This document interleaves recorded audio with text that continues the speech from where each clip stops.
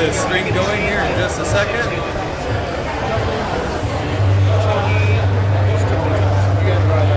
We are starting off at Attack from Mars. I'm going to go move the streaming rig. Thank you for joining us here today. It's a beautiful Sunday at Super Amari. The weather is nice, the sun is shining. We're all here in memoriam for our dear friend Kevin Shanus. This is the second annual Memorial Charity Tournament for him. All proceeds are going to go to Mental Health America of the Central Carolinas. And we have over 108 players here today. It is a packed house. This is more than likely one of the largest tournaments in North Carolina history. So we'll be right with you. Stay cool. Mars, wait to start your game. Wait, don't start your game yet. Yes.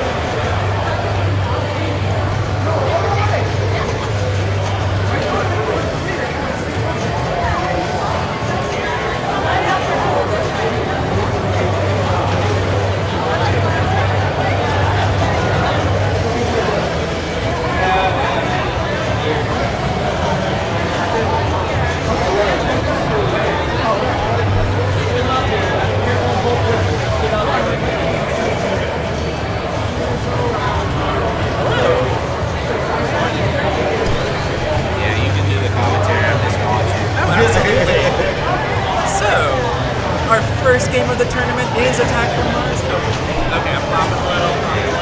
Hello, everybody. This is I don't know, Jeremy guys. I'm live from the Kevin Shanus tournament. That was a pretty good first ball. Not really able to see much. Welcome to Attack from Mars. She does some super skill shot, which I don't know if have you played much Attack from Mars? Of course. Yeah, it's played a little bit. Oh, there, incoming drain after the super skill shot. A lot of people go for the super skill shot to unlock the saucer first. I don't know if she's going for a total annihilation or if she just kind of whiffed it.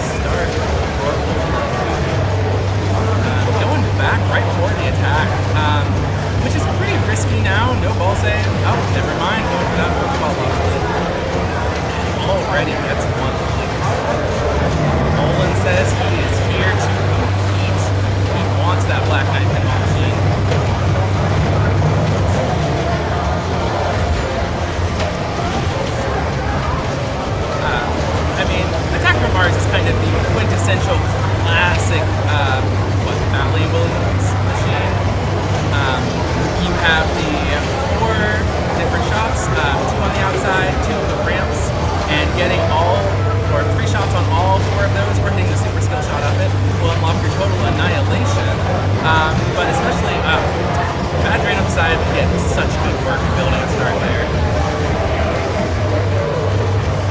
Next up comes Reed. Let's see what he's gonna go. See if he goes for the.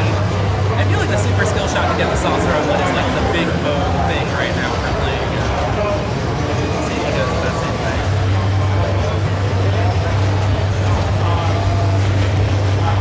You gotta hold your left flipper to be able to do the super skill shot, which he does. Not able to get it too secure, and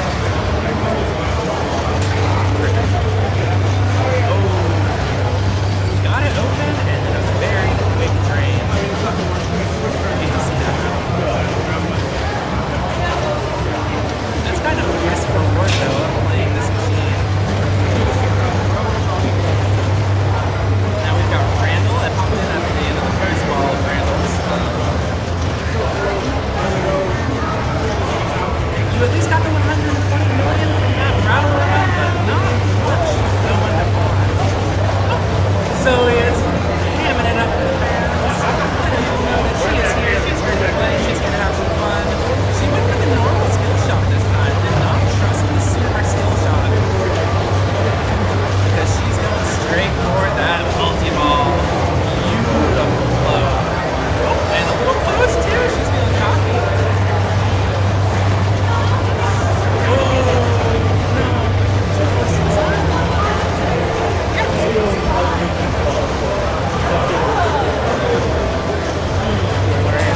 Steps back up. He's got a great, well, strong for attack from Mars, but he's going to nicely get goes for the regular skill shot because he already has his saucer on.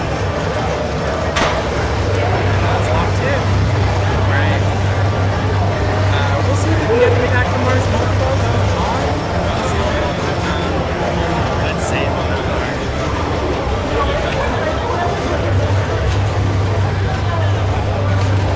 He gets a kind rattle to not go down the drain, but it goes straight down the drain anyway. Nothing we can really do. Green comes up and it gets something.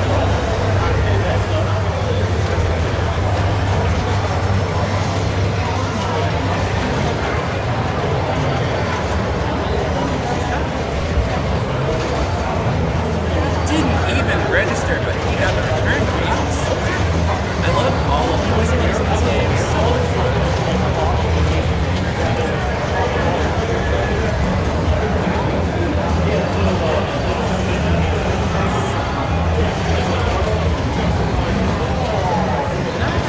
Good saucer shot for some damage. You want to get it to rattle around and hit multiple points, so it'll give you the 2 times or 3 times damage, and a good saucer to start with, keeping it at least in third place for now.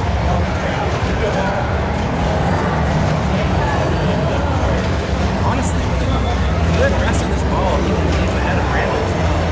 Let's see what he does here. Tricky stuff. He was taking a lot right on the ball, but the bonus is going to help him out a little bit here. It's going to be neck and neck for second place. I don't have to roll because I'm on the first ball. Let's see that.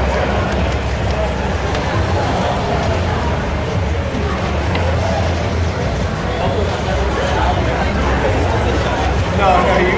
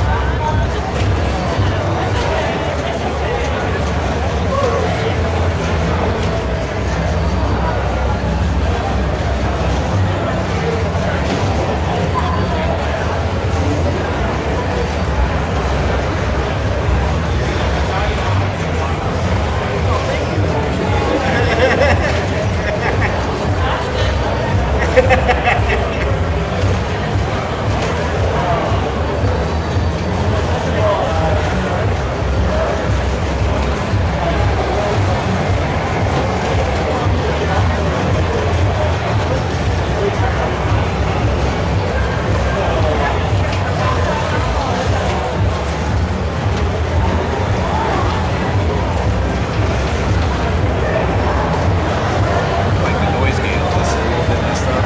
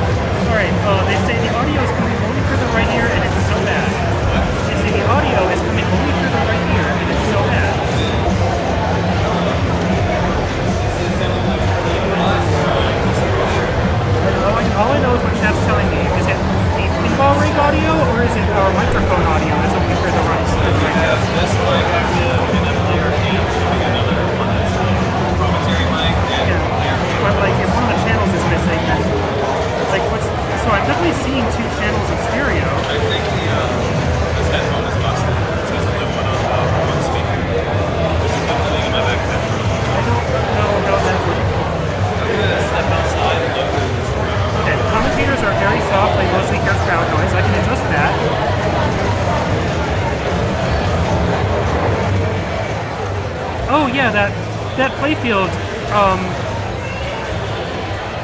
I'll try to adjust that. That playfield mic is definitely imbalanced. Let me try to mess with the audio properties so I can just mess with the balance.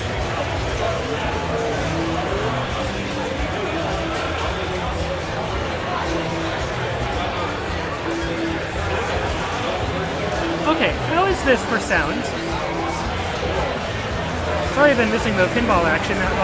I have tried to rebalance the sound, and in particular, to try to get the mic to be much louder than the playfield instead of much quieter. Anyway, Jackpot. Cool thing on Jackpot is if you go for double or nothing, then getting the shot onto the ramp that doubles your payoff, which did not happen. So this player is in fact getting nothing and not double. But if you make the double, it also qualifies your next mode at the mode saucer as if you hit the ramp. It can be a very good strategy if you're confident in getting the double or nothing.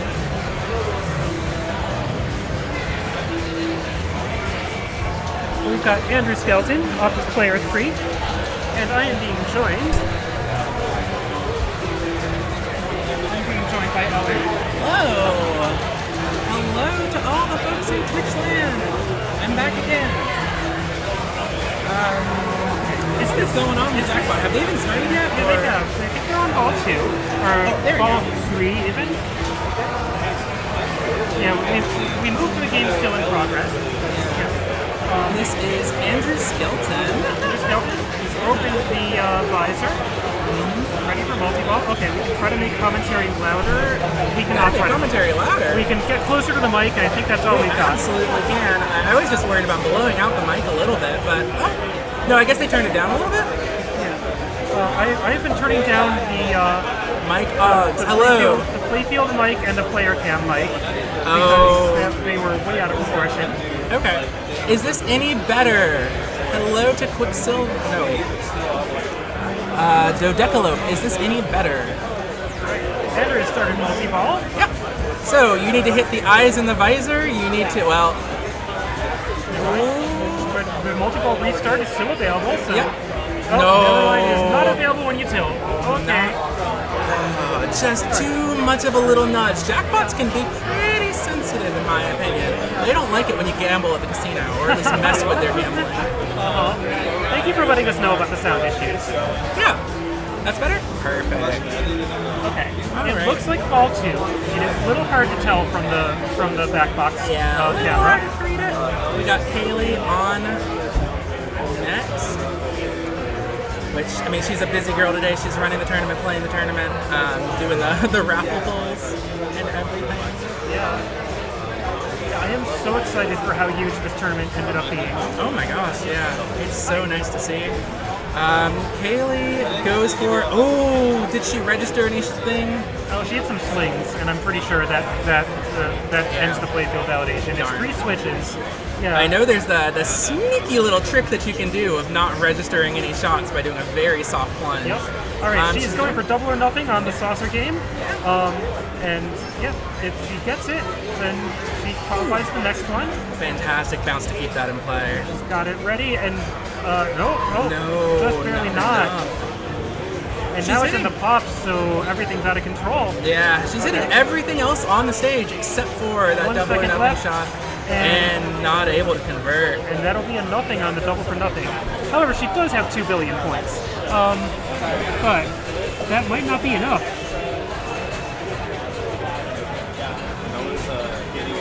Okay, now we're on ball 3.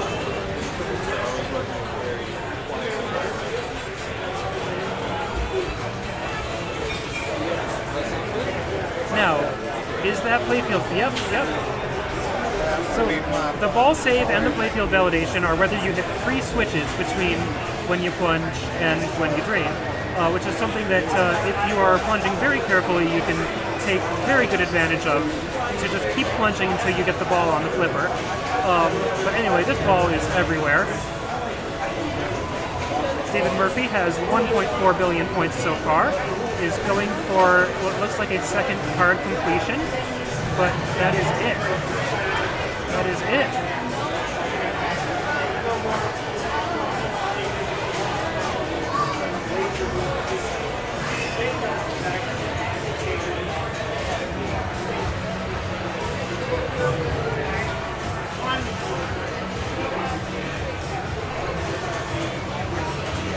I did not catch the end of game score, and my guess is as good as yours, but it is 1 point something. Kaylee is in the lead for right now. Here's Joe Picaro.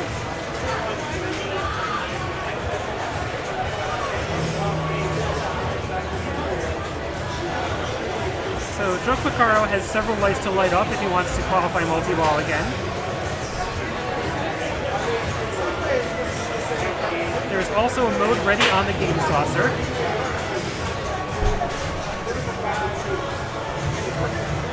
He's shooting for the game saucer, but that's a drain.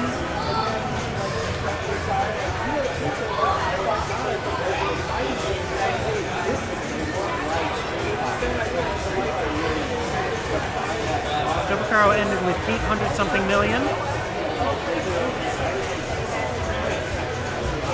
Andrew does a hard plunge and goes for the vortex skill shot.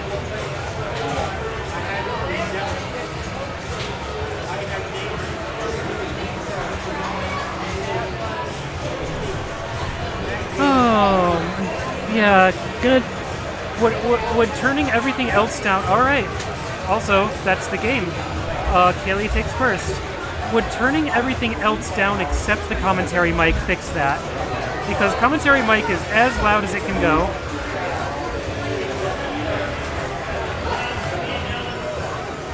You know what's funny is I didn't change anything. I just started facing the mic more. But I feel like I should turn things down a little because we need to have two of us on one mic at some point. So I'm turning down more of the pinball sounds.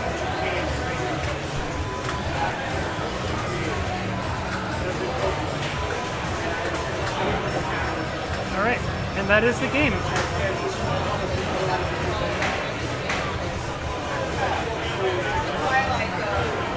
Picture of it, I think they did. Those are so, are those 3D printed? So cute. That's not that, never worked for us. Where is the one that you said? Thank you. What, look? They said, where's the pinball machine that they took the picture of it on? Yeah.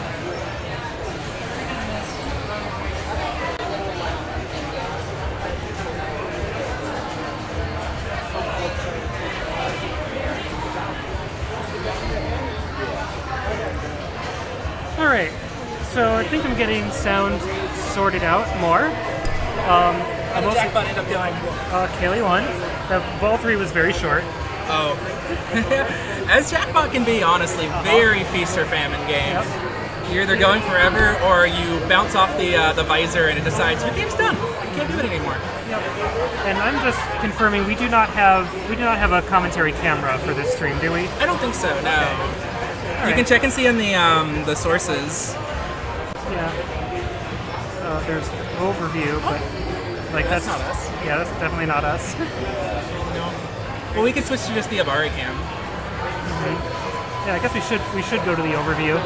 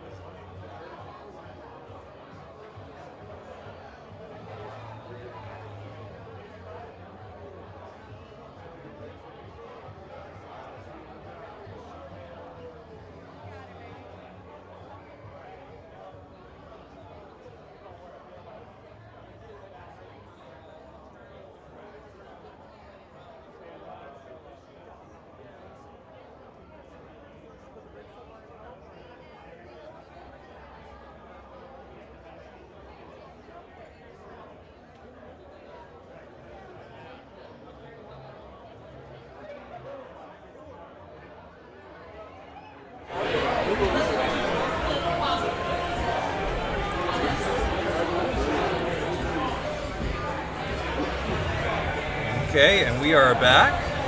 We are on to round 2 of the Kevin Shanus Charity Tournament. We'll be following our players on over to John Wick with Liam Bradley, Ellen Raby, Matthew Walters, and Jesse Escobar. So stay tuned and we'll get that game moved over for you.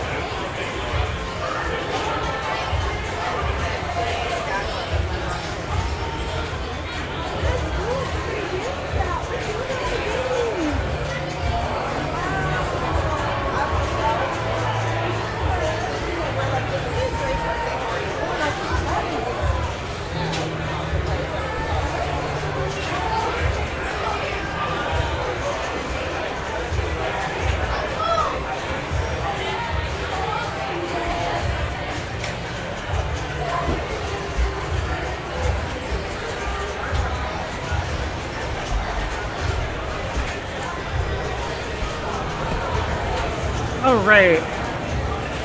We have round 2 on John Wick. Ellen Raby is very upset at John Wick, I can tell. John Wick is a very upsetting machine.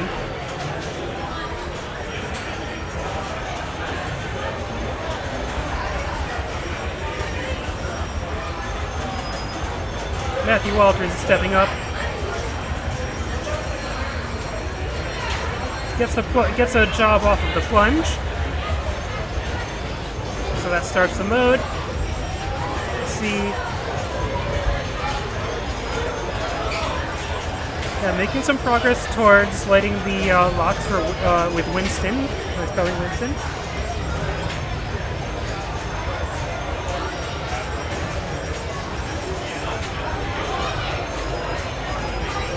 And that's a drain. I'm probably going to have to step away shortly.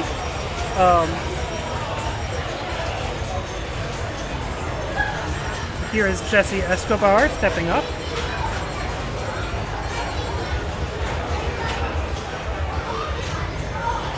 Okay, so this is ball one, and Matthew just qualified a mode very quickly. Jesse is going for that short plunge skill shot. Goes a little far, but gets the basic level of. Wait, that counted as a Baba Yaga skill shot. That's huge. All right. So a nice 1,000,000 points already.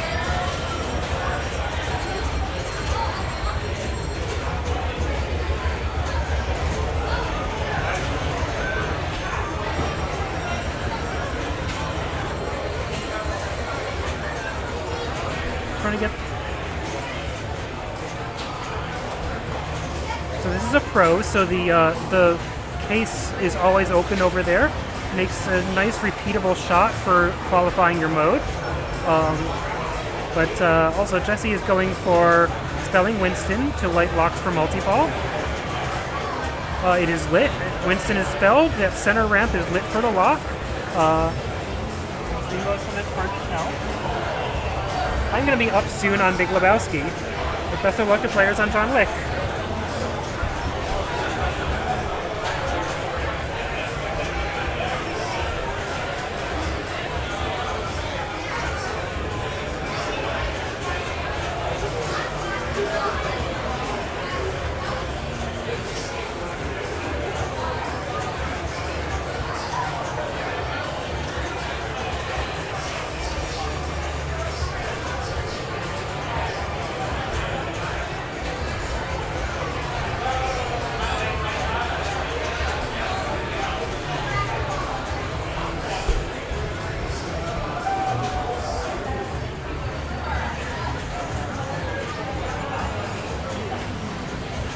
Oh, he turned it off.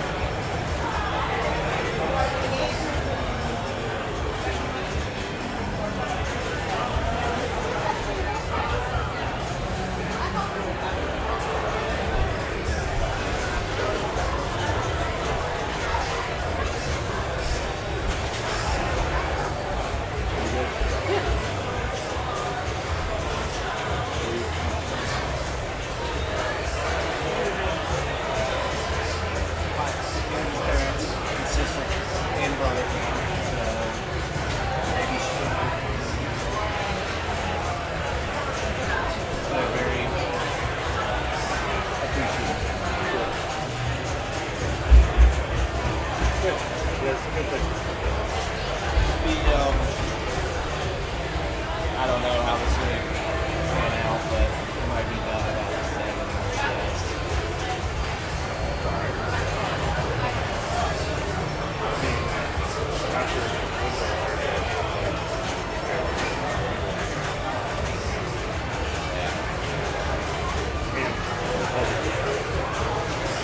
I didn't even look at that. What did I do?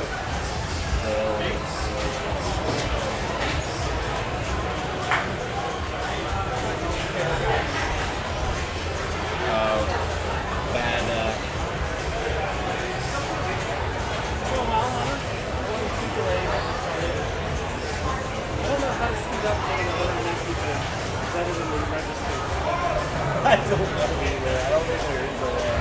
It's for an hour and 10 minutes. That was just like trying to get ready to have any weed set up outside next time. And just have like 4 people.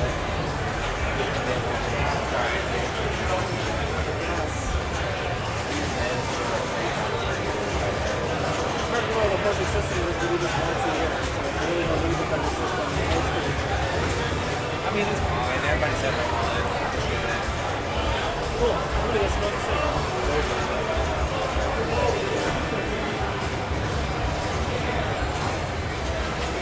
What happened with Rick?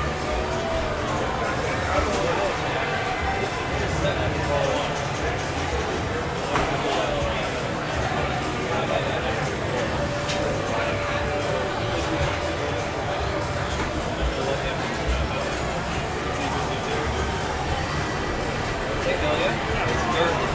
I moved the game from John Wick to Monopoly. Okay. It should have automatically updated it because it's the same group. Okay. That's gotta be it. Okay, so John Wick. Something went wrong with John Wick. I've seen it several times. Thankfully, what happened as soon as player 4 finished ball 1, the game reset. And I was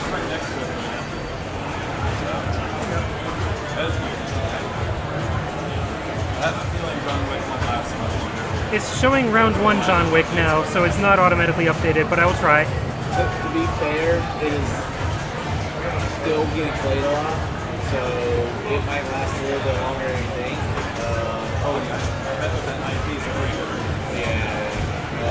That whole Anyway, Monopoly, weird early Stern game. You want to advance your token all around the board to light your locks at the safe for multi-ball, and then there's a bunch of other stuff you can do. And then the railroad mode is like nearly impossible to start on this machine. it's debatable as last, and then it was Deadpool after that. Or at the very least, maybe we can do a small. But we have Liam advancing around the board, making the railroad shot. It always promises you one more for railroad multi-ball, and then it's never just one more for railroad multi-ball. There are so many things you have to get right to qualify in railroad multi-ball. What do you have right now? But anyway, Liam is advancing around the board and shoots the safe for the lock.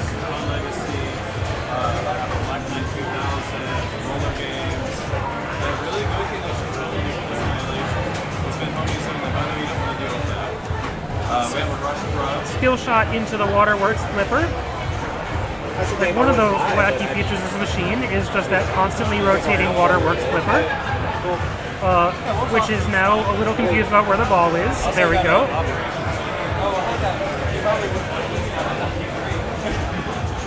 I have a sneaking suspicion that's going to be a nightmare. Nice flip off the tip of the flipper.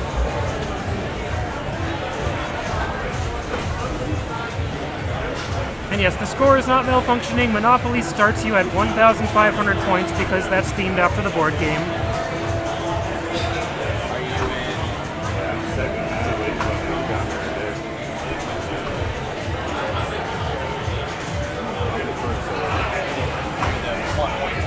So Liam's still got his locks lit. Just needs to shoot the safe some more. There's a safe shot.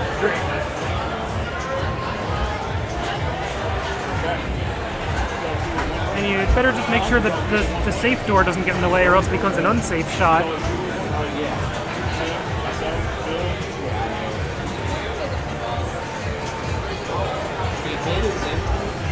By all means, you kind of told all the players, you're like, stand with the machine when any player gets there, just so there's no confusion. So, yeah. Multi-ball is lit not at the safe shot, but at the shot to the right of it. Yeah, it's all built after.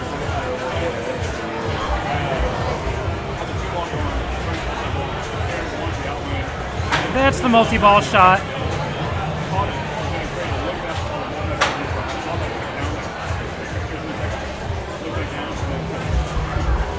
All right.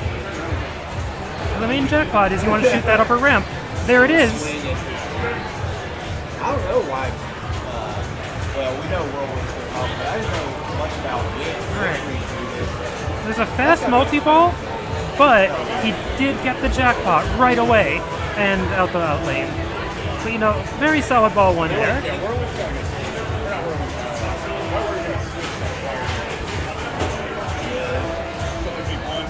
Ellen Rady stepping up. Ball one of Monopoly.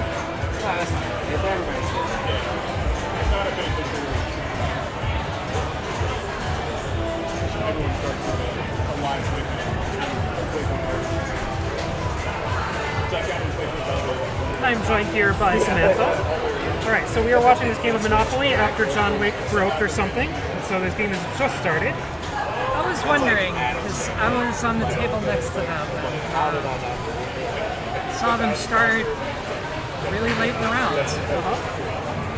Yep. So Liam got the multi-ball on ball one. Apparently he's never played this game before. So the fact that he can just do that, Yeah, he was making the shots. yeah. Very, very skilled player, despite being one of our younger ones here today. We replaced the power board, and it's still doing it. don't know if it's a short or if it's something wrong. I think Matthew is stepping up. Yeah, there we go. Dropping to about 9 volts on the 12 volt. So I don't know Jesse, but that may have been her stepping up a little early. was that it was just not getting enough power board, something messed up. But now after replacing the power board, it's Full got to be plunge, something shot the wrong bank, with that open the jacket bank. now. Maybe it's the fans, maybe it's Moving spaces. Yeah, I guess you light multi-ball by advancing around the board, and 2 spaces at a time is a way to advance around the board. Yes, it is. And it's safe. It's Yeah. a very wide shot. It's a very consistent feed. If you can do it, why not? Yeah. You have to survive opening it. That's the only issue. Wonder how many we have. Okay, we got some people with 2. Good backhand there. Now, I'm surprised we have not seen anybody go for the railroad multi-ball yet. With the settings of this machine, railroad multi-ball seems so hard. Is it a lot of shots? It's like, it keeps telling you you're 1 shot from railroad multi-ball, but it seems like if you don't have the correct space lit on the board, it is not going to start railroad multi-ball. Oh, good to know. Like, that's been my experience with it. Fair enough. Kim's still blowing up Nikolowski. I have to play my ball free sometime. What I'll do, my goal for tomorrow. And like, I don't know if it's a hard setting or like a switch that's not registering or what. Because it'll just keep telling you 1 more shot for railroad multi-ball. Interesting. So Jesse stepping up. Looks like he was going for a skill shot, but may have just over plunged a little bit. Going for a left orbit there. I see it flashing. I'm not sure what it's for. There's that railroad. Yep. And we'll see. It claims 1 more for railroad multi-ball, and then it advances the railroad, and it says 1 more for railroad multi-ball, advance, 1 more for railroad multi-ball. Interesting. So yeah, Like the link to the It's who advertising on the stream. Not to my knowledge. I just stepped up. there is a QR code for the raffle on the screen. Oh, it's on the screen. Okay. Yep. It is our illustrious tournament director for the day, Kaylee Campbell, recommending we all check that link. This is a charity tournament to Kevin Shanus' memory. You in chat can buy raffle tickets. Yes, You can contribute to the tournament. The raffle, if I'm not mistaken, the grand prize of the raffle is a Black Knight pinball machine. that is the way I understood it. Including tickets to some Charlotte Football Club events, gift cards, and a number of things. Lots of prizes, definitely worth donating to. It's a worthy cause. I don't remember the name of the organization exactly, but it's Central Carolina Mental Health Organization. Certainly a worthy cause. So we got Liam up on ball 2. So Liam has just played the multi-ball and will have, a long way to go to like the next one. Because now each of those shots moves in 1 space. You got to get all the way around the board unless you actually get to roll some dice. And I forget which shot actually rolls the dice. But never mind, it's cash grab mode. This is just the mode where you shoot a bunch of lit shots and score a lot of points. Absolutely, and he is doubling it up with that railroad. It looks like an incredibly generous feed. It's not actually a ramp return to inlay. It kind of comes out over the sling, so it can be dangerous. It looks like it's very consistent here. Alright, cash grab has ended 1.8 million. Still Railroad very multi-ball good. is lit. Alright, it is possible to start railroad multi-ball. Alright. I don't know what it's asking people to do, but it is doable. I mean, all that was backhand, backhand, backhand. So, pro tip of the day, backhand. Yeah. I feel like the correct thing has to be lit, but like You may be right. But I think if you hit it 4 times in a row, you're going to hit all 4 railroads, and then one of those is going to start railroad multi-ball. So Liam showing some very good ball control, trying to do a little cradle separation there. Couldn't quite get the energy needed, so it did fall down the middle, drops him out of multi-ball. I'm going to scooch out while I can, All right, because I have to good play call. ball 3 coming up very soon. Can we I'm so slide out sorry. real quick?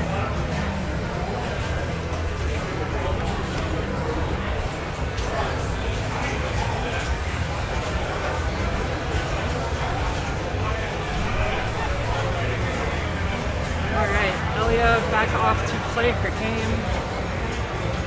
Liam with the side scoop there. Starting the mode, I believe. But why play mode when you can advance towards multi-ball? Oh, was trying to nudge that out of there, but unfortunately that ball was determined to just walk its way to the out lane. Still, excellent ball. Stepping away with a very big lead, 7.8 million. The next player with ball in hand, still only just over 1. So he's not going to rest on his laurels here for ball 3, but probably not sweating it either. So here comes Ellen, trying to open that bank. All right, there we go. Now it's her shot. Center ramp. Ooh, a little bit early there. Tries another backhand. Oh, and unfortunately just couldn't quite get control after that missed shot, and that's going to be the end of her ball too. Alright, 1.16, putting her in 2nd place. But she cannot rest on her laurels. This is a tight game too. I'm thinking too much for Monopoly. Monopoly doesn't need you to think. She is not stepping into the booth, but stepping near it and saying, you know what, I'm just overthinking this. So, breathe, relax, Oh, yeah. shake it off, all 3 to go. I'm just going to get destroyed by children if I know this. Alright, so Matthew doing his thing up the middle a little bit early as well. There is a drop target that pops up in front of that shot to make it a little bit tighter. It seems like he's 2nd person to hit it there. But he gets control, back to a cradle, up the middle. There's another 2 spaces. Went for a not really a left orbit, but it's kind of a left orbit. It's going to feed that upper flipper. Oh, just couldn't quite get that side ramp. All right, another up the middle. Now lock is lit. Hey, guess what? Lock is up the middle. Boom, there it is. All unlocked. Putting it into the pops here. Upper pops, I should say.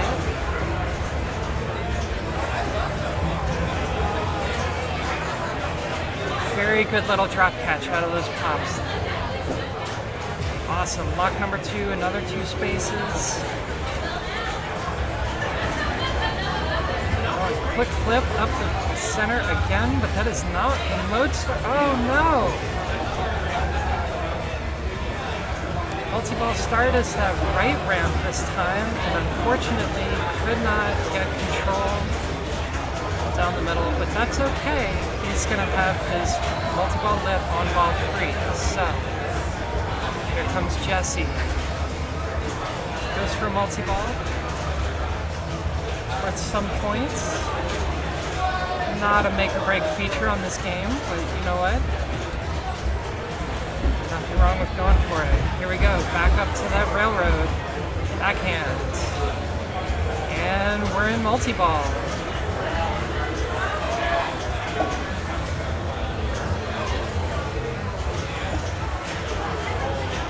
For a cradle there on the left, makes it work.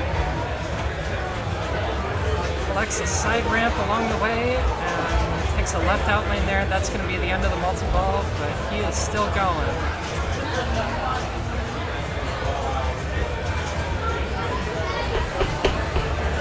Alright. It's 2 right ramps. Lock is lit.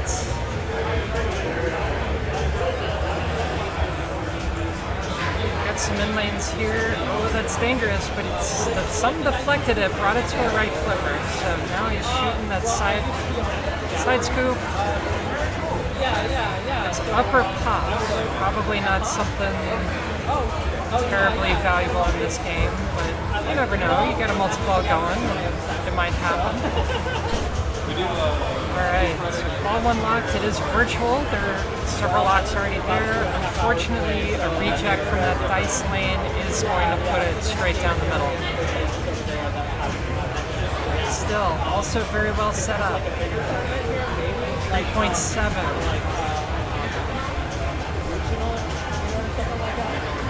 They're all in range of Liam, but definitely all with something to do.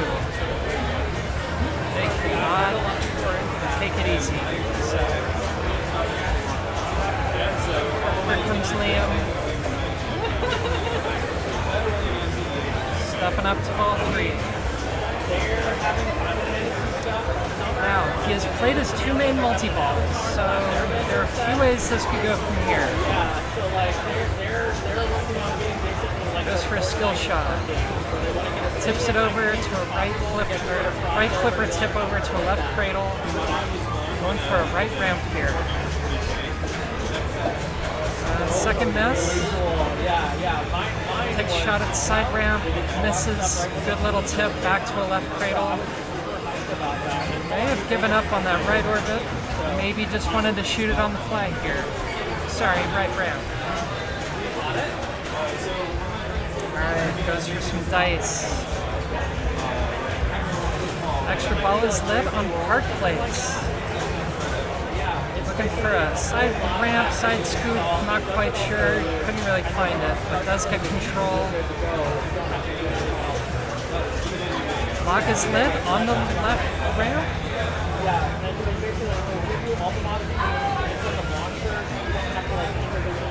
Now I believe he's going to have to go all the way back around the board. Oh, unfortunately, that's going to be the end of the bomb. Looks like he was hoping for another tip off that right flipper and just couldn't quite find it. So, 9.95. That is our target. That's the beer ski.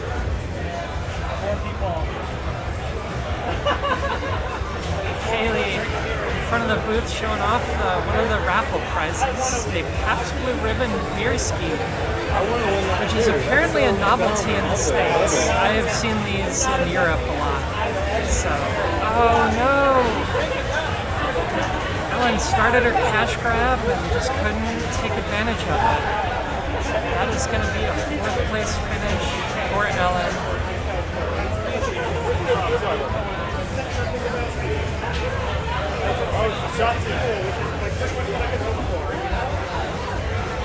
Alright, so we have Matthew stepping up.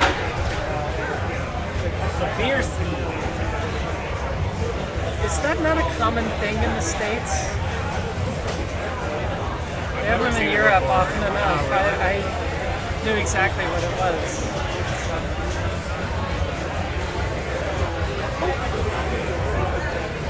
Sometimes you do weird bounce. Ellen back in front of the commentary booth. You know, sometimes it's just a weird bounce. You know? That is the way it be sometimes. So Matthew does not have a weird bounce. Matthew starts his multi-ball. So here we go. Jackpot ready, shoot side shots. There are not a whole lot of easy ways to feed that, and unfortunately a little bit of flipper confusion there will drain out, but has a chance. There he is. Second chance, so, oh, and there it is, right off the plunge. Side ramp, million jackpot. Here we go again. Unfortunately, not going to get control. Not going to get a second chance at a jackpot. Just one of the balls right down the middle. And here we go. But that said, starts cash grab. So, shoot. Oh no. Matthew also not able to take advantage of cash grab. That can be very lucrative. You can just start getting consistent shots real quick. He is sitting in second with 5.5. So Jesse, guaranteed third place. Ooh, lips out of that saucer for the skill shot, so he will not get that. Got some chance. Oh no, not. Never. He may have been able to save that, but that was a tough kick out. I just ordered us food. They have very limited options, so I just got loads of it. So, congratulations to Liam. Another I win. got a sandwich. You can have His your choice. second. I was kind of wanting the hash brown. Matthew with the second place. Jesse with the third. Ellen with a fourth. And this is a Swiss pairing. So the winners will collect at the top.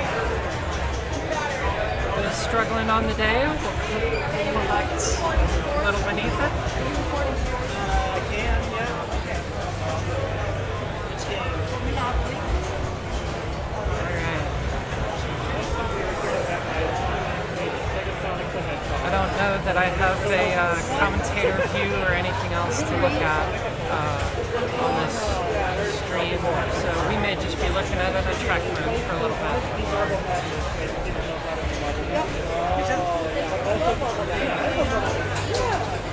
Alright.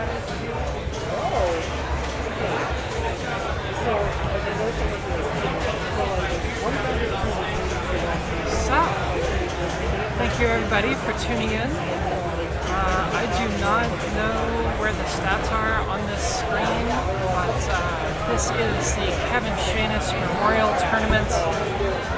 One of our former state tournament directors with the IFPA unfortunately passed several years ago. A lot of people have showed up to honor his memory. I am really, really glad to see the amount of people coming out and showing up and donating above and beyond what they needed to get into this tournament, and just the support in his honor, in his memory. It is wonderful. And Sammy, do you need to be here in order to donate for the raffle? No, you do not. As a matter of fact, we have a QR code there just above or just beneath the scores, I should say. Yeah. I wonder if we can make that a little bit easier to see. Hit Control Tab. Control Tab. We're gonna do a giveaway. We're gonna have a beautiful raffle here. Time for the next drawing. You can win this 4-person beer ski. Let me tell you, this is a beautiful beer ski. Have you ever wanted you and 3 of your buddies to drink beer off a ski like a little weirdo, like a little freak in the Alpines? Well, buddy, do I have a ski for you. You gotta get on this. And you could win it too if you were playing in this tournament. Don't you wish you were here? Jonathan Hughes takes home the beer ski. The Pabst Blue Ribbon. We might be making it useful. Our next prize What's next? is a Jaws movie poster brought Movie by poster for Trustonia. We love Jaws in this household. The pinball machine, the game, the Jaws 2, Jaws 3, The Revenge. Hey! Fixed. Inside game. Okay, we'll do 2 more hats. For 2 hats. 2 more hats in the raffle. But if you want to win, say, a Black Knight pinball machine, you know, a Black Knight pinball machine. Is there a different screen other than Guys, this to get tomorrow. Guys, stop. Oh, you're a guy. What's up? Yes. Oh, you're Joe's son. Yeah. Okay. So in this screen, I have the commentary cam disabled, so you Alright, can no more only hear hats. this spot. If you want This one. Thank you. Awesome. Congrats. and We got people with hats winning hats here today, folks. and want a hat. the overview screen, feel free to edit it and add the commentary cam to it as well. I just have it turned off because it's running on the David cam is kind of garbage. Palacino, Dave congratulations Palacino, everyone. We'll do even more next round. Absolutely, which means, folks, get ready. That means round 3 is about to start. We're going to find out what machine we're going to be on pretty soon. Wait, would you pull out John Wick? Did you deactivate it? Yeah. I deactivated John Wick. And Monopoly's in place now, right?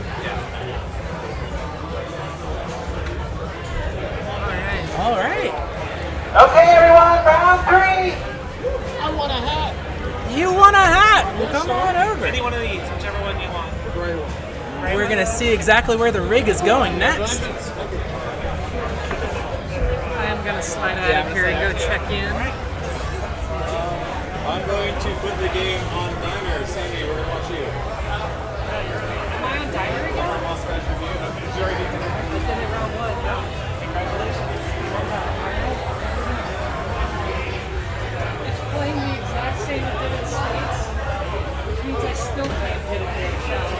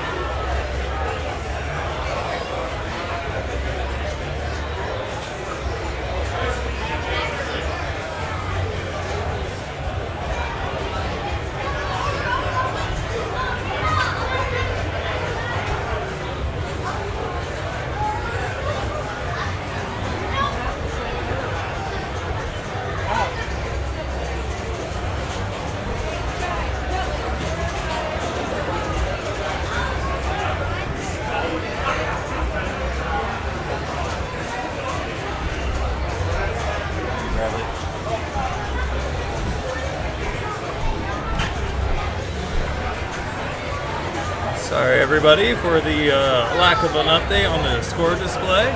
We are currently on Monster Bash. Following myself, Elia, let's see, give me 1 second, Jason Keefe and Mary Barrow.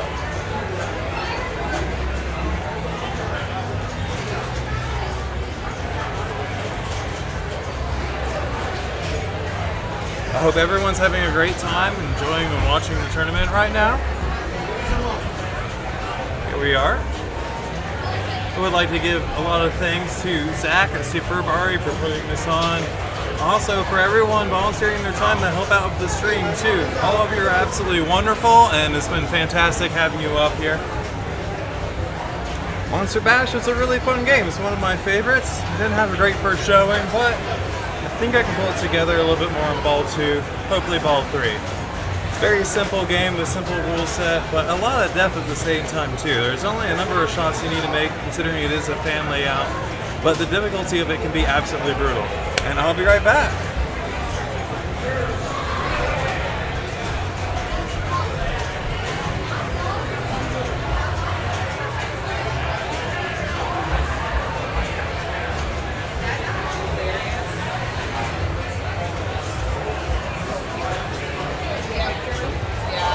They posted it on their Instagram.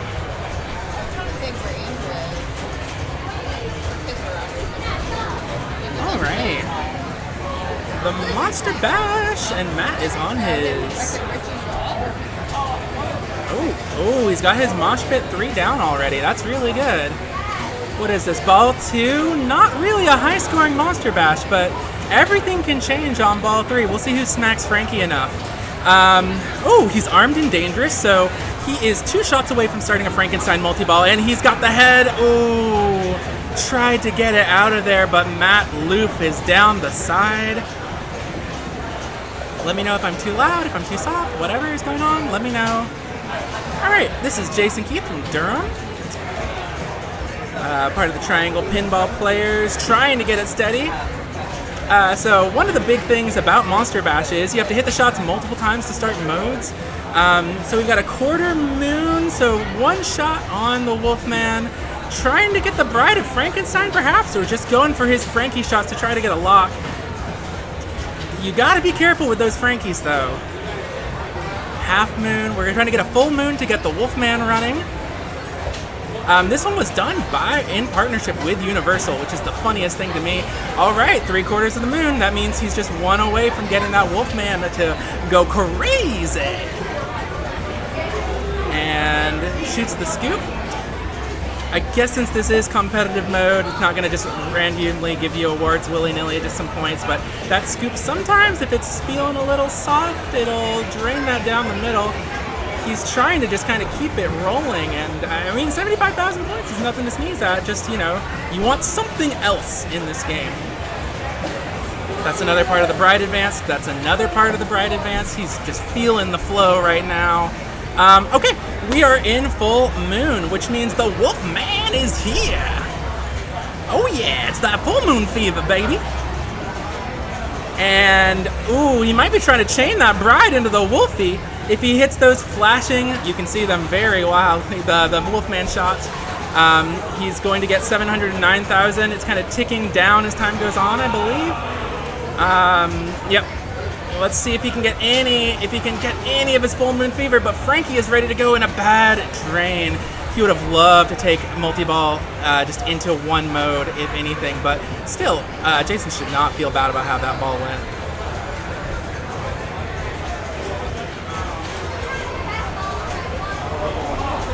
Right, now we have Maria. Maria has all of her Frankenstein shots not hit yet, or maybe all the Frankenstein shots hit. Shoot. See, this is what happens when you come in halfway through. Oh, just a single danger on that nudge, but it keeps your ball alive. You know, take that every day. She's moving the mosh pit along as well. I don't know any people who do mosh pit as strategy, but I'm wondering if she's just trying to get it centered in. Oh my gosh. She's just dying to get into that Frankenstein shot, but you know, when you know that's going to start a multi-ball, and that multi-ball can lead to a lot of points, it's so easy to get the quick jitters.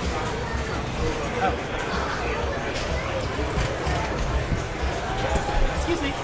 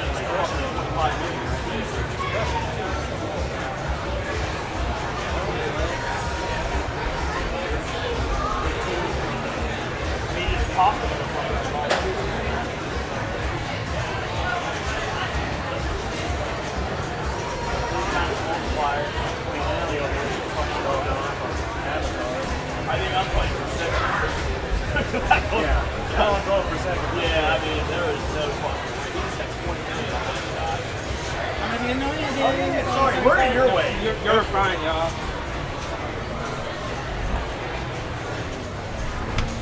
Oh, see, I step away and I come back and Maria is back in action on that multi-ball. Oh no, she's got the mosh pit going on. Okay. As you can see, well, not anymore. He's jamming with Muck, which means he's got about 2 more shots to get that rolling. She's got the mummy ready. We'll see if she's going to try to shoot the scoop at all to get that going. I guess her Frankenstein is done. 20 million is a great spot. Nothing to sneeze at here. And another, oh, she's into ball and chain. That means the middle shot and the ramp shots to smack Frankenstein in the head. Domestic violence is not funny, even if it's from the women's side of things. Don't hit your spouse with a frying pan. It's bad. Don't do it. Come on. But meanwhile, you should hit archaeologists. Absolutely. Every day of the week, hit some archaeologists. Oh, and Dracula too. She's got the whole band together, baby. She just needs to get that stinky man out of the muck. Oh, and the ball stuck by Dracula, but Dracula's going to be moving anyway. Great control from the stuck ball there. Dracula's going to be moving back and forth, and every time you smack him, it's going to be 2.5 million, but you got to hit him on the front. The back doesn't really count, not much. 1.5 million, trying to keep that Drac smack going. Not when you want to get into the scoop one of these modes. You want to try to optimize your points as much as possible. There's a reason why people love getting multi-balls in the midst of these modes. Great save on her part. Maria is just putting on a show here. Ooh, great save as well. Let's see him again for the scoop. Every time you want to hit Dracula, you know he's hittable, you know he's right there, and then scoops your friend. Right? If you try to smack it right after it gets shot out, you are going to hit that scoop like every single day, which means that your mode timer is not necessarily wasting yet, but a couple seconds, no matter what, is a couple seconds lost.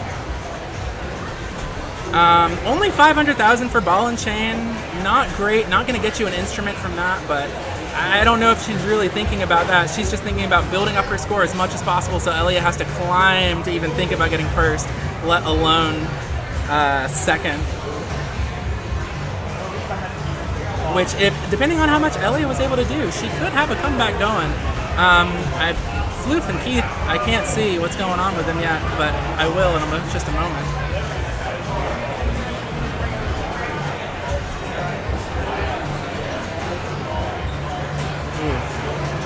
Good use of the momentum, kind of keep it on the slope. 37 million, fantastic ball from Maria.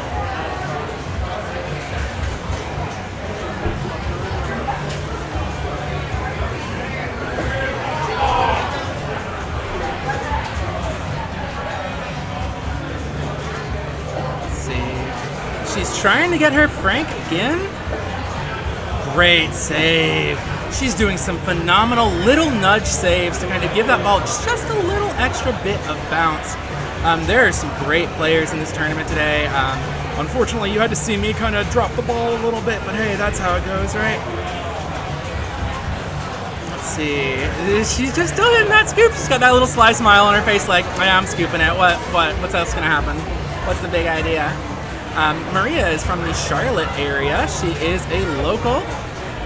She participates in the Charlotte Bells and Chimes, from what I've heard. Lovely person. So like spending time with her. She's got her Frank going, but she would love to get our good buddy, our good buddy creature from the Black Lagoon to stop terrorizing teens at the Megaplex to be able to come by. Wonderful, wonderful little off the finger save, and just racking in that 1,000,000 points from Wolfie. Just keeping that instrument bonus going strong.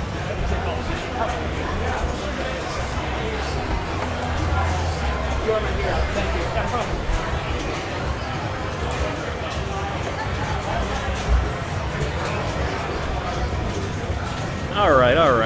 Let's see what we got going here. Where are we at? Ball 2. Long way to go here. 3 and 2 and a 3. All right.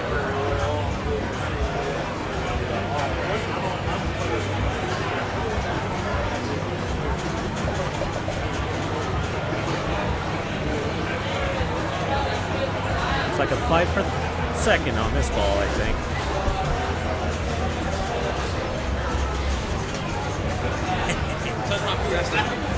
Yeah. Don't do it. There we go. Good catch. You can always hit them eyes right there to turn the camera on.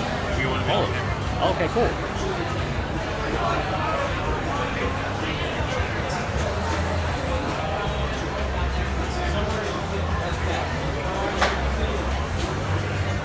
There we are. There we are. Hey, Matt, how you doing? There he is. See if he can get anything going here.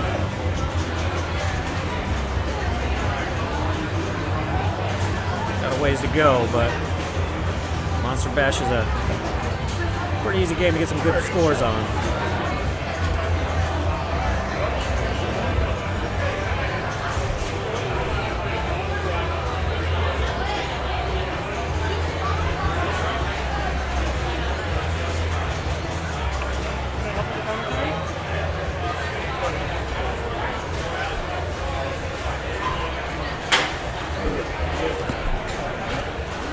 We got Matt Loop up for ball 3 on Monster Bash.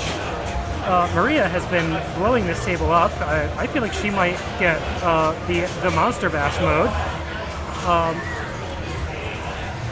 Meanwhile, Matt is in Frankenstein multi-ball.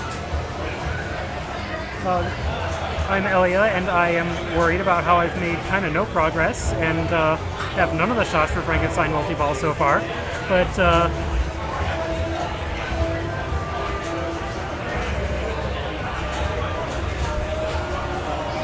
Right there. Matt staying in control, scoring his jackpots.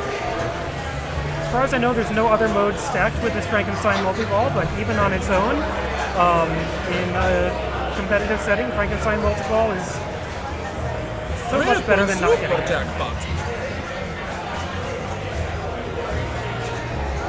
Do you think that Monster Bash has some of the best callouts in pinball? Oh, definitely. Yes. They are so good. Yeah. Fun machine to play, especially when you're rocking the jackpots like this and the callouts just go bop, bop, bop, bop, fast and furious right in your ear. See, now I gotta wonder, is Tina Fey one of the voices on it? Because she sure sounds like the maiden in Medieval Madness. Oh, Tina Fey is definitely the maiden in Medieval Madness, quote unquote, quotation marks, right? I did not realize that was still ball 2, that Maria was just cutting through like a hot knife through butter. He is out of his multi-ball, but there's still a couple things he can do for some quick points. He can shoot that Frank shot one more time to get his instrument for just a nice million. Good saves there. Oh, close to that Frankenstein shot. Oh, no, too late. But collecting the million-point instrument bonus for having played Wolfman already and collected the instrument, I guess.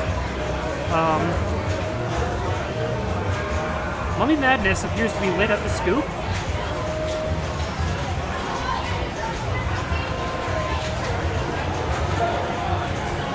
There it goes. And that did not surpass Maria. Great. Well, that's enough to get a nice second place so far. We'll see if Jason can get something going. He's got his Frankenstein locked. Yep. And he's just going directly for it, it looks like. There it is. Yeah, if he can keep this Frankenstein multi-ball going, huge source of points.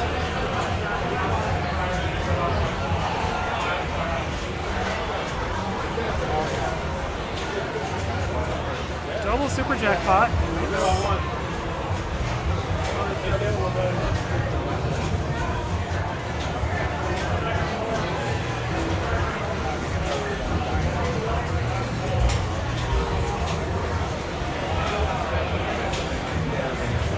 Double super jackpot. Let's see what kind of multi-ball form he's going for. So he's kind of doing a fling and pray technique right now. He's letting the wilds go. The thing about this multi-ball is really, you hit any shot and you're kind of, oh my gosh, triple train. Oh, you hate to see that. He's tilting his head up thinking, what did he do? What kind of pinball god did he offend to get that to happen to him? You hate to see that. All right, Maria stepping up with ball 3. She gets a chance to extend her lead. Yeah. And again, a chance to possibly play the Monster Bash. Would love to see what the little mini wizard mode on screen. Never mind, I gotta go. Sorry, my butt keeps getting caught on that hook.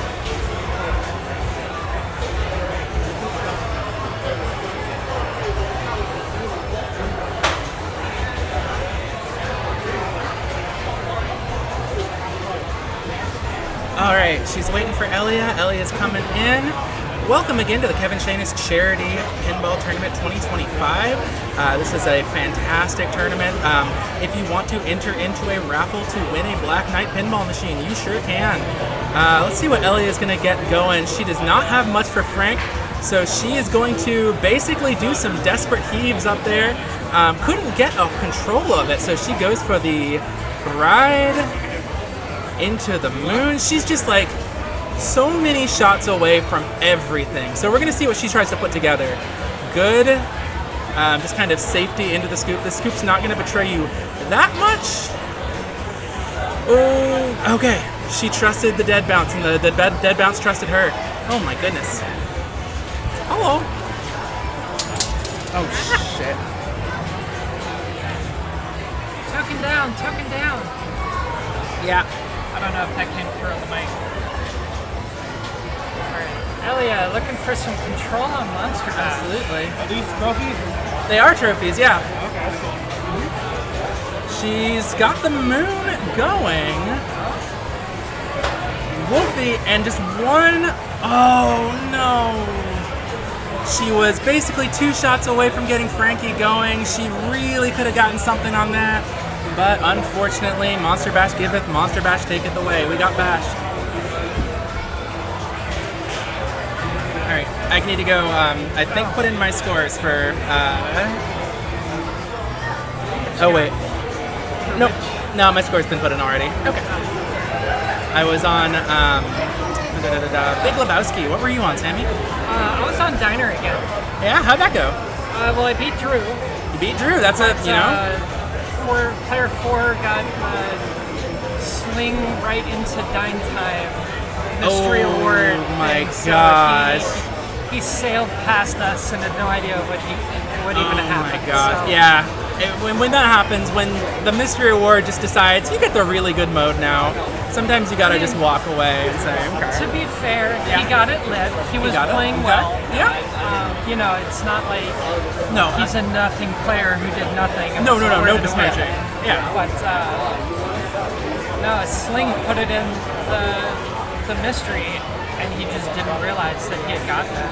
And Oh my he kept gosh. playing and kept fighting, got the ball stuck. He's Oh like, my gosh. What are we gonna?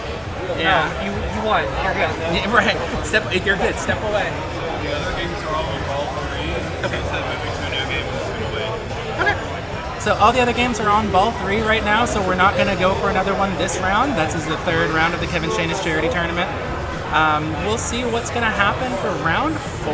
Very excited for that. We got Pulp Fiction, Uncanny X-Men, and Toy Story. Toy Story seems to be one of the longer playing ones of the tournament. Interesting enough. It usually is. Yeah. Depending on how it's set up, it usually is. That makes sense. I have seen Pulp Fictions run long as well, depending on settings, depending on outlanes. Yeah, I've heard this Pulp Fiction has a nasty feed at times that you got to be careful for. Good to know. Yeah, this is very interesting.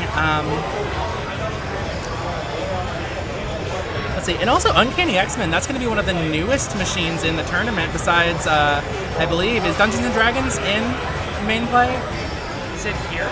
It's here. Yeah, they've got a Pro Dungeons & Dragons here at the Super Abari Bar if you want to play some of the newest machines and some of the wildest machines. We got a Bonsai Run. We got a Dungeons & Dragons. Oh, it might not have been included just because it's so new. Probably That not. makes sense. Yes. Some of your coins fell on the ground. 2 of them. There we go.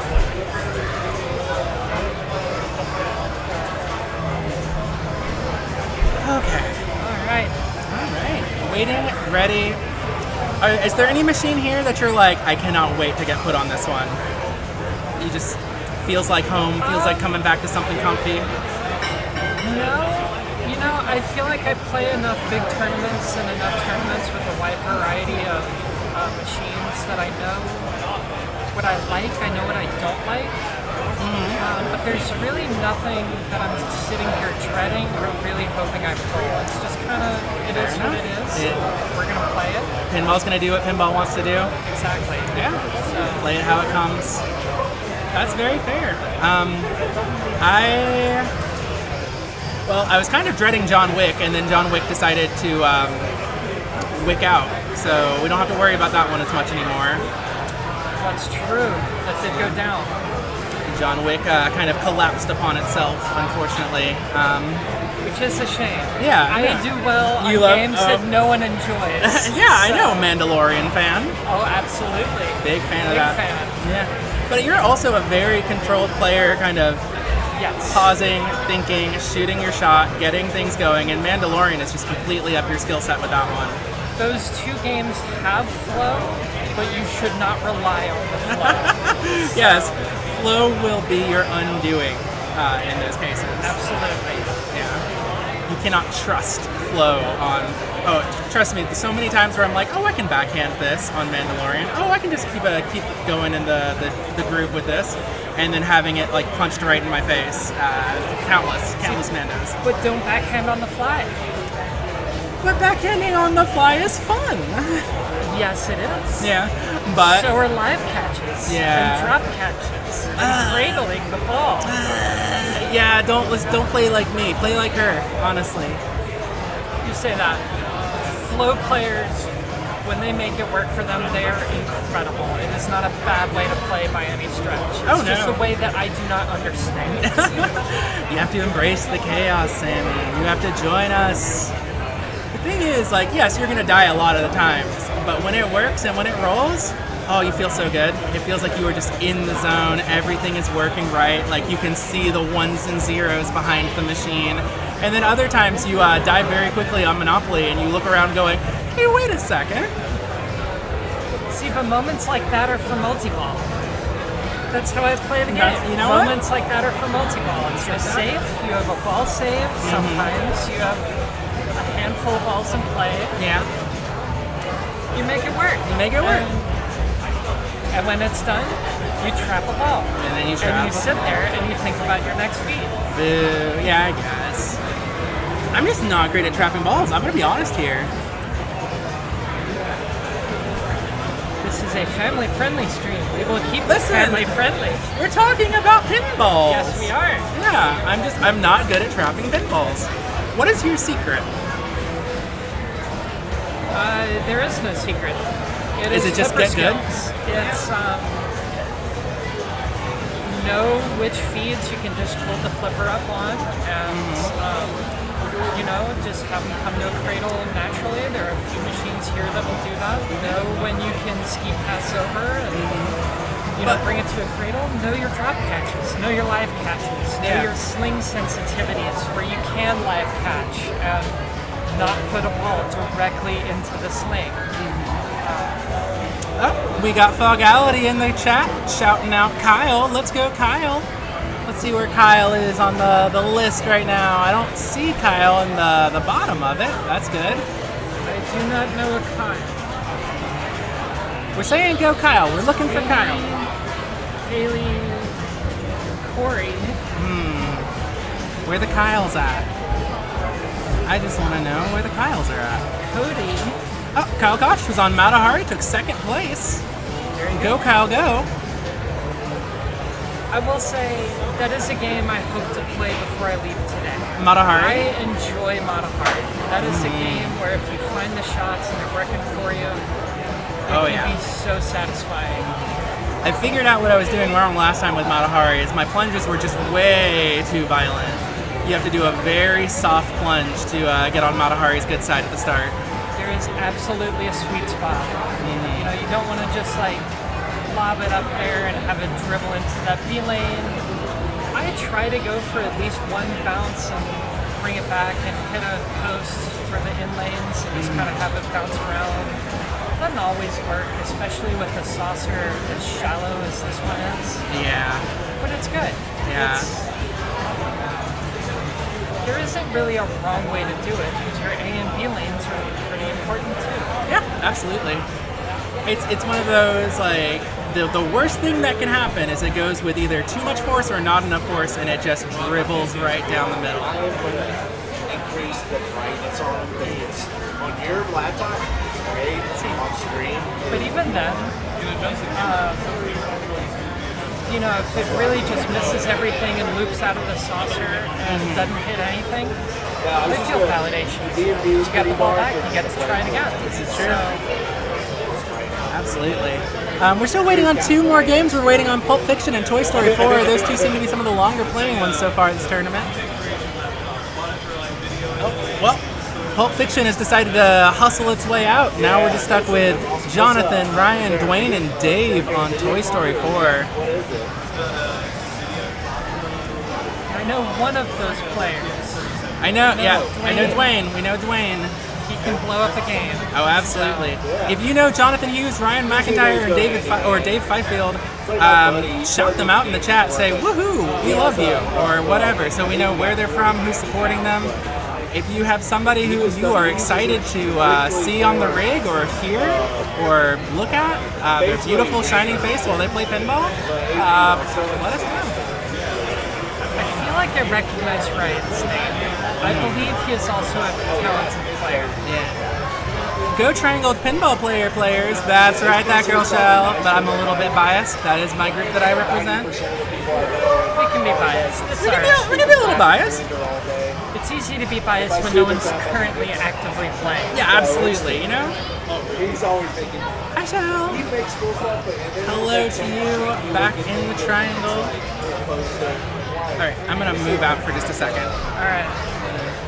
We're gonna do the awkward shuffle.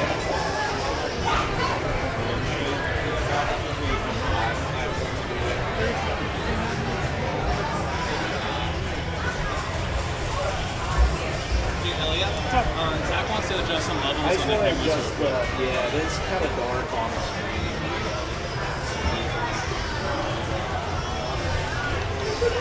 By the way, you know, on the list of media, Score cam, yeah. here's Alright, so we have owner and proprietor of Vari Game Bar, Super Vari Game Bar. Oh no. Putting me on Zach? the spot, Sammy. Absolutely. You don't get to mess with settings without at least saying hello. I think that's good. Got it. You have a phone or something up with I'm trying to. I should say I changed the balance on the playfield cam because chat was complaining it was really loud in their right ear. Okay. So, Yeah, it was mostly just the brightness on this and then the playfield. His screen is just very bright. Is it like auto-correcting or anything with the lights? I know I No, it had shouldn't that issue. be. Okay, that looks pretty good on the DMD now. It's better, yeah. See just how dark the flipper area is down there? Just want to. Well, with the bright lights all in that same area, it may be auto-correcting. Let's see here.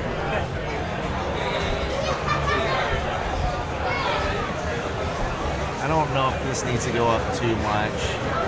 I don't want to wash it out. Yeah, I kind of washed it out. How's it look on there?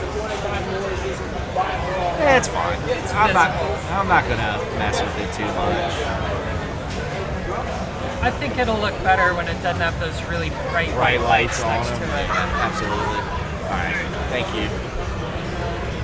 looks good. It looks massive. Yeah. We got wet maps.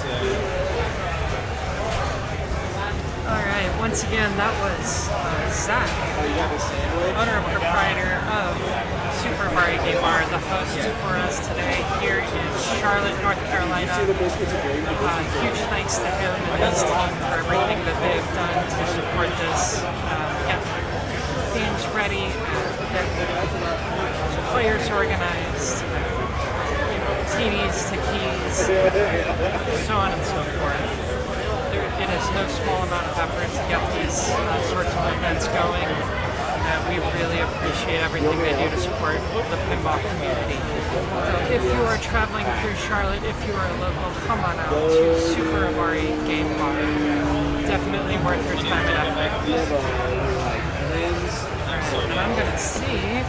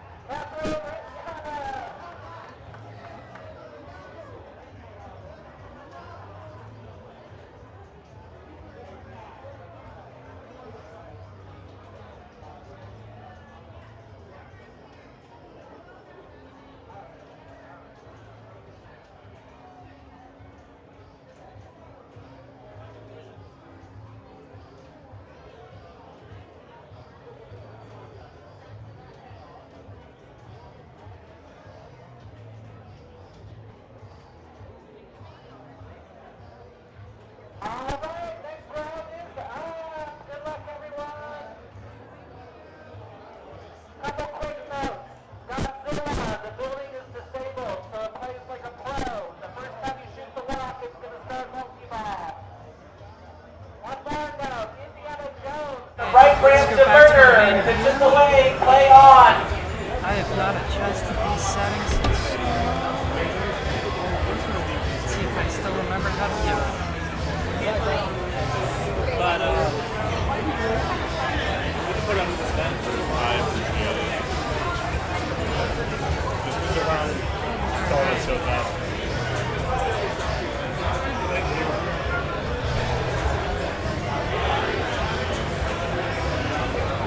Alright, here we go.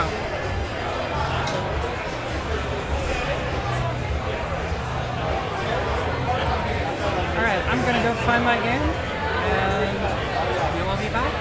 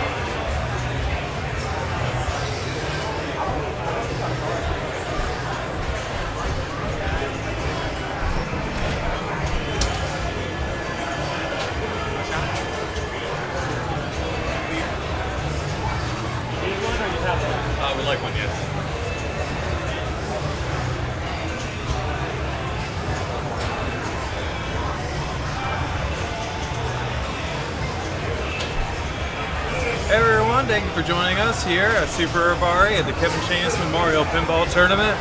We're having a great time here with all the amazing players that have showed up to play some silver ball. We're on Pulp Fiction right now with Michael Marcio, Sarah Gaddings, Liam Bradley, and John Repples. We'll be adjusting that score camera here just momentarily. Thank you for your patience.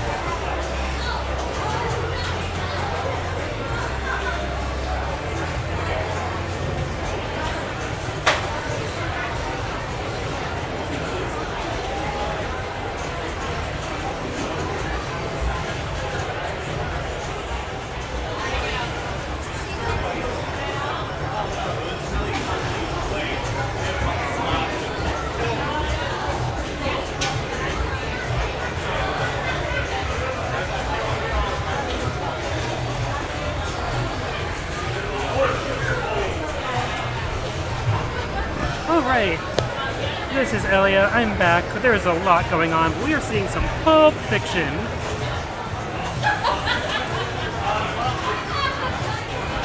We are not able to see the score cam, unfortunately. The people running the rig are taking a look at it. They're doing the best they can.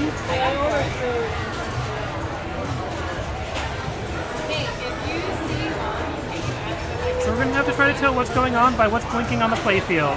And speaking of blinking on the playfield, that was all the inline drops and the scoop behind them. And I recall that that's something good.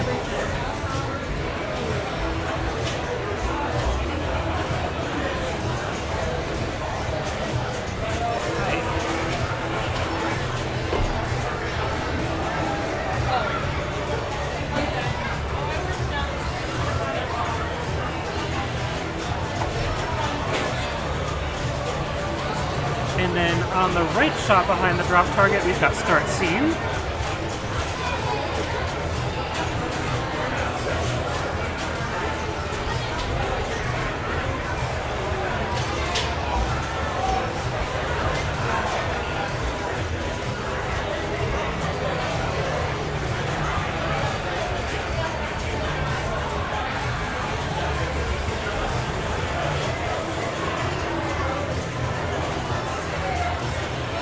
That left target behind the inline drops is still blinking like wild, so still seems like a good shot to make. Oh.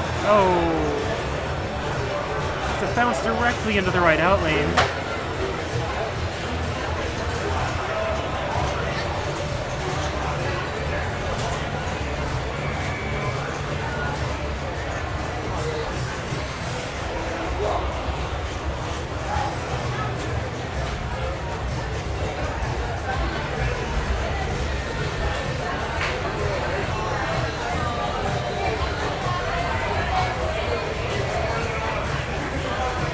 Looks like the game is done.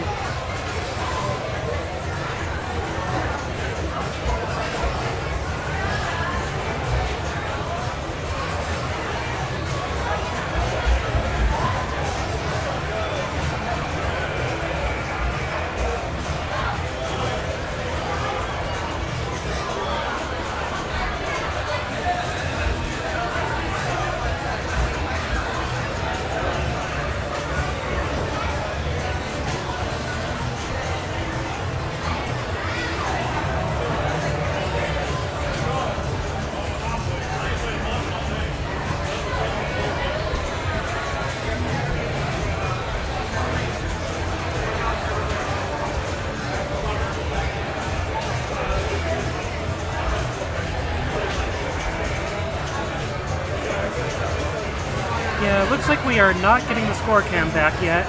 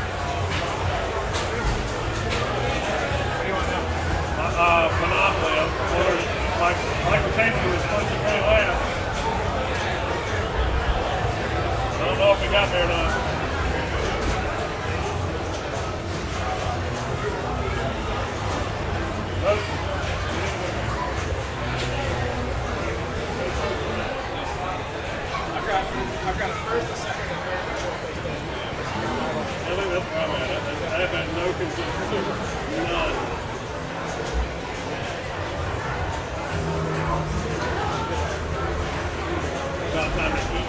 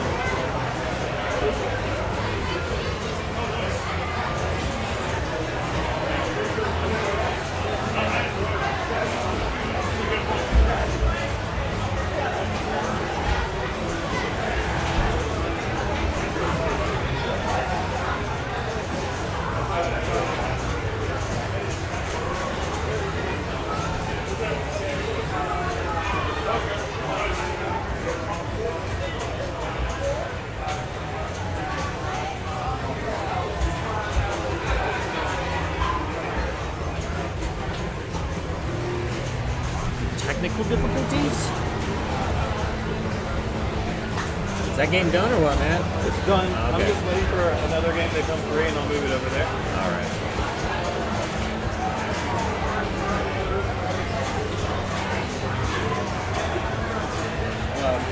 Scott Mott yelled at me too many times for messing with the streaming rig right next to him. Yeah. So he's on his phone ball. I'm like, oh, this doesn't matter.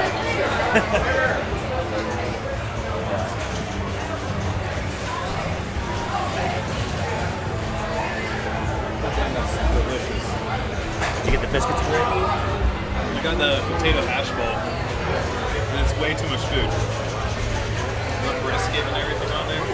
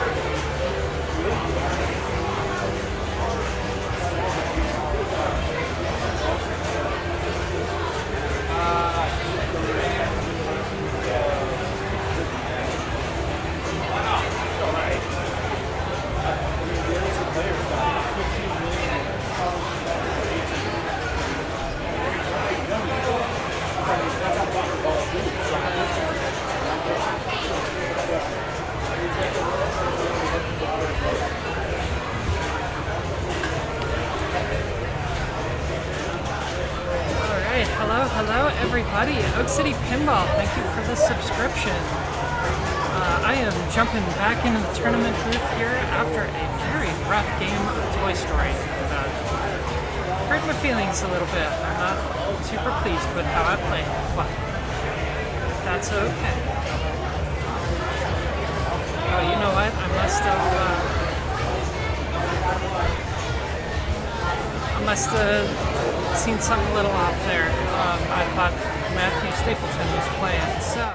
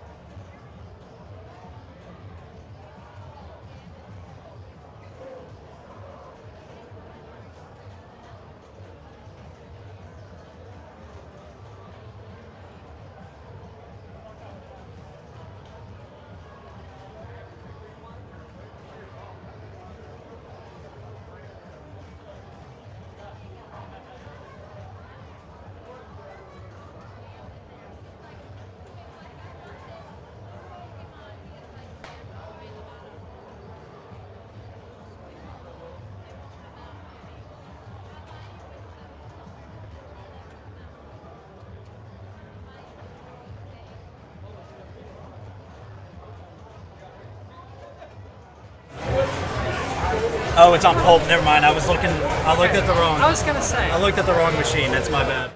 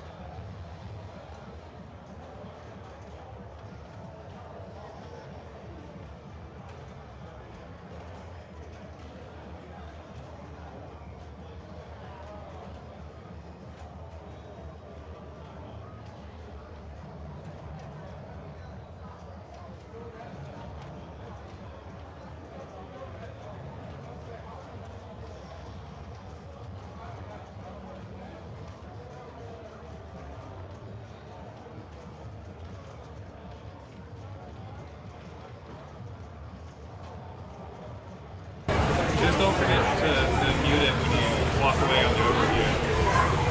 All right. Hey, look at that. I'm not speaking to nothing anymore. Probably do another Drawing. another draw, yeah. You can do the wheel too if you want. You just have to scroll the mouse over to that screen. I figure, I have not been officially designated in charge of anything, so I am not doing the damn thing until I'm told I can. Fair enough. So, We should wait for Kaylee 100%. Thank you for helping, though. of course. Alright, so instead of just chatting to dead nothing Mike for however long,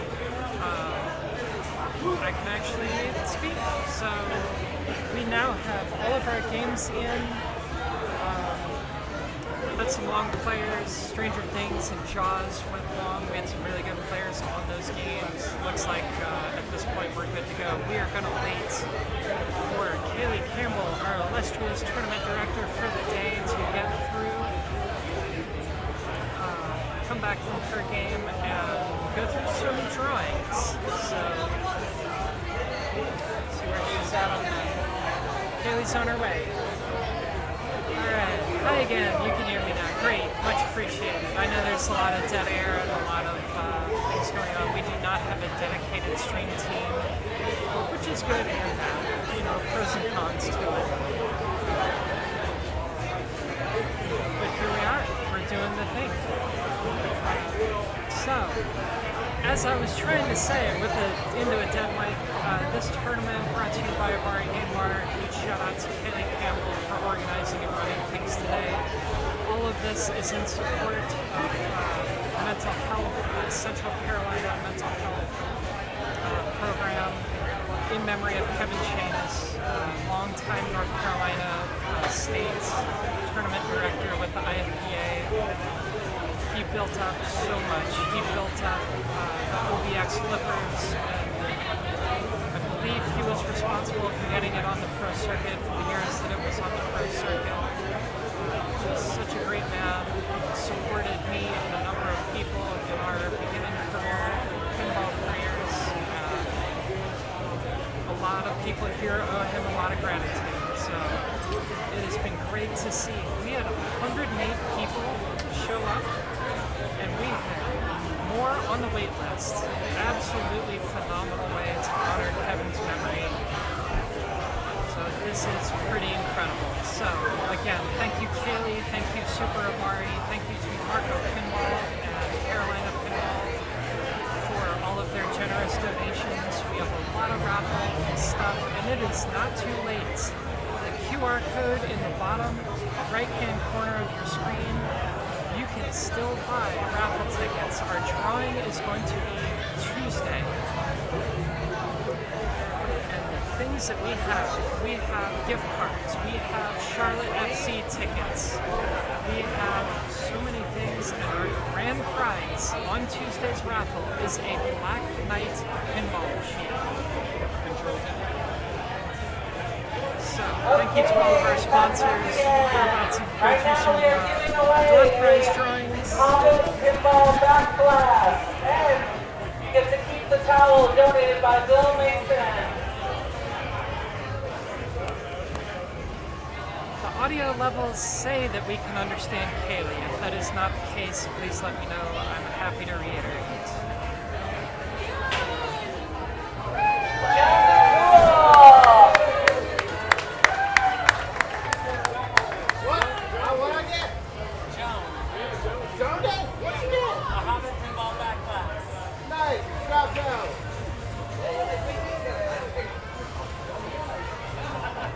Okay, next up is a spooky pinball hat.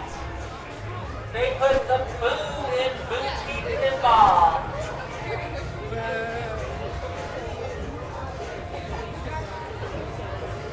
Ben Feingold. Ben, congrats. Did you hear Ovid's name? No. Currently, we're only going through tournament player giveaways.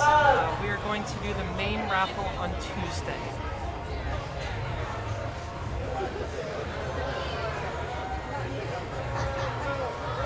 Joe Robertson, congrats, Joe. that said, Shell, Joan just won a Hobbit backlash, so that's pretty exciting. We have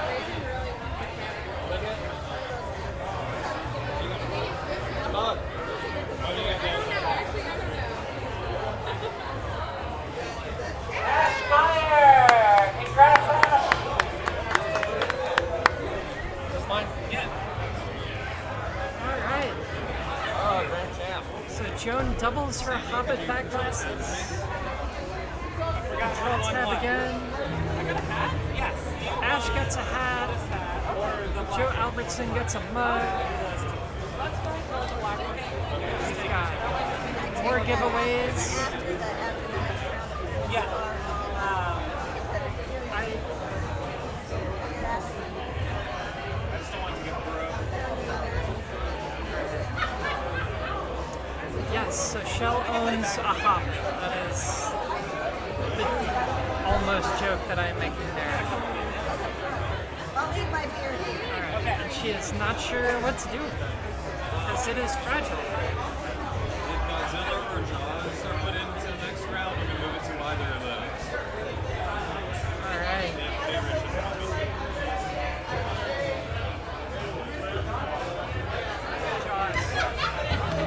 Okay, next round is up.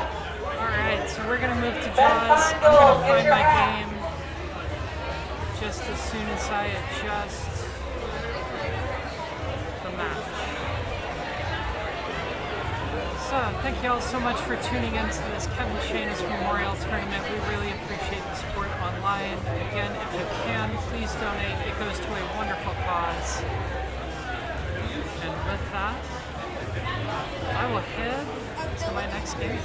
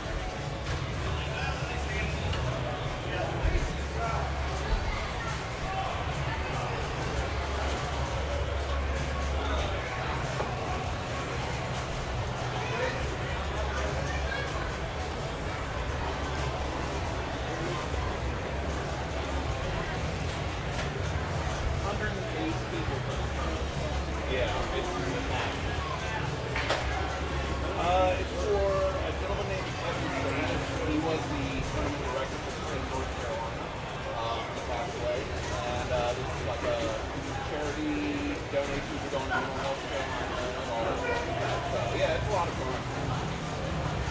It's a lot of people. I know.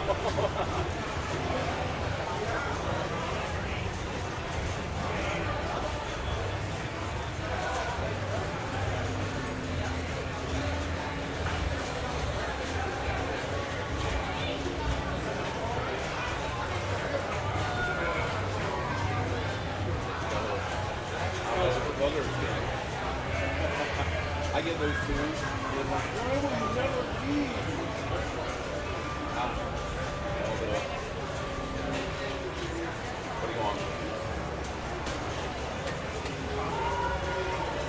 Still going? I'm on X-Men with Bill and the pool and John. I have no chance.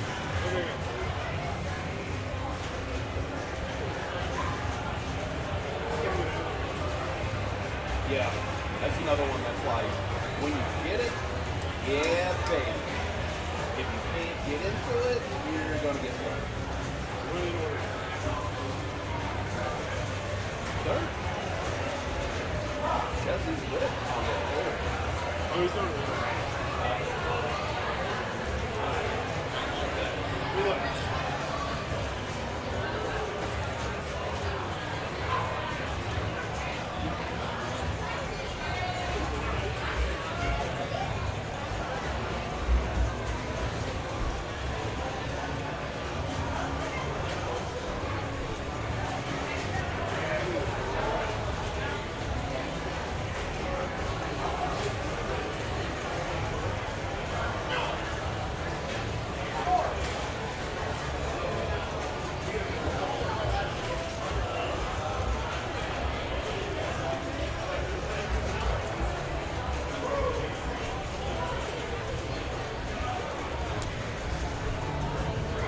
We're coming back to a Jaws multi-ball. Okay. Oh, it's a fantastic turnout.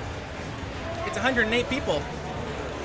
Phenomenal turnout for a phenomenal event in celebration of a phenomenal man. What player is this? Let's find out. Nice. Yeah. Thank you so much for the first chat, Sunrise Shortcake. We really appreciate it. This is Chris. There is so much clear on the screen. I can't tell how the positions are. I can't tell what ball it is. If you've been paying attention at home, help a girl out here. What's going on with Jaws? Excellent work on the multi-ball, though. Obviously, you got to hit the red flashing lights and a drain. Was he able to get that save? Did he have it? No. 9 million on the Jaws multi-ball. You have a friend attending and that's how you found out about this? That's awesome. I hope your friend is having a really good time. This is a wonderful charity tournament. And also, if you're like, well, I wasn't able to participate in the tournament, but I would love to be able to be eligible for some amazing prizes. The number one prize in the raffle is a Black Knight machine, and you can go to the Super Bari Bar's website and donate to get some raffle tickets if you'd like. Oh, what's that? Adjust the brightness on this. Thank you so much. I would love that. We're going to adjust the brightness on the score cam. Let me see how it's done as well.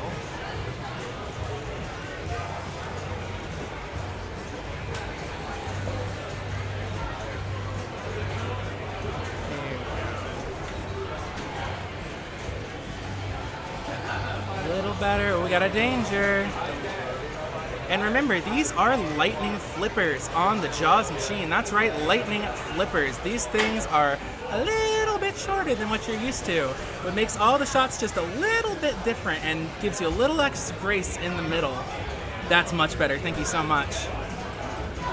All right, looks like Chris is hitting the 81 million. Double danger, though. He's playing with fire a little bit. Hello. Hello, I'm joined by Ash. Hi, Ash. Hi, how are you doing? No, you're good.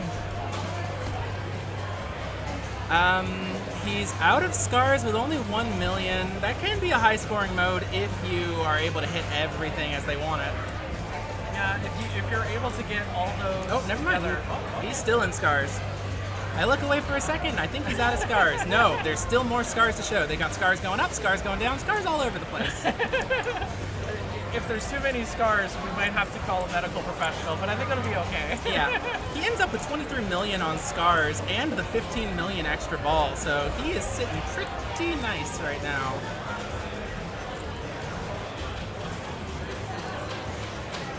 He seems to be the only player so far to break into the 100 millions on this Jaws machine right now. Yeah, that's quite impressive. Oh yeah, absolutely.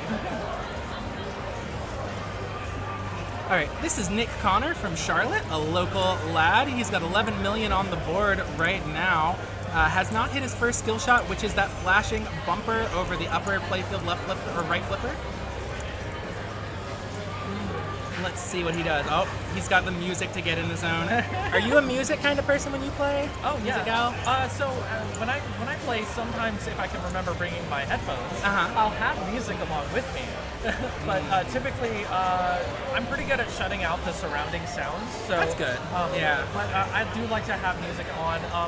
Depends on the table, really. If I'm learning the table, which is very crucial to starting out. Oh, and he's laughing. He knows. Oh. You know, just sometimes it just does not hit those rubbers. It just does the quick feed down. Yeah. We got Paul Sanders, a nasty lad from Cary, North Carolina. Don't worry, he'd accept that label. This is Paul approved label? This is a Paul approved label, yeah. Guaranteed, bona fide, dyed in the wool nasty lad. He's also just got $1 million. He's got to get some things going. He gets the chum bucket. Yeah, that's always a good thing to get. Absolutely. Love when I'm full of chum on a day. I mean, you might have to continue getting different size buckets as you get more chum, but you know. No, absolutely. Yeah. Listen, a chum bucket's not one size fits all, you know? Yeah, for sure. He's got the beach panic going at the same time. Fantastic grab on that upper flipper and into there. And I believe he just needs to hit that fin. And then we can get going with getting into multi-ball. Yeah, the shark fin's about to move, which of course is something you want to hit as soon as possible. And does he get it? Oh, what a save! Yes, good save. All right, now he needs that middle shot or the far left shot. Fantastic work keeping the ball in play. He's not letting it rest. He gets it to the upper playfield. Yeah, upper playfield's always good. Woo! Goodness. Having a little bit of trouble getting it where he wants to go. Yeah, but remember, these are lightning flippers, so it is harder to get things under control. And that is the Jaws multi-ball. We're going to see if we can handle that big catch. How's your tournament been going, Ash? Oh, my tournament's been pretty good. I've been just basically trying to stay alive on the tables that I've been going on. Yeah. And, you know, it's really kind of one of the things you want to do when you're doing pinball is just learning the table a bit and then seeing how far you can get. Always having fun, of course, is another big thing to do when you're learning out. You don't want to really focus on trying to score as high as possible. You just want to enjoy the ride, basically. Yeah, it's you versus the machine, and depending on how well you do in the machine, was that his multi-ball over and done with? Yes, yeah, down to one ball again. Oh my gosh, very quick one. Yep, those can happen really fast. And two-turn scoring. Yeah, and one of the biggest things to do when you're getting your balls drained on multi-ball is at the very least making sure that your last ball is under control. Otherwise, you could just lose everything in one go. Absolutely. Everybody hates the double drain. Everyone hates the triple drain. We saw that earlier in the tournament with, I believe, Jason Keith on Monster Bash hated to see that. He's getting the shark up, though.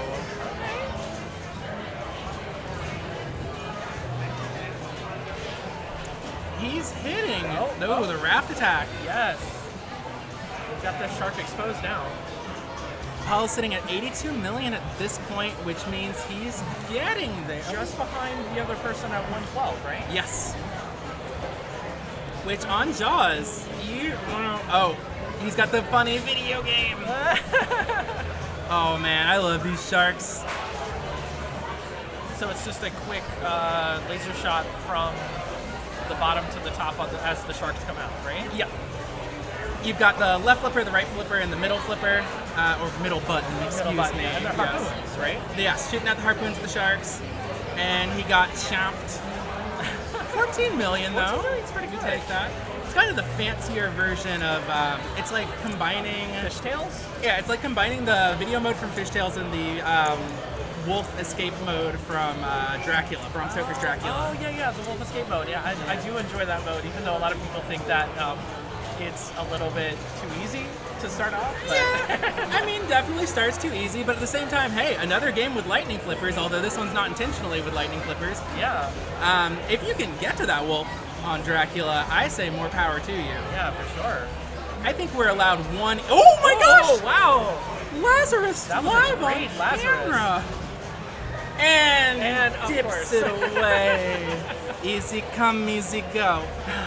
That's just how the karma rolls. Yeah. Oh, look at that look on his face. He knows that he had it in the bag with that Lazarus, and he just one quick little instinctual chunk. He's at 140, which would not be terrible if he wasn't trying to bury fourth Chris with the 112. Yes, exactly. Now, Dave had a pretty good first ball, 81 million. Let's see what he goes for now. Is that the wrath attack again?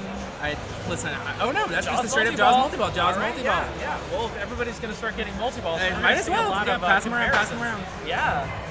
We'll see how this one's going to be able to go. And he's got the bounty going into multi-ball, which is fantastic. You love having those ancillary goals just to kind of chip away in the background and not even have to worry about. Exactly. Like, you focus on your multi-ball, and then, other things help too. You're getting other things complete, which is very important when you're setting up your multi-ball. Either having on certain tables a mode started, or other things that you want to complete while you're getting on that multi-ball. It gets you those extra points. It gets you ahead. It gets you to where you need to go. Oh. Look at that, all three balls on that upper flipper. Wow. Now you might be thinking, hey, is that cheating? This guy's got all of his balls in one place. Well, there we see the see what greed will get you. Lost a ball already. Lost a ball to that. He flew a little too close to the sun with his fat catch play. I mean, let's be real though. Being able to catch all three balls on an upper flipper does look really cool. It does look really cool. We're right. Bad I laid bounce. on that one too. Yeah. Just some rough bounces on that Jaws multi-ball. Only 2 million, not really able to get much going on that. He's going to have to claw his way up with some modes or something. Yeah, unfortunately, like we just talked about, having the multi-ball available, you want to continue getting everything that you need to progress. But if you lose those right away, it can feel like getting up to another 20 mil or something on the table to catch up can be kind of hard to come back from. Absolutely.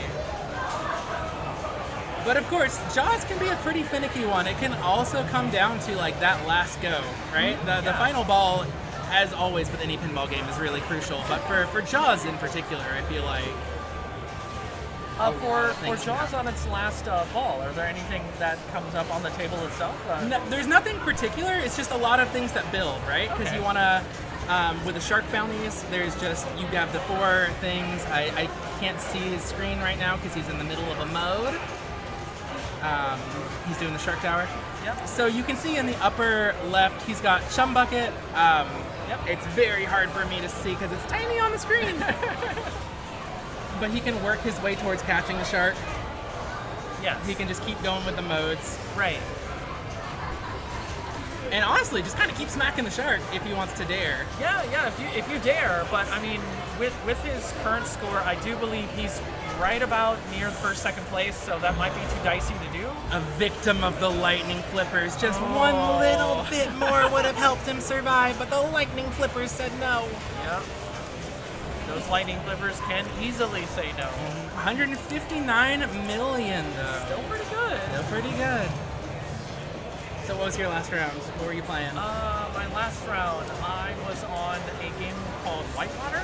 I love Whitewater. It was my first time playing it. How was first time Whitewater? Actually did not too bad. I ended up being last on the table, unfortunately, because other people had, a better time with it. Yeah. But it was the scores were pretty competitive. Okay. Close to each other in the millions. Yeah. And in general, I really like the table because it has a lot of cool gimmicks that go up above the rest of the playfield, and those are some of my favorites. I love the Insanity Falls shot on Whitewater. Very fun. the whirlpool on whitewater as well. Just like both of those upper flipper shots are just so fun to get going if you can really get it going. And what I learned as I was doing the table is that there is a special skill shot you can do at the beginning where, well, not a skill shot, but at least you want to soft plunge to get to the upper flipper instead of pushing all the way down, which can be, something that you do just, to get it going. haphazardly. So and it's good as well to get in the habit of hitting that Insanity Falls. I was on Godzilla with the lightning flippers, and I just could not get anything rolling, unfortunately. So I took fourth on. Ain't it just the way? Yeah, that just happens. So. Yeah. I feel like every Godzilla shoots slightly different, and it's always like, that's too dangerous. He does not mind playing with dangers. Chris is someone who, if he's gonna, to be fair, I don't know if Jaws is much of a bonus game. It's not like Stranger Things, where you have to really care that your bonuses go away. Yeah. I think it's more just getting about to those multi-balls, making sure you're progressing on the table. Absolutely. Getting those modes to be complete. Because I've seen high-level Jaws multi-ball play, or not multi-ball play, but high-level Jaws play, period. Right. When I went to Flippers and OBX. And that play there was quite good. I was seeing players getting up into the 500 million. Yeah. It was kind of wild. Get a little nasty on it. Oh, yeah. But the biggest thing that I saw was making sure to complete your modes. Getting further along. Have you ever gotten this many tokens before? No, I've never gotten that many tokens before. So many tokens. That's a lot of tokens, my dude. Someone just left and they let What? me get their tokens. They just let you have all those tokens? No, not all of them. Some of them are mine. Oh, okay. Some of them are hidden. Well, have fun with that many tokens. Have you ever gotten that many tokens before? Sometimes children come up to you with the best questions. Oh, and that was ball 3, so it looks like... Oh yeah, we are game over now. We are game over. The machines that are still in play are Big Lebowski, Monopoly, Indiana Jones, The Pinball Adventure, and now this Jaws is about to get put in. So we're probably not going to have our stream setup go to another camera. We'll just wait and see once it gets updated about what the scores end up being on Jaws, like the places. Okay, so Oh, never mind. Yep. Never mind. Hey, buddy. No, we're watching you. So, of course, on that, Dave took first, and then Chris Simkis took second, with Paul Sanders on third, and then Nick Carter on fourth. So. A hard-fought game, though. Hard-fought game. Absolutely. Are we gonna get a little sneaky game, a little sneaky last little bit of a game going in? I would be really curious to see which game that we move over toward. Probably Lebowski, judging by the position of the bar.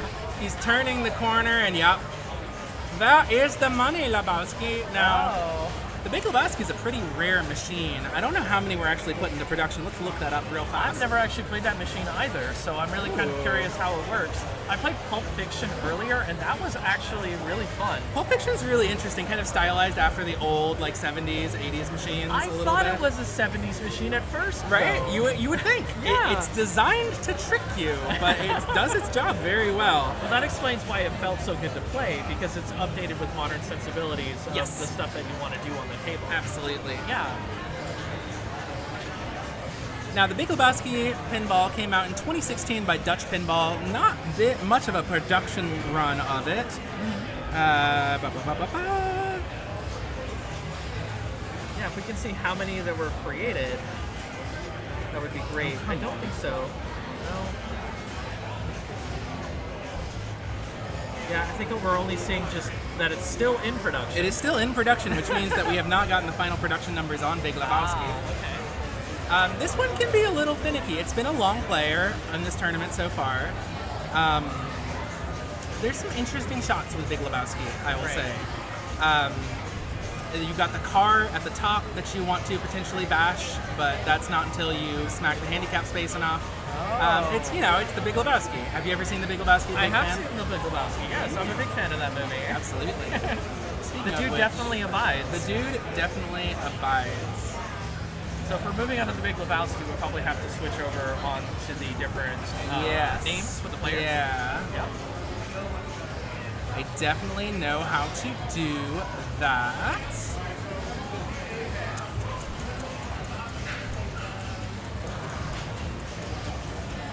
Yeah, change the table, I think. There we go. Bless Yeah. you. Bless you.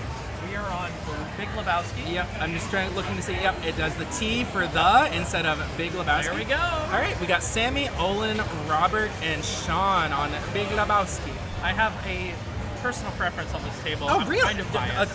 A little biased, just a tiny bit. A little biased. a tiny Slightly. bit. Yeah. I don't know if it's updated yet, though. Oh wait, I need to refresh it. Let's find out.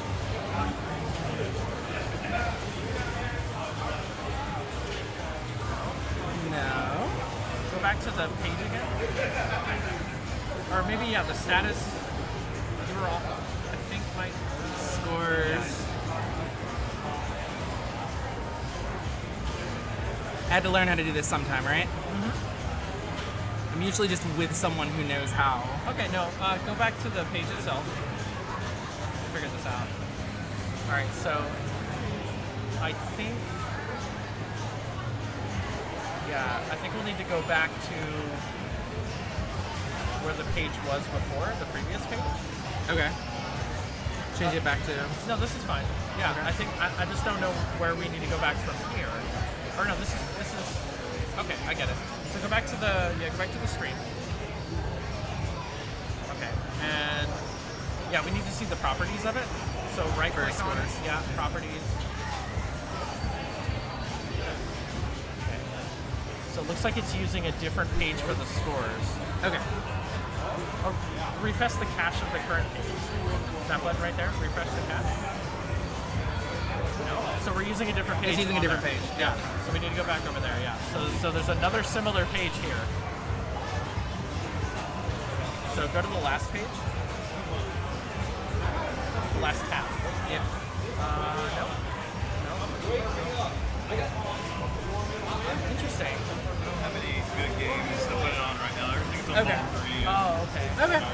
Oh, okay. How do you actually switch it to the thing? How do you refresh the player list? So what I do is I select the game, Yeah. I change obviously. Yeah. Select your arena, and then once you get that done, I copy and paste the URL and I update the properties. Update the properties of that. Got it. We're all learning here today with very OBS. We were very close. We almost got there. Everything doesn't move where I am. Cool. That's what I figured. Understandable. So you have to force it. There we go. So we're just waiting on, let's see, Big Lebowski and Indiana Jones to get going. Indiana Jones can go pretty fast. Oh, there we go. Yeah, attack him. Punch him. No, do it again. The camera loved that. We love senseless violence at pinball events. Sammy and I added the microphone to the overview perfect. view too. Okay. Oh, wonderful.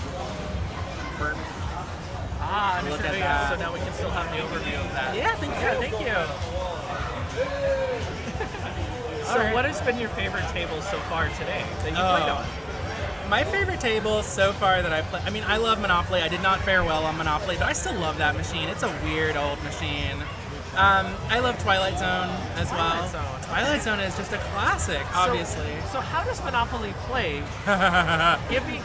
I'm a newbie. Let's say I'm a newbie to pinball and Monopoly, but Okay. I understand how Monopoly works as a board game. So how can I relate to that? Okay, so weirdly enough, it is ridiculously. I would say it's ridiculously faithful to Monopoly, the board game. Really? Every player starts with 1,500 points, much like how every person's supposed to start with $1,500 in Monopoly. So no actual Monopoly money involved. No extra Monopoly money at all. No house rules. You can't. Yes, Monopoly has that odd rotating quote-unquote flipper on the side, which he would reuse for Toy Story 4 because he loved it so much. Oh, so the designer of the table. Yes. Okay. Pat Lawler. Yeah, if you're gonna know the name of one pinball machine designer, Pat Lawler is a good one to have memorized because Addams Family. Twilight Zone. Yeah, Addams Family, my favorite machine. Is it? Yes. Oh, okay. When someone says my favorite machine, that's either seething hatred just boiling inside their core, or they actually mean it. Oh no, I love that. Much like how Fishtails is my favorite machine, and I can't say anything bad about it. I love Fishtails. You're legally obligated. I'm at this legally point obligated to say so many good things about Fishtails, my favorite machine that I love so much. Beloved fish babies. But the other thing about Monopoly is a lot of it is you want to. So there's the bank shot in the middle, Okay. which you hit it the bank will open up, which the dangerous thing is the open door is still on the playfield, and if you shoot just a little bit too early, it can bonk on that and go straight down the middle. You want to basically move your tokens, pass go, light locks, so you're just kind of constantly hitting the middle bank shot to get rolls going. But isn't that dangerous? It can be, yeah, but you can really get into a flow. It feeds it right onto the left flipper. There is, on the bottom left corner of the machine, there's like this little mini ramp that is the railroads. And it will feed it. It has one of those ramp drops that just drops the pinball back onto the machine. But you can catch it very easily on your left flipper. So if you are good at hitting that shot, which I honestly should have done I was too focused on unlocking like regular Monopoly, and I shouldn't have. I should have really just been going for, because just hit the railroads 5 times and that gets you railroad multi-ball, and that's at least a good start. Okay, yeah. Wow. So would you say that ball control is important on this table? Ball control is extremely important on Monopoly. Getting a good long-lasting ball. It's a mid-2000s Stern, which means you're going to be grinding out every single point that you're going to get. It's kind of like, Sopranos is honestly more generous than that. Unless you are in specifically a mode or a multi-ball, the playfield's going to give you nothing. The playfield's not going to help you out, so you really need to kind of slowly grind out objectives on Monopoly, and that's what's going to help you out. Okay, so another question then, is there an easy-to-hit playfield multiplier on Monopoly? Great question. Chat, is there an easy-to-hit? I think it's the vestigial flipper is the playfield it's at least the bonus multiplier. Right, yeah. Well, I mean, certain tables you want to get that playfield multiplier going. Right. Because you'll be able to get extra bonuses on the things that you're doing. And, Absolutely. The different modes you're trying to attempt. So sometimes that can be tied to like the upper lanes, or sometimes it can be tied to the drop targets. Okay. But otherwise, it can be one of those things where if you can hit it, go for it, but otherwise you may be better served going towards multi-ball or just modes to get started. So. Speaking of a game where it's better off just to go for multi-ball and modes, the last game that is still in play is Indiana Jones: The Pinball Adventure. I was on that two rounds ago. Oh, how'd you do with that? What'd you feel about it? I actually really enjoy that game. What's that? I had a request on screen to introduce yourselves because you have 2 voices. Oh, yeah. So my name is Ellen. I also stream as Derby Cryptid sometimes. I have not streamed in a very long time. But I'm one of the people who help run Triangle Bells and Chimes. And this is... Hi, I'm Ash. So normally you will see me online as Ashidin. So you can find me, of course, on Twitch or on Blue Sky or on any other social media as Ashidin, Ashodin. That's right. And we love pinball. We absolutely love pinball. We're from the Triangle Bells and Chimes group. Absolutely.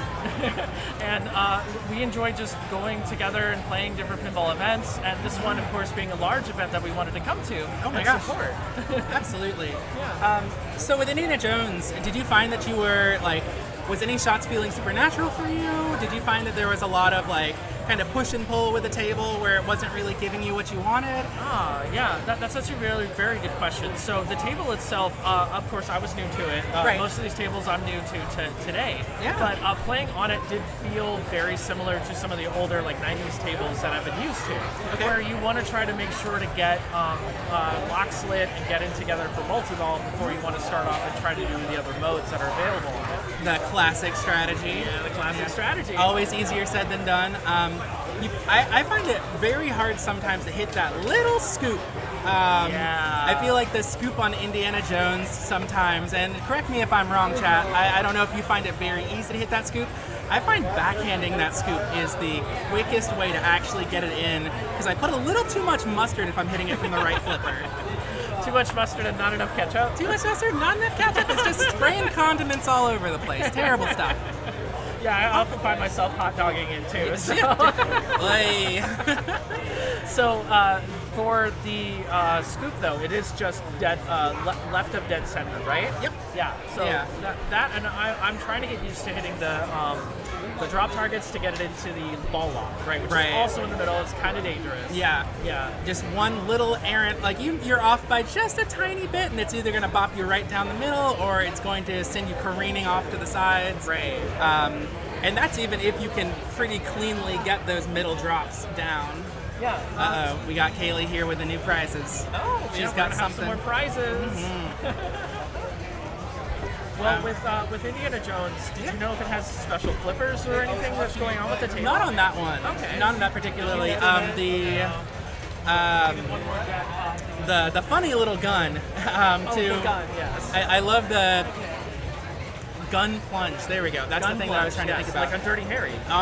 Like a lot of things. The Guns N' Roses machine in the 90s had or I guess late 80s maybe, had a gun plunge. Could you hit Control Tab for me, please? Yep. So yeah, the gun plunge is very, very, very weak on this Indiana Jones. It's barely getting it into the Indy letters. Yeah, I noticed that when I hit it, I was basically always assuming it's going to hit the fourth letter and making sure to shuffle around the letters so I could get Indy lit up. Oh, yeah. Yeah. Absolutely. By the time I was playing it just for fun in between rounds 4 and 5, it wasn't even making it to the letters. It wasn't even making it to Y. It was just too tired. It was starting on the J in Jones, I guess. Oh, no. Okay, we're about to start a new round, New so round? let's give some stuff away. Woo! We're gonna give some stuff away. First off, flying koozies. Raise your hand if you want one.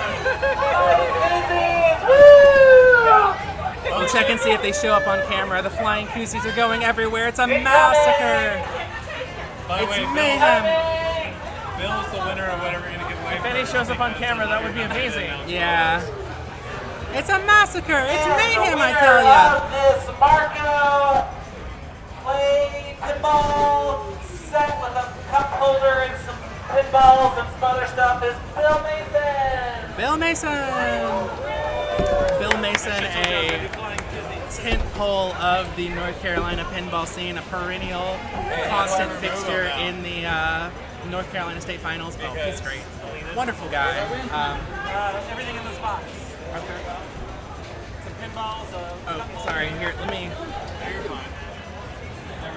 Yeah, get him out of there. Is for another Marco Grand Champion mug. We got another mug for sale. Another mug. Let's go. Going once, going twice. Got a mug for sale. Got a mug for sale. Who wants the mug? It's Tony Thompson. Congrats. Tony. Uh-oh. We got a big friend. Big thing. Big friend coming up. She's hefting it. Another Hobbit back glass. Woo! Another back glass. No towel with this one. Who knows what the back glass is? It's a mystery thing. Oh, Zoe almost got it. AJ Snyder. Nice. Whatever that mystery back glass is, it's huge. It will look great over something. Yeah. Is that it? Yeah, that's it. That's it? Was that 3? No, that was only 3. Oh, Sorry. Okay. Wait, we got one more One hat. more Carolina Pinballs hat. One more Carolina Pinballs hat.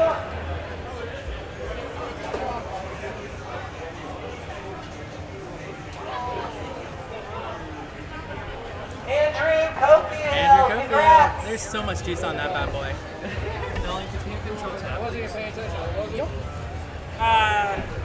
It would be great if I hit Thompson? Control Tab, yeah.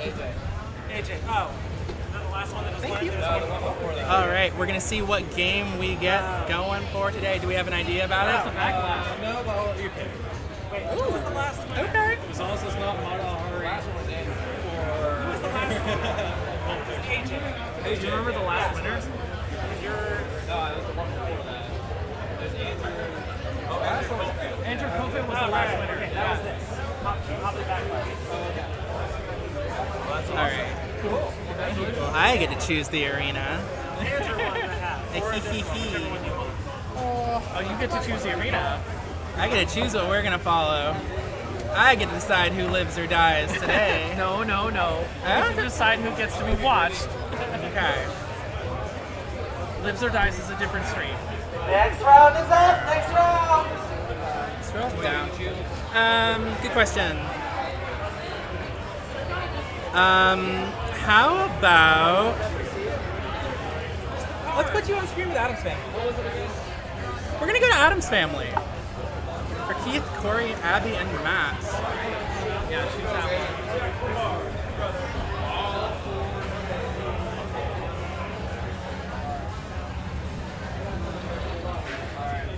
And score cam.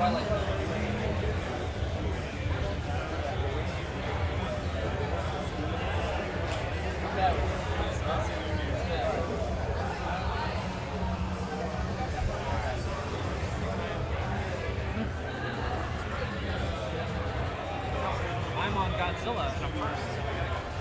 Good luck.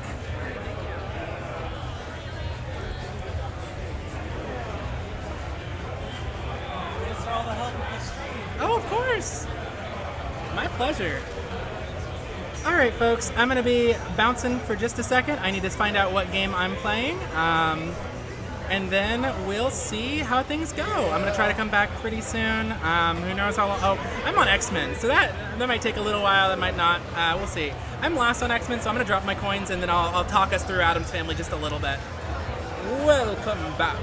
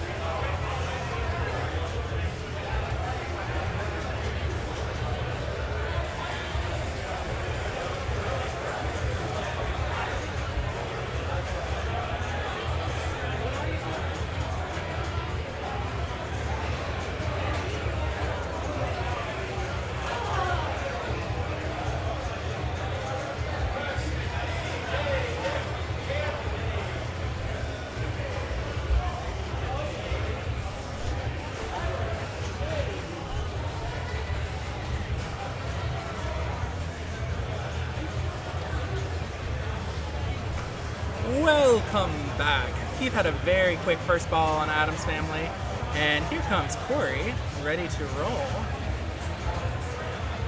So, for those of you who have never toured the mansion before, there's a couple different things. The blue box near the upper playfield is one way to spell greed, which is a way to light your locks. They're going to be shooting for that yellow circle in the top right for the skill shot. You don't want to do too much, you don't want to do too little, and if you do it right, thing will come out and say hello. Besides that, getting into the electric chair, which is right underneath the yellow bumper. Oh, speaking of which, right into the electric chair, which should be hit, cousin it. All right, 200,000 points for any target, and then hitting our good flashing cousin it friend there will increase that. This is just a good one for, you know, ooh, very fast. You don't want to focus too much on hit cousin it, honestly. I find that if you spend most of your time thinking about how and why, here comes Abby, you're going to just easily, quickly drain. Abby's getting some music in. She's one of those kinds that likes to rock out and jam while playing. And let's see what she goes for. Nobody's hit a skill shot yet, so it'll be interesting to see.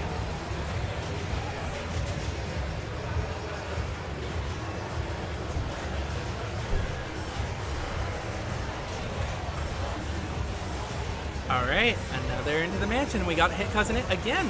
Let's see if she does any better than 2,200,000. Oh, right back into the drop. That counts. Anything that she hits counts as a trigger.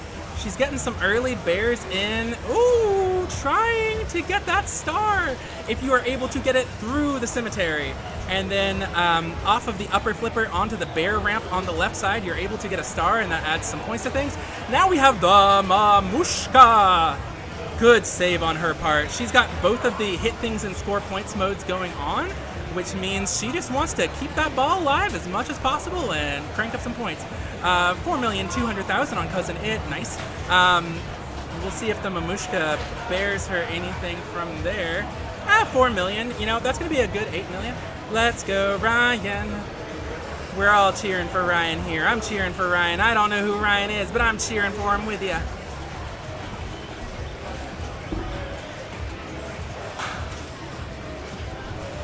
Okay, I think I'm up on X-Men. I'll be right back. See, that's what greed will get you.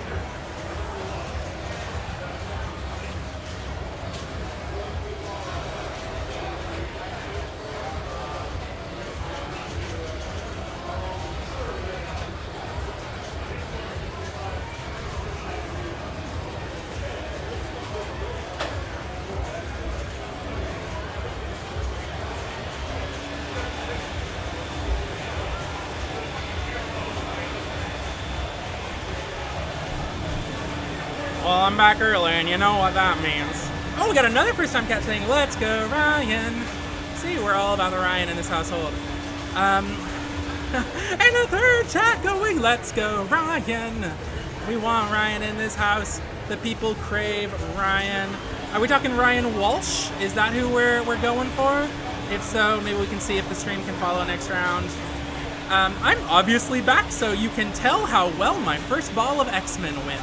Started a mode, I was getting ready to go for Juggernaut, and then whoop, right down that middle. Didn't even have the courtesy of hitting the post for me.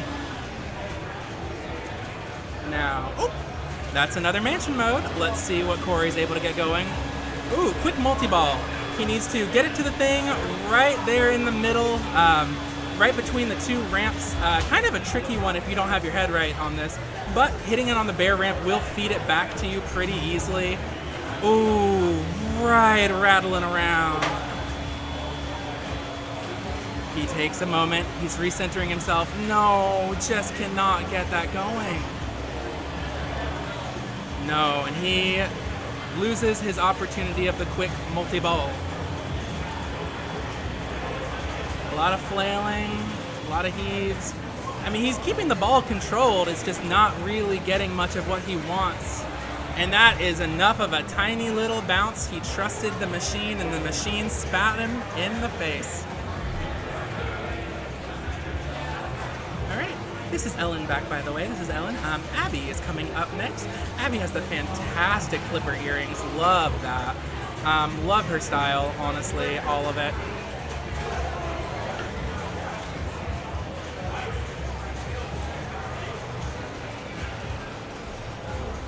Let's see what she's able to get going here. Little too soft for the thing. Skill shot. But able to get that lock for multi-ball. There's that skill shot. That's what we're looking for. And it's enough. We're gonna say hello to Thing. And goodbye to Thing. And a million plus. She is in the flow on this machine. Not able to get the Thing shot. She would love to get that electric chair. Is the power going? Is she on ball lock 3? Thing flip. Good show. Good show, old man.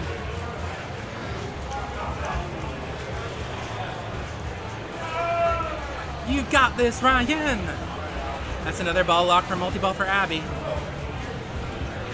Now she has the power. Is she's gonna wait for the power to drain, or ooh, she noticed that it was going down. She tried to save it. Once again, going around the side, almost a little too late, but that, ooh. Oh no, she tries to get control as it comes out of the swamp, and really it's just swamped up. Uh-oh.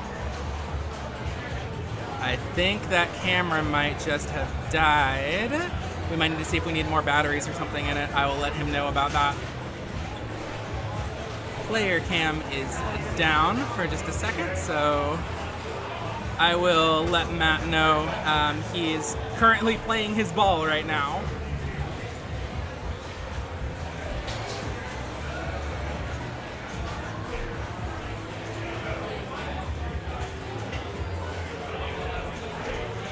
Let's see, he's in Hit Cousin It so far, 3 million. The score to beat on Hit Cousin It is 4.2 million. Let's see. Tries to do the soft plunge to get, or soft hit to get it, and all he gets in return is a drain. 3.6 mil. I'm gonna go let him know about the cameras. I'll be right back.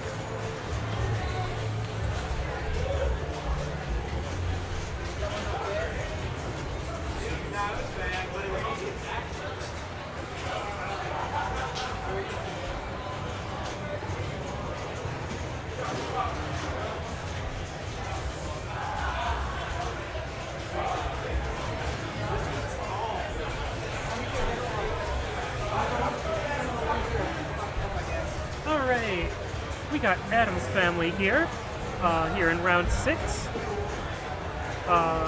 Player 1, Keith Brown, is up, although we seem to be missing the player cam. Yeah, I'm just trying to see what the problem was. Yeah. Alright, Paul. Yep, Paul locked behind the bookshelf for multi-ball. So now,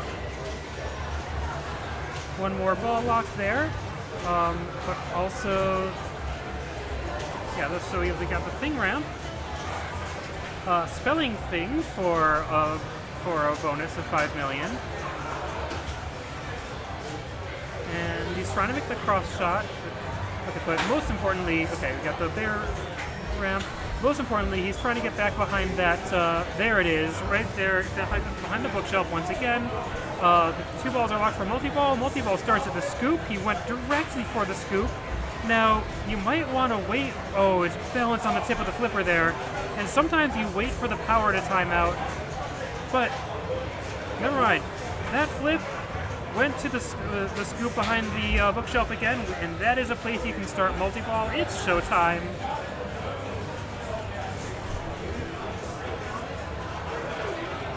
So the jackpot in this mode, this mode's going to be, we got 2 balls. The jackpot in this mode are the cross shots.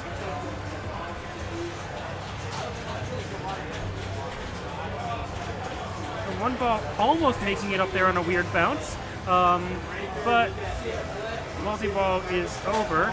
Oh!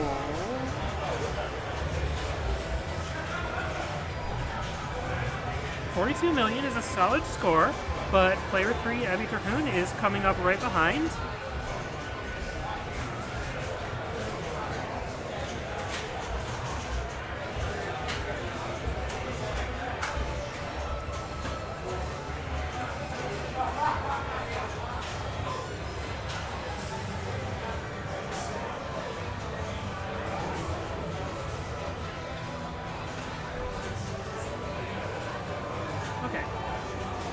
Here is Corey Scholl. Oh. In the out lane. That's rough.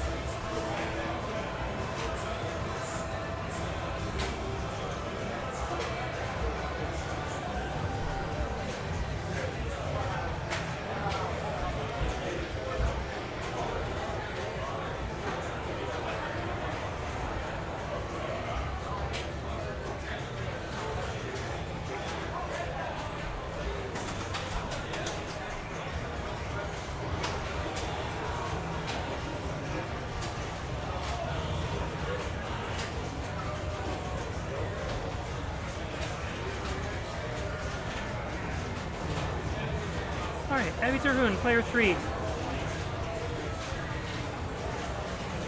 Bookshelf lock is open. Alright, Mansion Award. Quick multi-ball is lit. Now 2 options for multi-ball. Up that thing ramp in the center. We'll give a 2-ball multi-ball. Nice save off the tip of that flipper.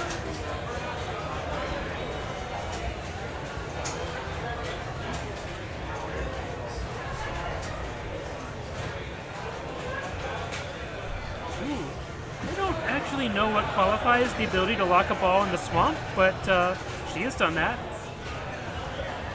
And there, she does the skill shot into quick multi-ball.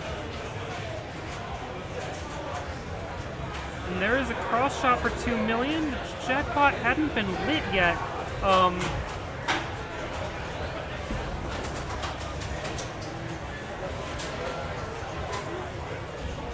Actually, I'm probably misunderstanding where the jackpots are in quick multi-ball.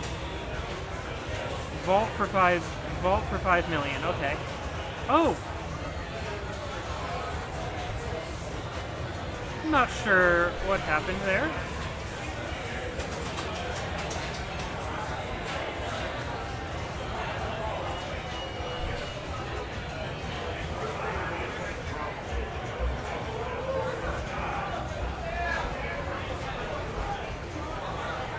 Matt Luke makes the skill shot. Alright, he's got 3 letters of greed, and he's going for that bookshelf because he needs the bookshelf for multi-ball. Hitting a train shot on the way.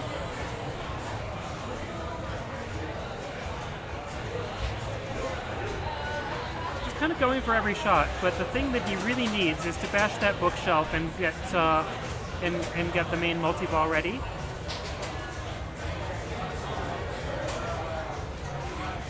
Alright, got control on the right flipper. Alright, going for mansion modes. The Mamushka! Definitely a fun mode to get, a great mode for just hitting a bunch of switches and adding to your bonus. There's a shot on the bookshelf. Unfortunately, it's a drain. Only about 1 million from the Mamushka. But that is going to be a 3rd place finish for Matt.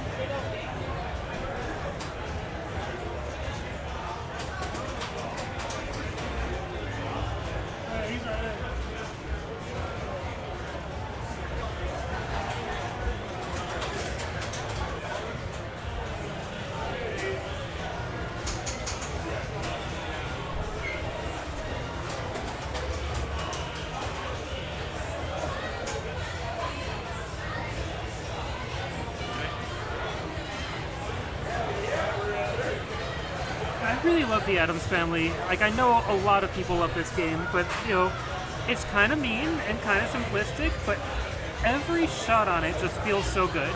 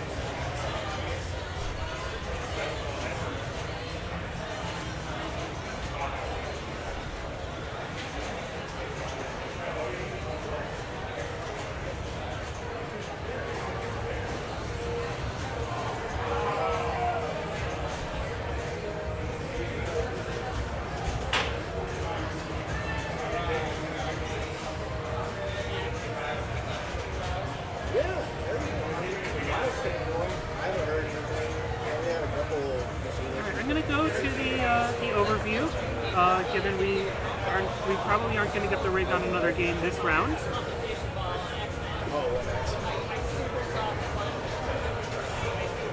Switching to the overview, I figure we're probably not getting the rig on another game. Hi. Hi, hello. We're not on mic, I think. Oh, we're not on mic. Are we? Oh, we are on mic. Yeah, we're definitely on mic. Oh, cool. They got the mic on this scene. That's great. Yes, it's Ash back here in the booth, of course, with Elia. Yep, I'm Arborelia. I've been here a couple times. But yeah, I'm having such a great time at this tournament, and it is so exciting to get to play every one of these games. Like, every one of these games is in the tournament. I've never seen Big Lebowski in a tournament before. I got to play it. I've never seen Bonsai. Like, I've never played Bonsai Run in a tournament before, and I got to play that first. Yeah. I got to play Bonsai Run earlier, and it was actually really fun. It was my first time playing that table, of course, so I didn't even know how to get up to the top part of the table, which is so weird for me because it feels like I'm playing pachinko or something like that when you get up there. But yeah, Yeah, so both of us took first this round. Did you? Yeah, I took first on Paragon. I hit the inline drops and got a 3x bonus when it mattered. I didn't get the 5x bonus behind the inline drops, but the 3x was enough. Very good, very good. Yeah, for me on Godzilla, I've done a lot of practice on Godzilla as well as the table. I mean, I know you have it, so being able to play on that was really fun, and getting that together. It's funny because it doesn't mean I play it well in tournaments. It means I know what I'm going for, but every Godzilla machine is still different, especially Lightning Flipper Godzilla, which is what they have here. Oh, what does Lightning Flipper mean? It means the flippers are 1/8 of an inch shorter. Oh, I did not actually have any problems with that whatsoever. Ball saves and live catches for me went pretty well, as I've been training with. And one of the things that I managed to do with that was actually start multi-ball before I started a mode. Unfortunately, because the flippers are shorter, getting into the scoop to start a mode is harder. So requiring a lot of bouncing and jumps like that to get that started is very important. Yeah. So for that, I was able to basically get some modes started, or not get a mode started. I desperately wanted to try to start a mode, but that did not happen until I was on ball 3, unfortunately. But I did start Titanosaurus, which is one that I've trained to try to get started. But other than that, it was made sure to hit my ramps, make sure to blow up some jets, get some of the shots lined up basically for the buildings so that way I can start multi-ball for Godzilla multi-ball. But it was a lot of fun. It was a lot of fun. Yeah. The lightning flippers on the long playing games, it's fascinating setup they've got here. Like Godzilla and Jaws both have them. Really? Yeah. Oh, wow. And so these flippers were created for Fishtails and Doctor Who when Bally wanted games to play faster. Oh, and is that why they're called lightning flippers though, to play faster? Yeah, it's like, I guess they're really targeting it at the operators. It's like, hey, we'll turn over games faster because these flippers are meaner. Is it like a sinister way to collect more money? Pretty much, yeah. Well, I mean, I guess my first experience with lightning flippers went okay. Yeah, I'm glad it went really well. So explain to me what your strategy was on your table then when you were playing. On Paragon? On Paragon, yes. Yeah. My main strategy on Paragon is if I have the ball, if I have any kind of control when the ball is on the right. I told you guys, I'm gonna have to drop out. Can you guys take care of that? We're not running it. Yeah, we're not running it. Yeah. Good to see. Okay. We're just commentating. Okay. So if I have any sort of control and the ball is on the right, then I shoot at the inline drops, preferably with the upper flipper because I really often make it with the upper flipper. Oh, because inline drops are bonus multiplier. And then if it's anywhere else, especially if it's on the left flipper, I just try to shoot it up to the top of the table and get it in one of the saucers. Okay, yeah, that makes sense. Yeah. So how hard would you say it is to go after the saucer that's up there? The inline drops? Or the inline drops. I'm sorry. Yeah. Studio mode real quick, so we can see if the player can feedback. Oh, okay, yeah. You did. Awesome. All right. Thank you. I haven't put it in a vending machine, so it looks really weird. Yeah. I forget what I was saying. We're talking about inline drops. The inline drops, yeah. I find it to be not that hard. It's just so hitting the first drop is really easy, but also the first drop doesn't count for anything. It's only the one behind it that counts for something. Oh, really? Okay, yeah. so you don't get any points for that? I think maybe you get points, but it doesn't multiply anything. Okay. Yeah.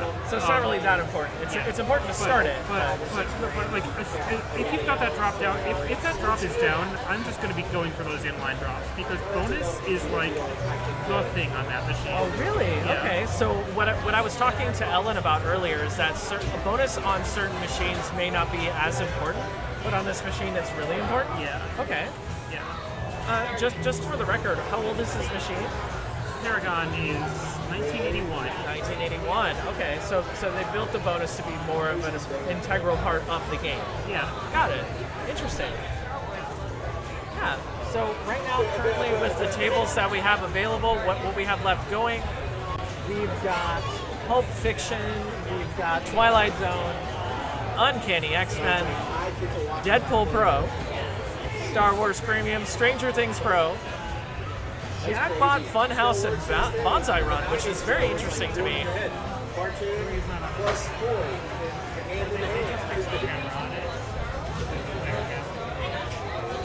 I am surprised that Funhouse is playing well. Really? So what I have heard about Bonsai Run, explained to me anyway, is that it can be very feast or famine, where people can either get a lot of scoring going up on the upper part of the table, or else they just don't have the ability to make it up there. For me, that was the problem. I didn't understand how to get up there at first, and then once I played some subsequent practice games, of course I did better without pressure, and then of course I, would have been great to do that. But that's just how pinball goes. By the way, if y'all out in chat can let us know like how we're doing with sound here. It is extremely loud here, and I know we had to rebalance the sound a couple of times. So just let us know if everything's okay, and if you can understand us, and if we're getting the right audio when the game is on. Yeah, for sure. For our commentary, we want to make sure that the sound is coming out great. Oh, wonderful! Thank you. Yay! So I actually was on Star Wars earlier, and it's a table I've played quite a bit. There is a table at, I believe, Rochambeau over there, and that table I think is the LE version of it, right? Not the premium version. There's not that much different between the two, if I remember correctly.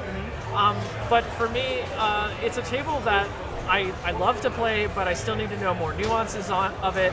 But the biggest thing that I try to do on that table to start off with, at least for my strategy to go with, is, and if you're not aware of how this table works, you choose a different hero at the beginning of the table, and choosing that hero gives you, I believe, certain other objectives to go for that change up how you play the game.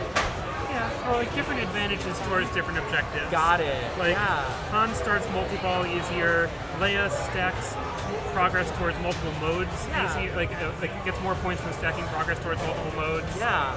Luke does the Jedi training thing that I never focus on, and I have absolutely no idea what you go for in it. Whenever I see that Jedi training come up, I always just answer myself, this is completely bizarre and I do not understand how to make it. And I finally learned what R2-D2 does, which is, so the multipliers that you move around, R2-D2 always has at least 2 of them active. Oh. Whereas, like, if your multiplier is up high on any other character, it's going to be down to 1 shot. And you gotta move the multiplier onto like the single shot you want to make. So those multipliers are easier to hit. Is that what I'm hearing? On R2-D2, yeah. Okay, interesting. I also heard that it makes your Death Star run easier to get to as well. I didn't know that. Yeah, it's something I looked at. And of course, whenever you're playing in a tournament like this and you're using matchplay.events as a website, they'll have the pinball tips available on whatever game that you're playing.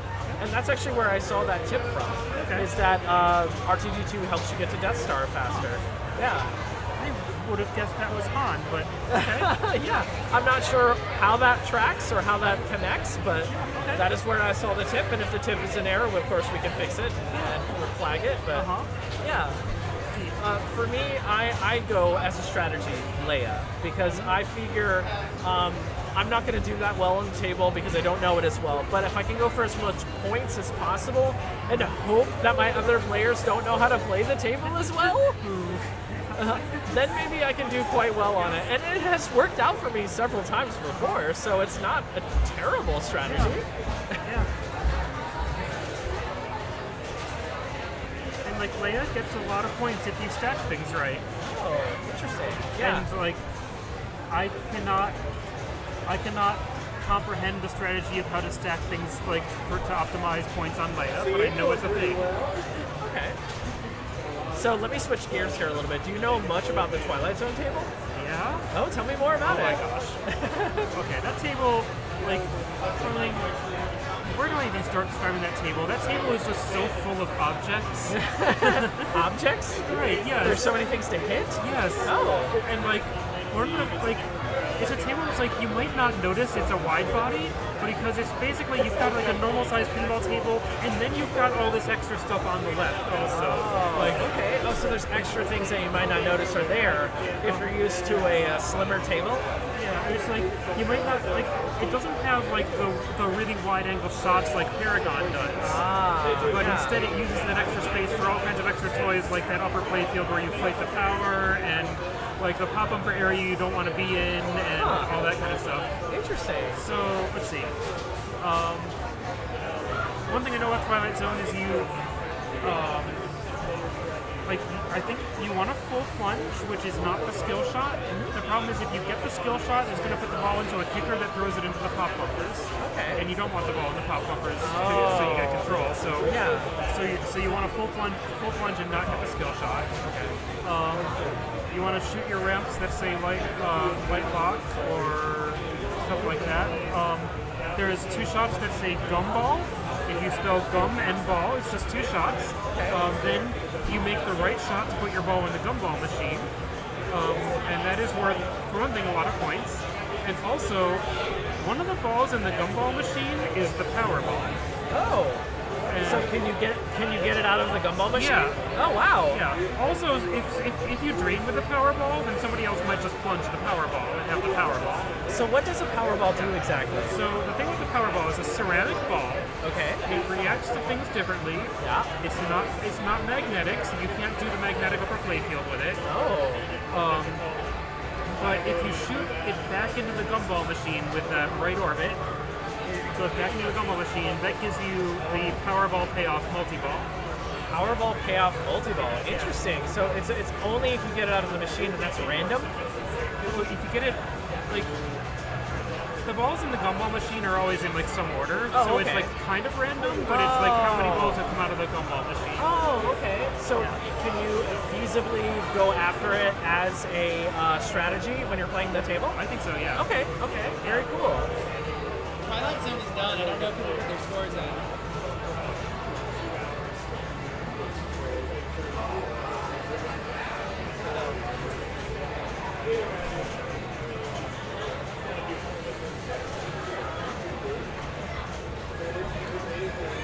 Yeah.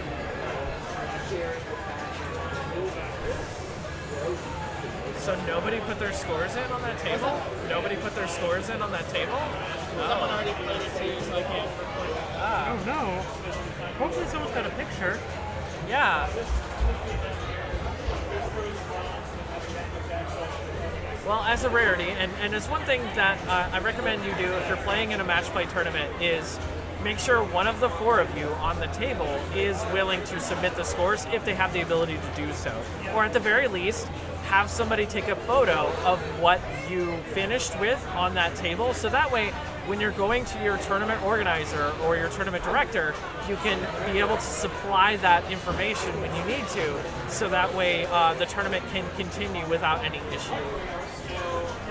I felt a little nervous walking away from my first place score on Paragon so I could come do commentary here. Oh really? Yeah. Did you not think you were going to get first, or? Well, just like no, it's like it looked like I was gonna stay in first, but also like oh, you're worried about it not being reported. Right. Yeah. It's like especially when you're in first, you wanna make sure to be the one who records the score because like you're the one who cares the most. You know. Typically, what I try to do if I get first on the machine is take a photo at least, because and stay around and take a photo. You can walk away, but it's one of those things where you kind of have to make sure somebody is putting it in, right? But I get kind of proud of getting first place, so I like to take the photo of it. Just at least because, you know, my finishes can be very random right now. My skill level is growing, obviously, all the time, but making sure to have a record of it is always a good thing.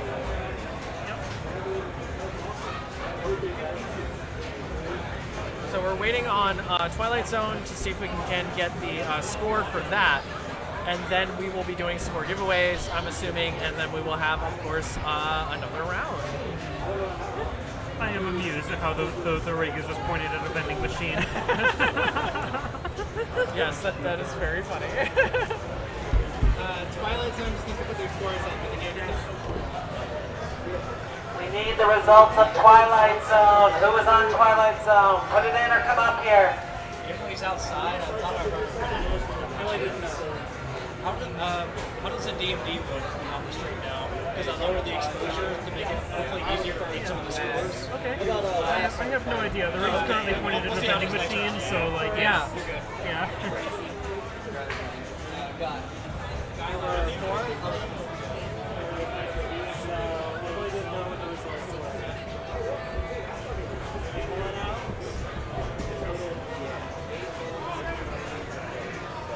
Pamela Reynolds, please come up here.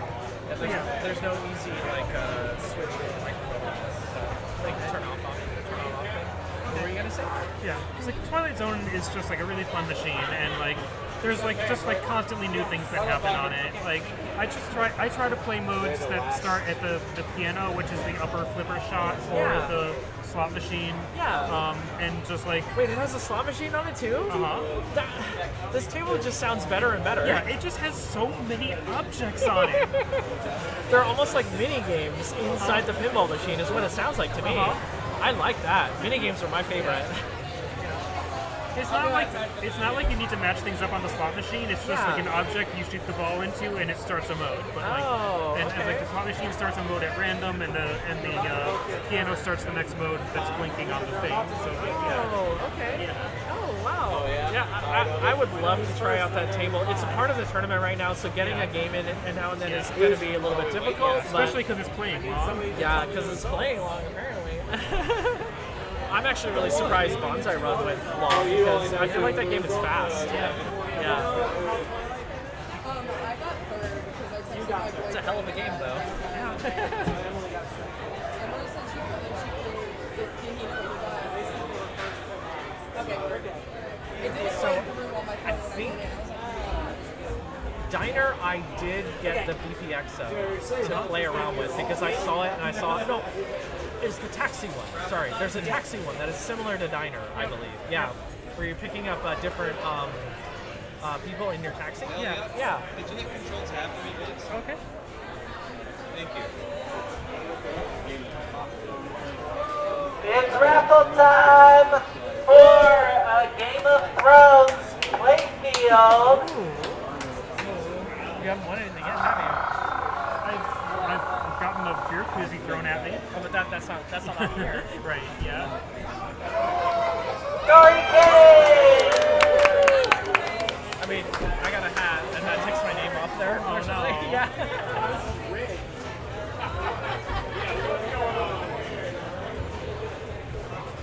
Okay, and we got 3 hats to give away. The next winner is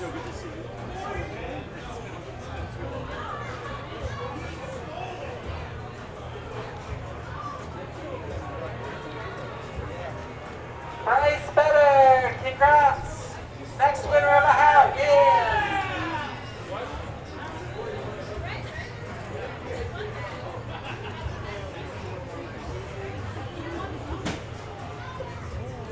Tim McCool.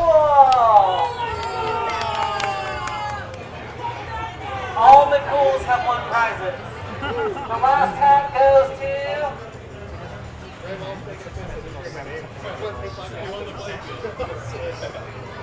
Cody Shaw. Congrats all. Ask her what she got. Like, It looks like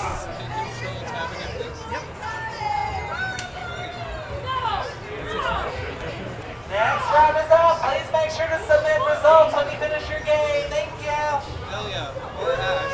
Pick a game. Where should I take the stream? Take a hat. Let's do jackpot. Yeah. Right? Pick a hat. all right, I'm on Lightning Jaws. All right. We did so well last round. I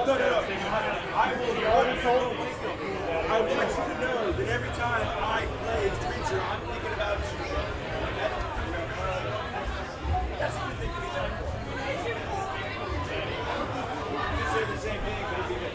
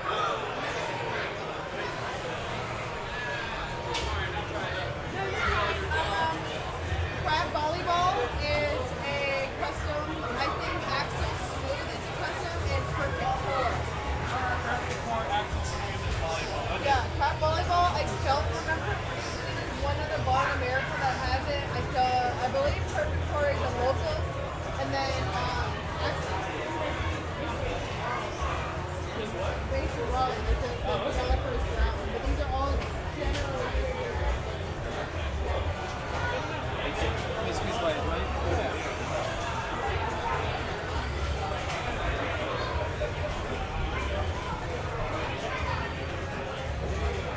Alright, we are back. Welcome back to the Kevin Shanus Memorial Charity Tournament here at Super Bari in beautiful Charlotte, North Carolina. We are moving games on over to Jackpot. Just saw a great blow-up game of that with some of our top players, and we're hoping to see a repeat of the same thing.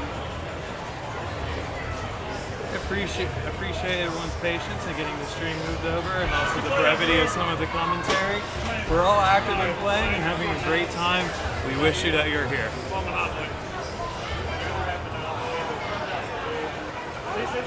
I like it. From what I remember, shit.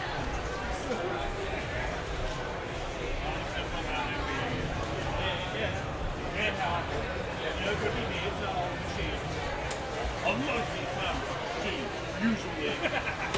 Damn it. Fucking machine.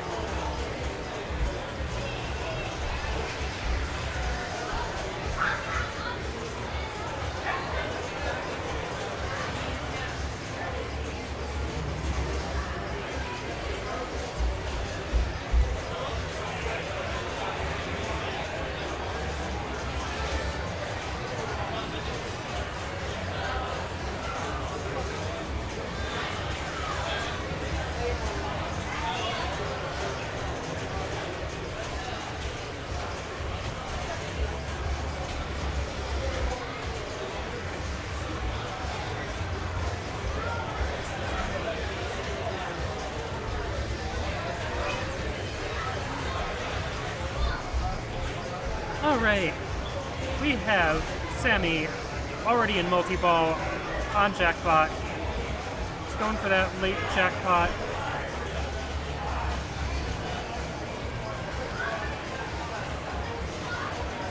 $548 million already.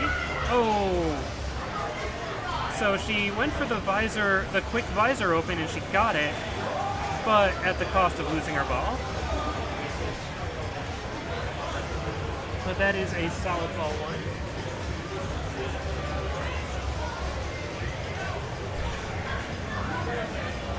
So, a couple approaches to this machine. You can go for the skill shot, or you can short plunge and try to get it to not hit the pop bumpers and just get to your flipper. Which has the advantage of if you fumble it or if you just want a better plunge, you can get ball saved by not having playfield validation. You don't get ball saved once you hit 3 switches, and oh, I am wrong. There was still ball save. So Michael gets to keep playing. I'm up. All right.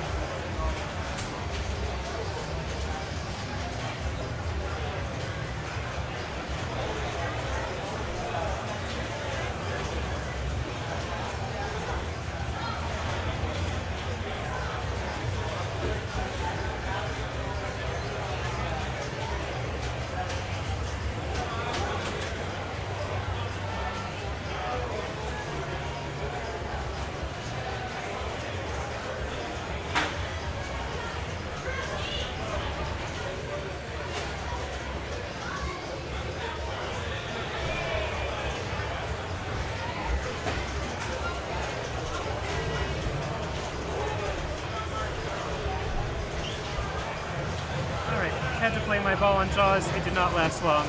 Michael Bradley stepping up to Jackpot.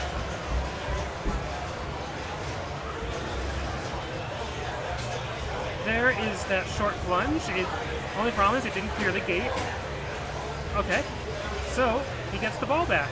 That's the advantage of the short plunge.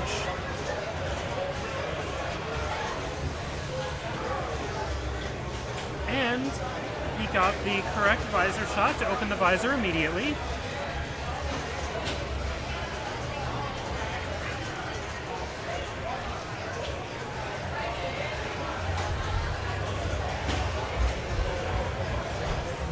Trying to lock a ball on that left side.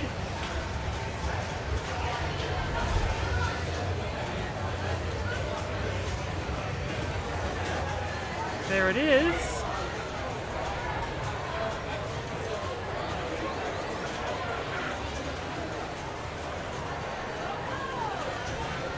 Now, a ball was locked by, I believe, Sammy in the right side, so that side was not available, and now it kicks out from the lock and he's got to relock that one.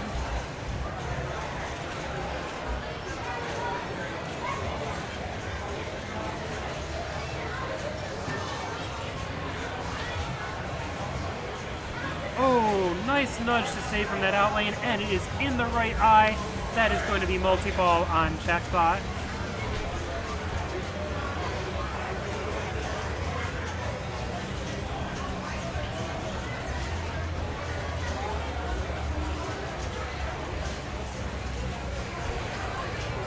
The big thing you want to go for in this multi-ball is locking both balls within a couple seconds of each other, which scores you the super jackpot.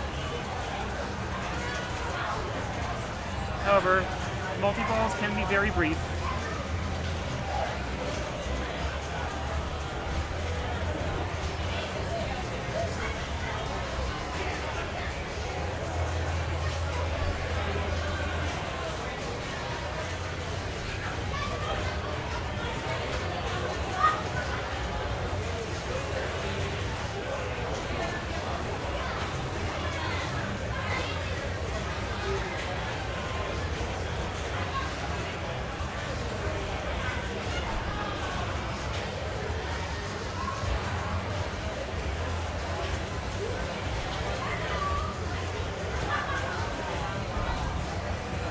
Alright, Scott Mott is up.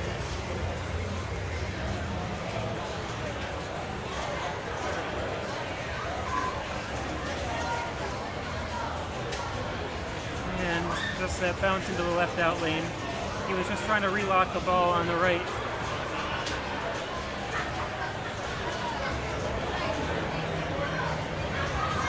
Sammy's up for ball 2, which I probably won't get to commentate on because I need to go play my ball.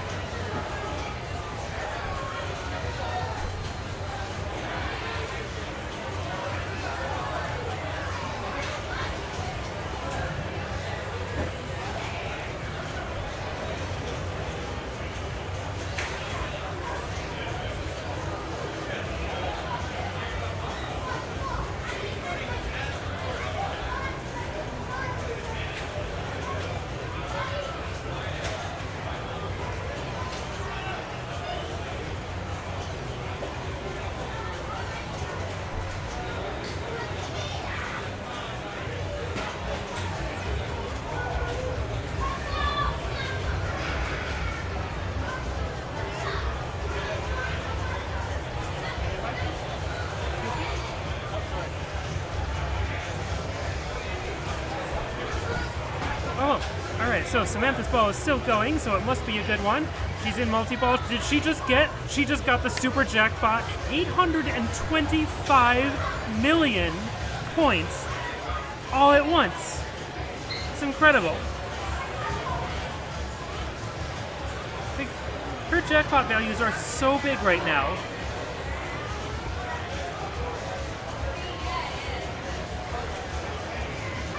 Alright, jackpot qualified at the right eye right now. She's going to go for it late. After draining out a multi-ball, she collects it for 400 million more points. She's 3 billion right now. She has played nothing in the game saucer. Yeah, and that's got to be what she's going for at this point. The next multi-ball is going to be so hard to start. She collects Kino, and you want to go for double or nothing because it makes the shot to light the next game saucer mode easier if you make the double.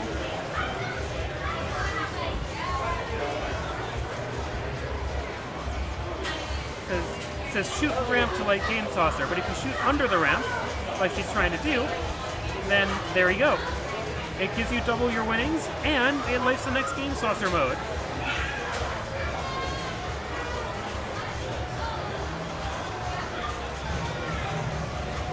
Good catch there. Oh, that almost went in the game saucer. Yep.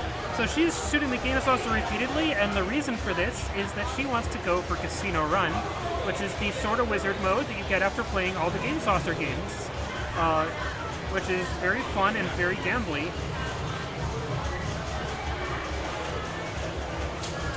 And she has just doubled her winnings from yet another mode. Shot kind of went out of control, but she saved it, and back in the game saucer for slot machine. Collect bonus. That's going to be possibly huge. That's fine. And the problem is you don't get to double that one. So now she has to shoot the ramp. I think that's why she probably looked disappointed in it.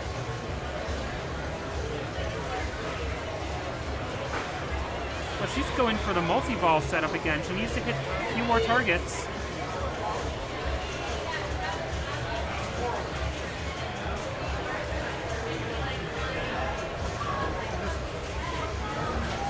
It's risky.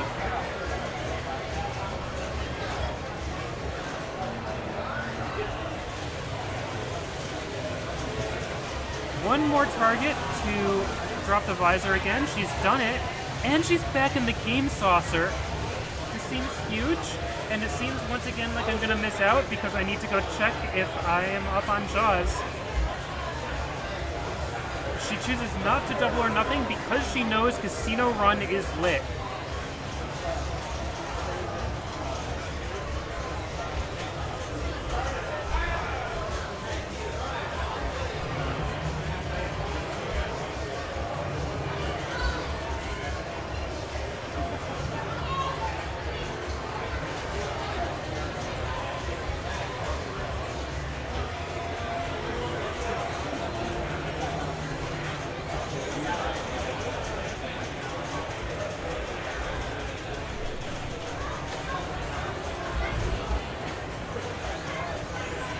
Okay, so Samantha is in Casino Run. This is a game, this is a kind of mini game where you want to collect as much as you can without draining. Well, no, draining is fine actually, because draining just subtracts time. You need to cash out your Casino Run before time runs out, or else you don't get any of it. Also, if you get a bomb and don't have a bomb defusing item, then you also don't get any of it.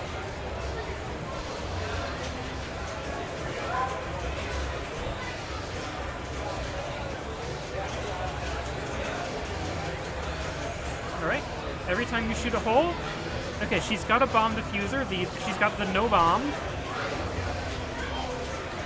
And every time you shoot a hole, you get to add more to your Casino Run total.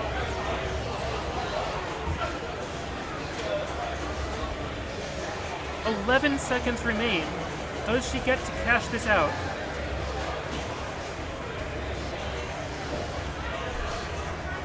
It looks like she does.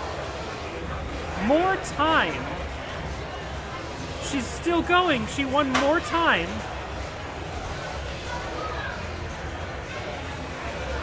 $10 seconds remain. And she's also getting points from all these skill shots she gets to make in the meantime. There it is. There it is. Bomb. She can defuse the bomb. And she cashes out 759 million points.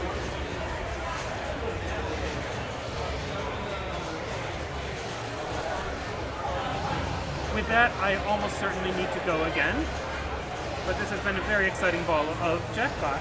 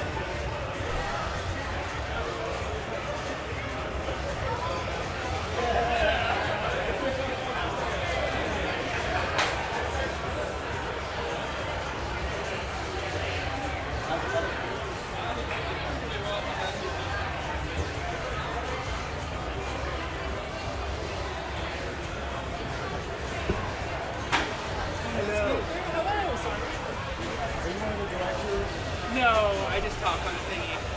You need me to grab somebody? Kaylee's right there in the gray shirt. Yeah, that's Kaylee right there in the gray shirt. There. All right. What am I coming in on? It's jackpot. Hello. We're on jackpot. I did not do well at lightning jaws. Oh no! But I did get to be here to see Sammy's ball of jackpot. Oh. With the super jack with the huge super jackpot collect and a casino run. Oh wow! Oh my goodness! What ball is this? I think I don't know. Fair enough. Going for that double or nothing under the scoop. It's that flashing orange light and barely saves it. Nice ball work and gets the double or nothing. Nice. Oh my gosh. And going Back right in. back into the game saucer. Let's go gambling. This is a beeline for casino run. Yep. Listen, I get it. If somebody else gets a casino run already, you know you have to kind of get it going. Yeah. Of course, like, at this point, a casino run alone is not enough to beat Samantha. No. So, along those lines, Michael is also going for the next multi-ball. Absolutely. Is the visor still up? Visor's still up. Ooh. It looks like it's down now. Visor's down now.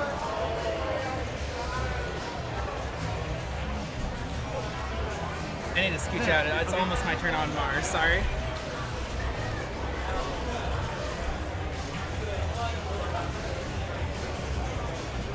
Whoop.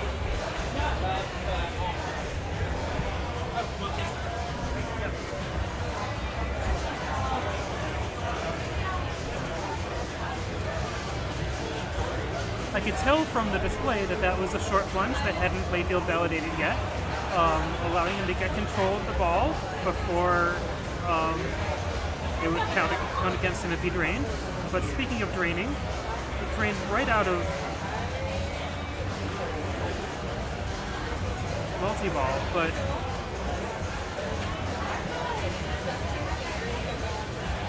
it looks like he has another chance to start it.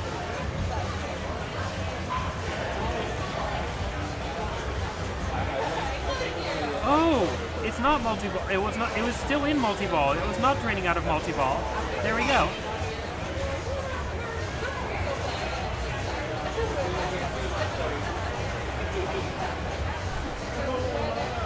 Was that's the super jackpot?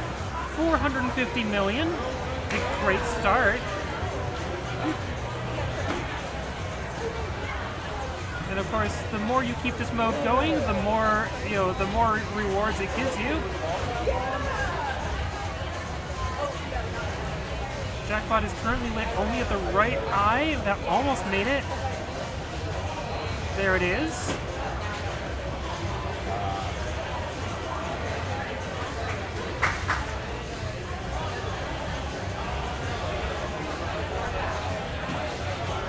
And collects the cashier jackpot just as he is draining out of multi-ball, ending at 1.8 billion.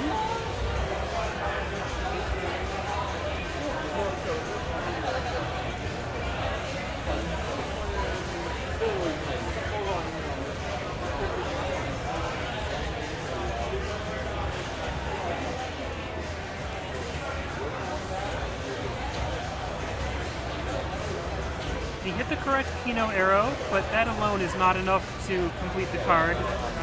Not nearly enough at this point. Gotta hit a bunch more of those stand-up targets before the visor opens again. Going for... Nope, not taking the double or nothing. So to light the last casino mode, he will have to shoot that left ramp.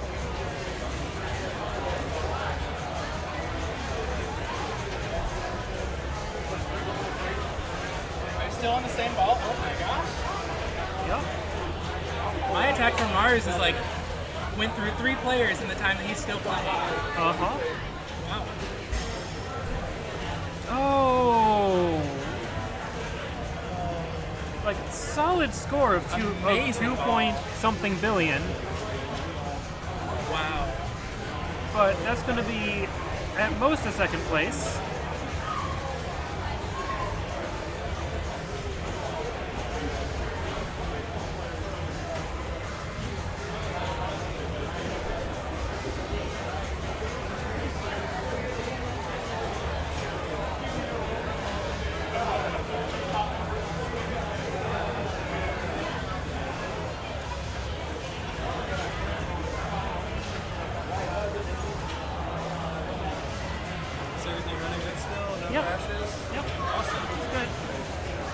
Visor is open. Camera for the scores. Yeah. It's very blurry, yeah. Is it really blurry? You can't see the scores on the left side. Damn, okay. Let's see if I can adjust it. Okay. So you adjust the exposure. Yeah, if there's a way to adjust the focus, that would be great. Maybe so we can bump the brightness up. Okay.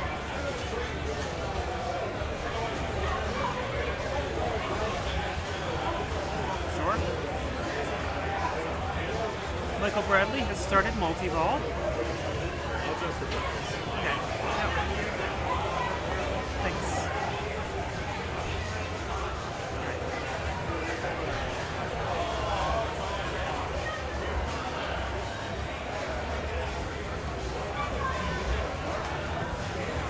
Scoring a jackpot at the game saucer, and that releases the multi-ball.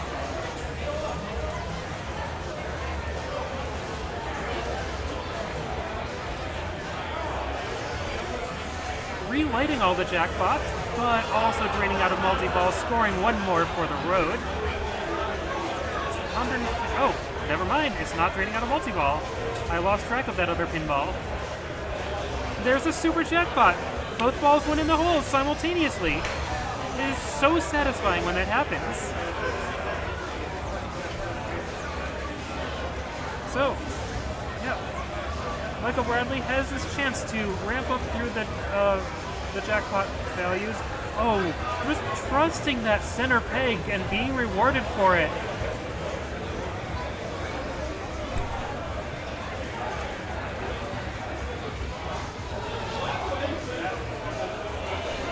So the jackpot currently is the cashier under the ramp, and he's trying to backhand it, but also trying to backhand it when another pinball is in the way. That's going to be it for multi-ball.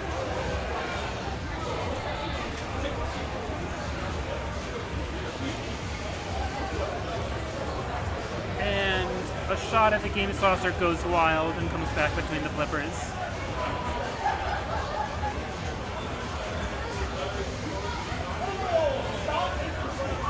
It's ball 3. That was ball 2.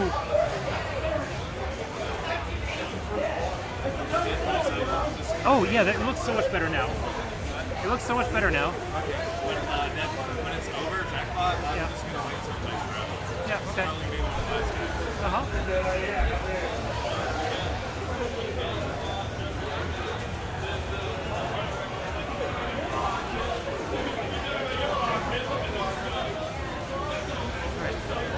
The state we're going to shoot any hole for multi-ball, presumably because he had a locked ball, stolen from him, but there isn't really lock stealing in this game.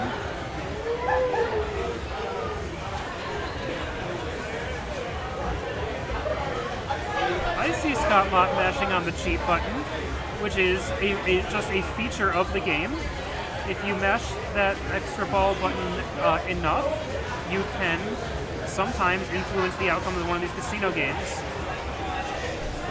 You went for double or nothing, but have to end up with nothing because the ball went in the right out lane.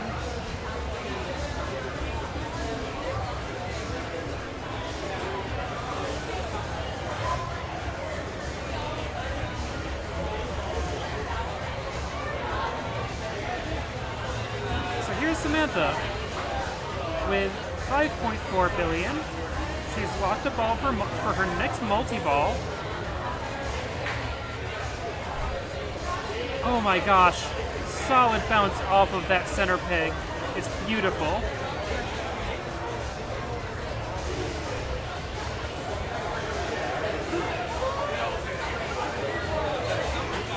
Nicely getting control there.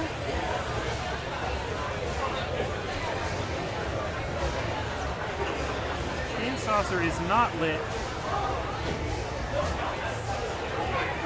That was a great drop catch there.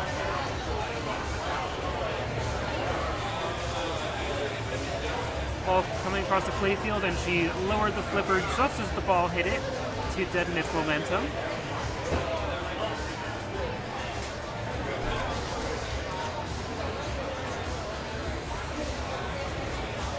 Oh, she could not get that other ball locked.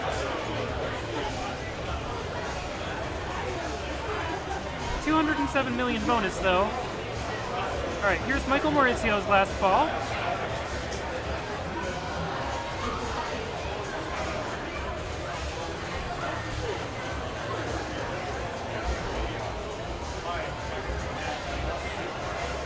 Going for the short plunge. That one goes very long. It still didn't hit any pop bumpers, though. So reasonably in control. So Michael is currently at 2.3 billion, and 5.8 billion is the next score to beat. But also, he probably wants to extend his lead over Michael Bradley.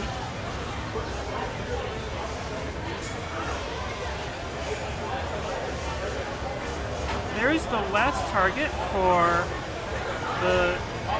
multi-ball to be lit. One ball is locked.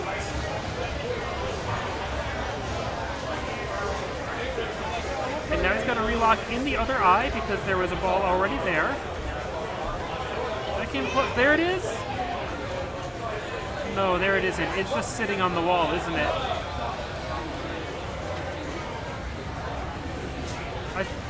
I feel like ball search is going to make the situation so much worse. It's just sitting on the... It is sitting on the trough. There we go, the thing that the wall goes into. But he got it out without ball search causing too many problems. Made a ramp shot, which means the game saucer is lit again, which is also super important because Game Saucer is one game away from Casino Run. And I'm rejoined now by Ash. Hi. Hi, Ella, yes. I just came from a very fun Labyrinth game, but I see we're still on Jackpot here. Yeah. Jackpot is... Oh, that was a straight tilt. Oh, wow. Sometimes you go really hard trying to save it, and then you don't save it. Sammy put up an amazing game of Jackpot, and she's probably taking first place with her 5.8 billion. But you know, anything can happen. Sorry, 5.8 billion? Yeah. That's quite a high score. Yeah.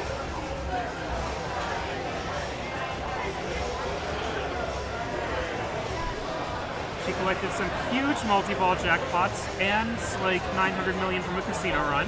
Ah, yeah, that's quite important.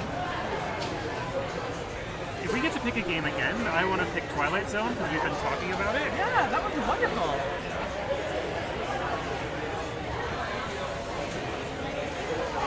Of course, anybody who's just tuned into the stream, we are currently at our Super Bari Game Bar tournament. It's the Kevin Shanus Charity Pinball Tournament 2025, and we're on Jackpot at the moment. And Jackpot is over. Jackpot is over. Jackpot is now complete. Sammy takes first. Sammy takes first. Michael Mauricio second. Michael Bradley third.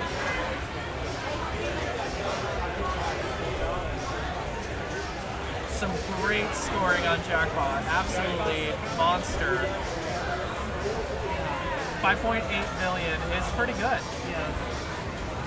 Okay, so the situation with the DMD is that when it's showing things in blue, they are horribly blurry, and like any other color is fine. It is a cheap Chinese knockoff Handycam. So Okay. we're doing our best. On the next round, I will adjust the exposure on it. The thing is, it struggles with Jackpot the most. Yeah. Because Jackpot has black on blue lettering and it feels high. Yeah.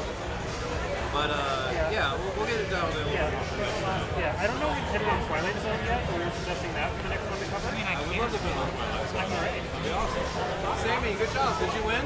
Yeah. It looks like you did. The screen's really blurry. High five. Long arms. Long arms. Congratulations, Sammy.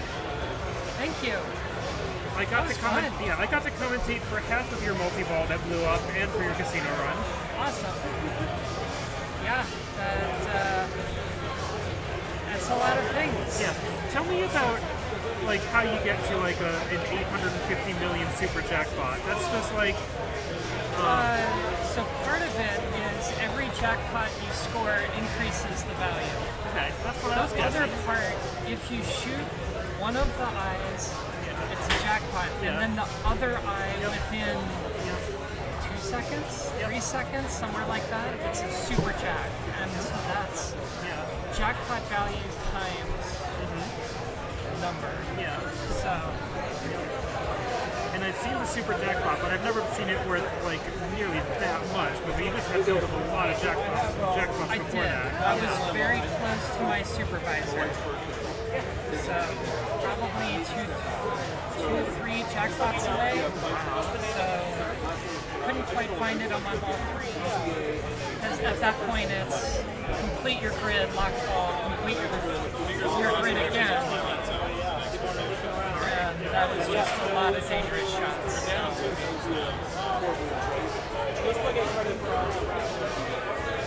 Alright.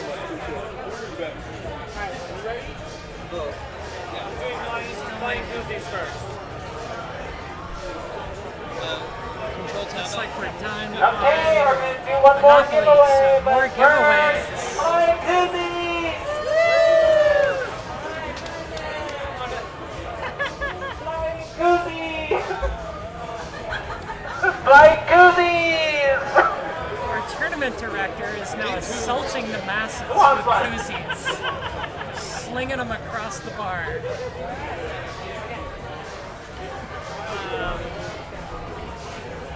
That was cool. Thank you to all of our sponsors. Right. The largest confetti I've ever I seen. have a Marco Pinball cup holder for a machine. Winner is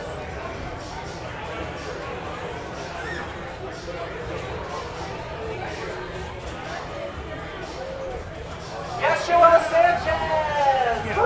I've got this market I have another beer cup holder koozie for a machine. that declares me the grand champion of catching a koozie that Kaylee throws at me. If I'm not mistaken, I think you're supposed to fill in the grid with your initials. Austin Banger. That's pretty Congrats. cool. I have Oh, like a Carolina Pinballs hat. you make a dot matrix picture of your initials. Oh, that's cool. I did not get that. That's super neat. Reggie Bradley.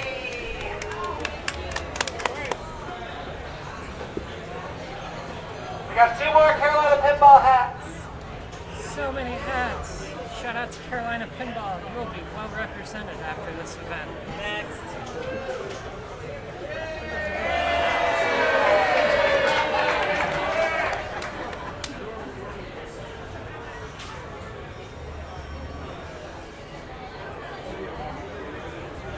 John Rupples. Last one. Alright, so checking in on standings while we're wrapping that up here. Our leader has Michael 43 Casey points. and 1 more hat. So that is 17 points away from a win. Tim McCool right on his heels with 41. Matt Hiley. A number of Congrats, players. everybody. It's him, Liam, Bill Mason, all at 39. Control tab or Control tab, sorry. So we're 7 rounds in and getting close. Getting very, very close. Austin. Austin. That's right.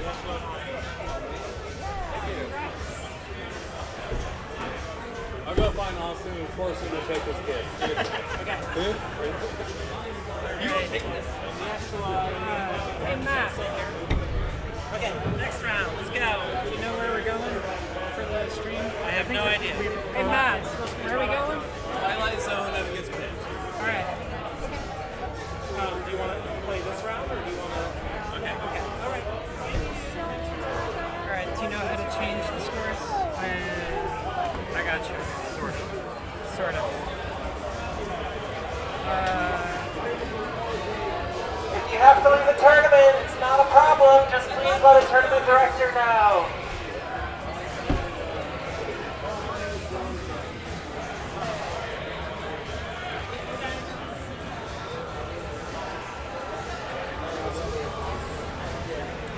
All right. There we go. I need to go clean up my Deadpool. Yeah, I need to figure out where I'm going.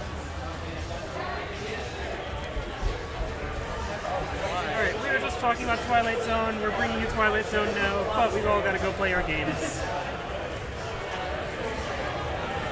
Well, that's a brutal round on Indiana Jones. I'm about to have a brutal round on Deadpool. Funhouse players. Two Matthews and Tony. Oh, got it. I'm about to have a brutal round because I'm terrible at Deadpool.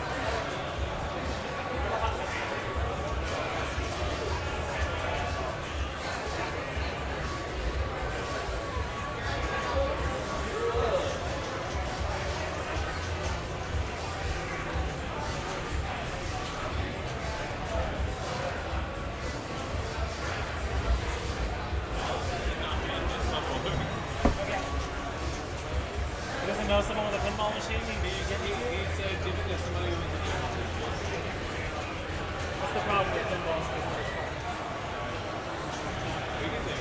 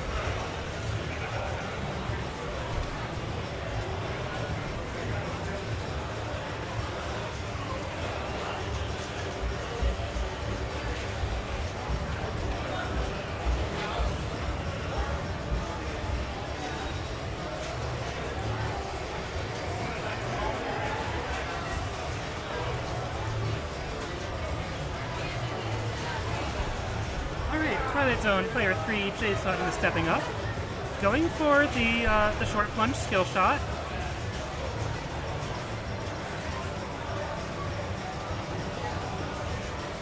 But ends up ends up in the scoop after a few plunges.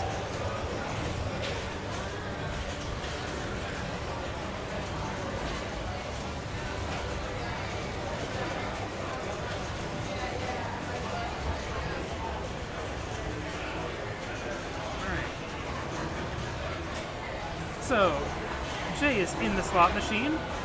Light Gumball. Alright, Gumball is ready already, so the right orbit goes into the Gumball machine. That was the slot machine again, which is not qualified.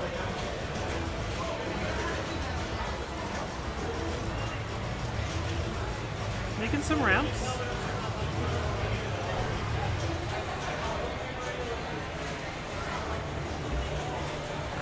Gumball is now lit the normal way also. And he's going for it, but in the pop bumpers.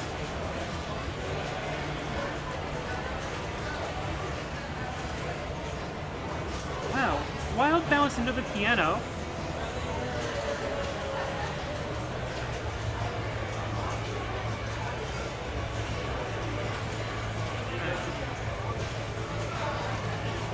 And then that bounces out the right out lane.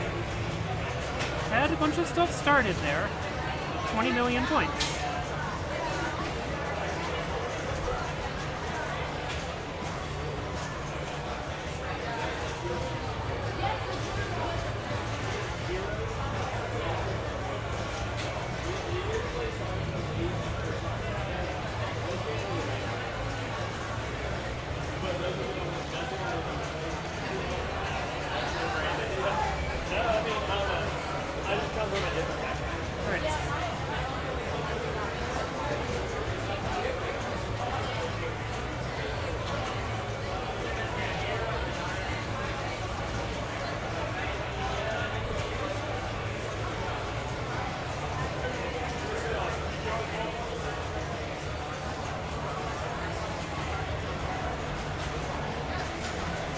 Making some ramps.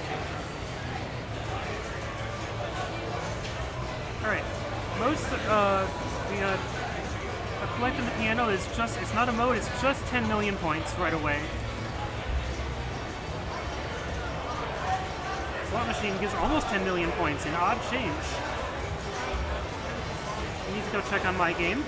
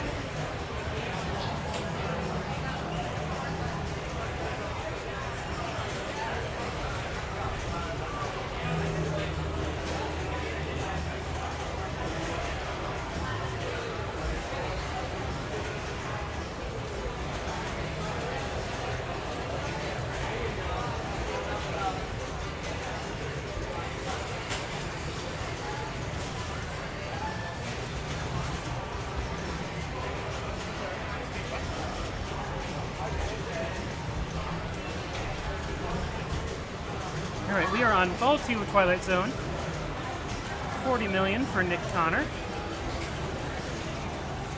We've got the Gumball machine flashing.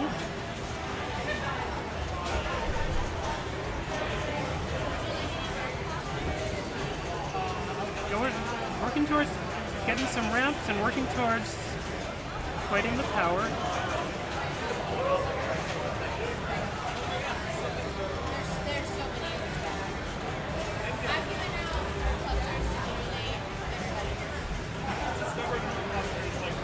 Using that upper flipper to aim for the piano, but it's not going in yet.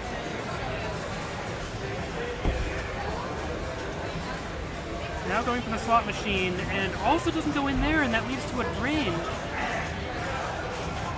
Big bonus from Greed, though. A lot of things in this game only pay out in the bonus. Matthew Stapleton staffing up.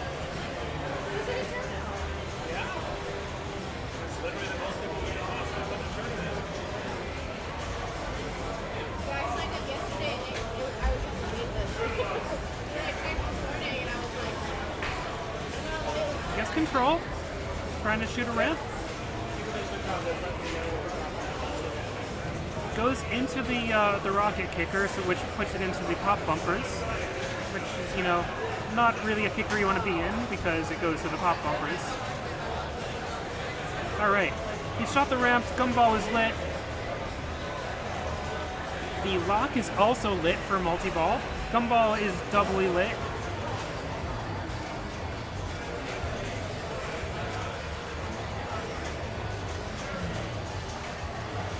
And down the middle. That's rough, but also, he's also built up a lot of stuff for next ball.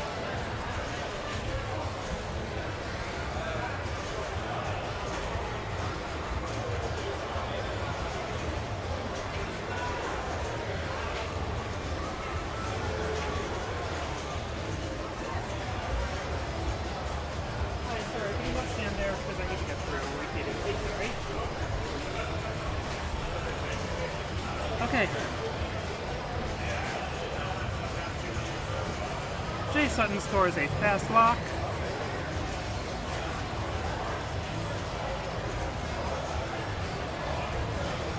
This is a multi-ball mode that I don't know a lot about. But also, it looks like it's no longer a multi-ball mode. Also, it looks like it's no longer Jay's ball. That is rough. Got a big bonus, relatively. Okay. Got some bonus. Dave Policino stepping up to ball 2. Slightly behind Nick Connor.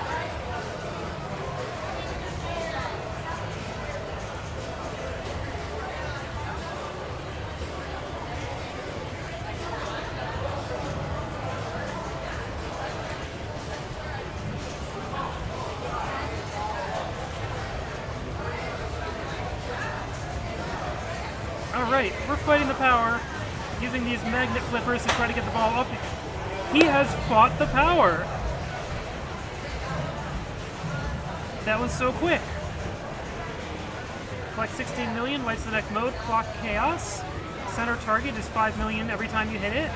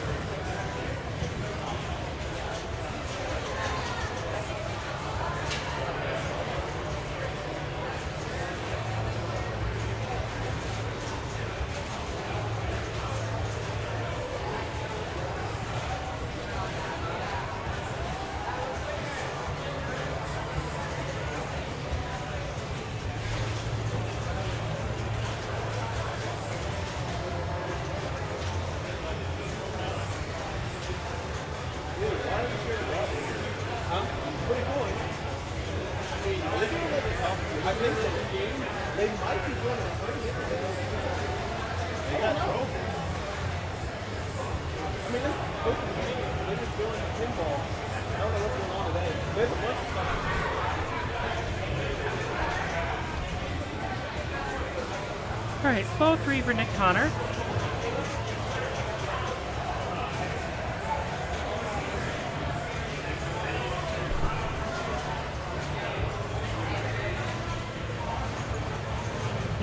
rocket kicker into the pop bumpers. Getting some shots with the upper flippers. All right, that is a ball lock. That blinking yellow arrow to the right of the ramp. So the lock or the left ramp starts. Oh no! It would have started the main multi-ball. Don't touch the door. But that is the end of the game for Nick Connor. Matthew has locks lit and gumball lit. Does the safe plunge, the one that kicks out onto the right flipper. And directly into that lock. Nope. It looked like it went into the lock, but it actually went into the piano.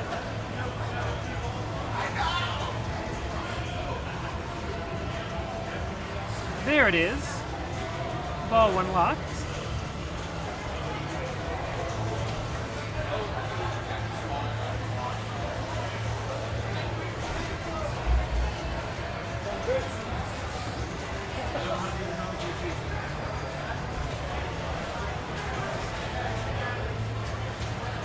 Good. Yep.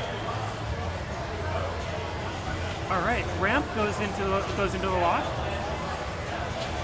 I didn't even catch 20 locked ball 2, but this is the multi-ball.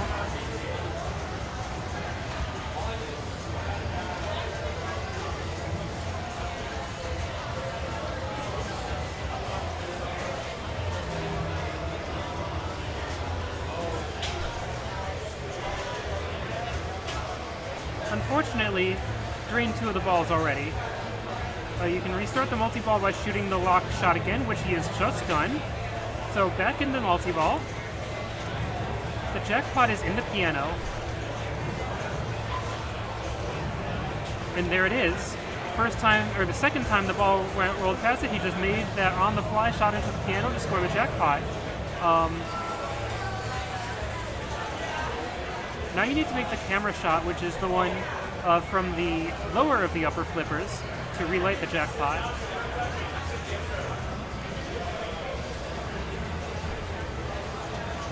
There's the camera shot off of a bounce. Jackpot is lit once again. That ball is gone. This could be a huge opportunity for Matthew.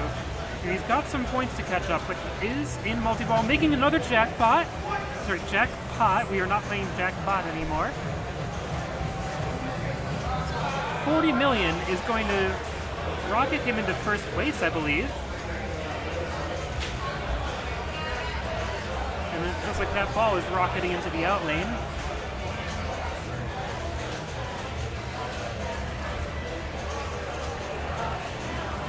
And I'm pretty sure the gumball is ready on the right orbit. However, he is battling the power. He has battled the power.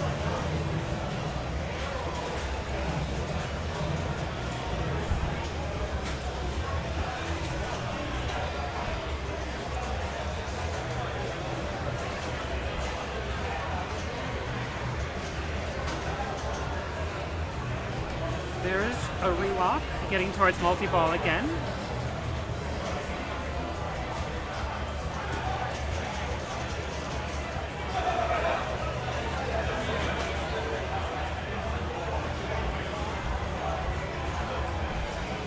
He shot the gumball.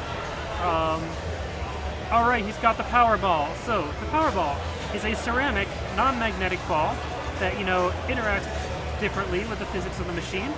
And your goal is to shoot it back into the gumball machine using that right loop.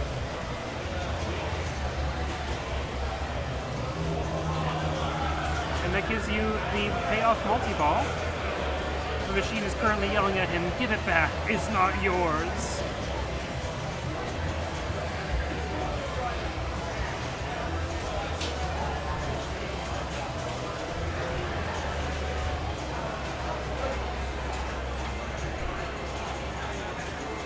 Alright, got control of it, there you go. All he needed was some control, and the Powerball is back in the gumball machine. We have Powerball Mania.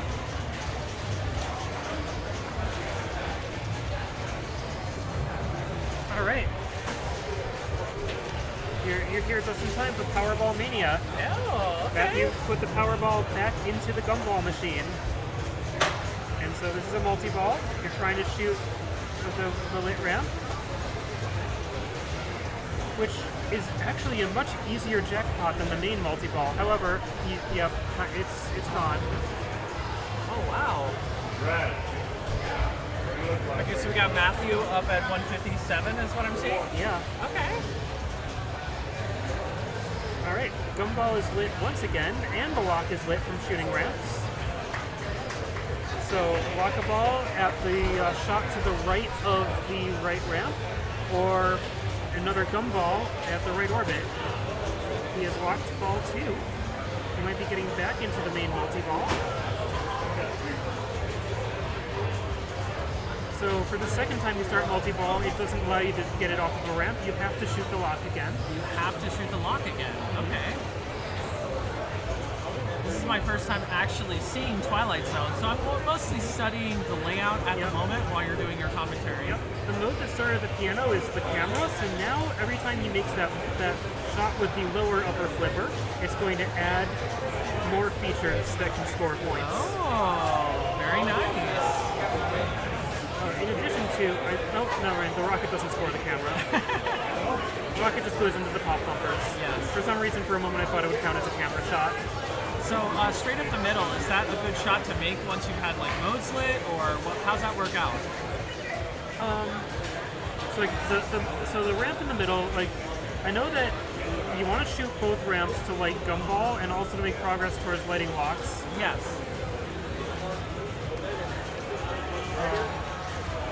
But once, like, the modes don't really change what you're shooting for, they just add more things that score points, basically. Oh, okay. And he has shot the lock, he is back in multi-ball. So again, first jackpot is at the piano on that upper shot, he's going for it, but missing it. After you shoot the piano once, you need to relight it at the camera. Good ball control on the left and the right there. That's always what you want when you're having the multi-ball started, so that way you can go for the different shots that you need. Yep. Alright, lost one. Splitting them up, that's always a good strategy. Going for that ramp seems to be really difficult to hit. And I think the idea is, I forget where that ramp feeds to. I think it feeds to the upper flipper. It sure does. It sure does. And just came down too fast. Yeah. There's still he's still got pinballs. Yeah, I believe one of the balls had drained, and then I guess Adaball brought some back. That's neat. Yeah. I don't even know what the Adaball is. Yeah. Because from what I had seen, he only had one ball left. Yeah.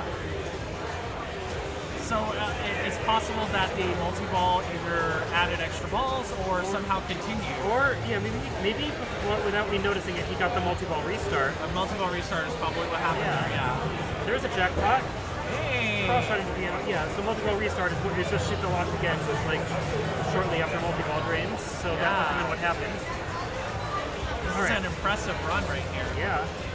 Alright, so now he's got to shoot the camera shot just above the pop bumpers, and the easiest way to hit it is with that middle flipper, with the lower upper flipper.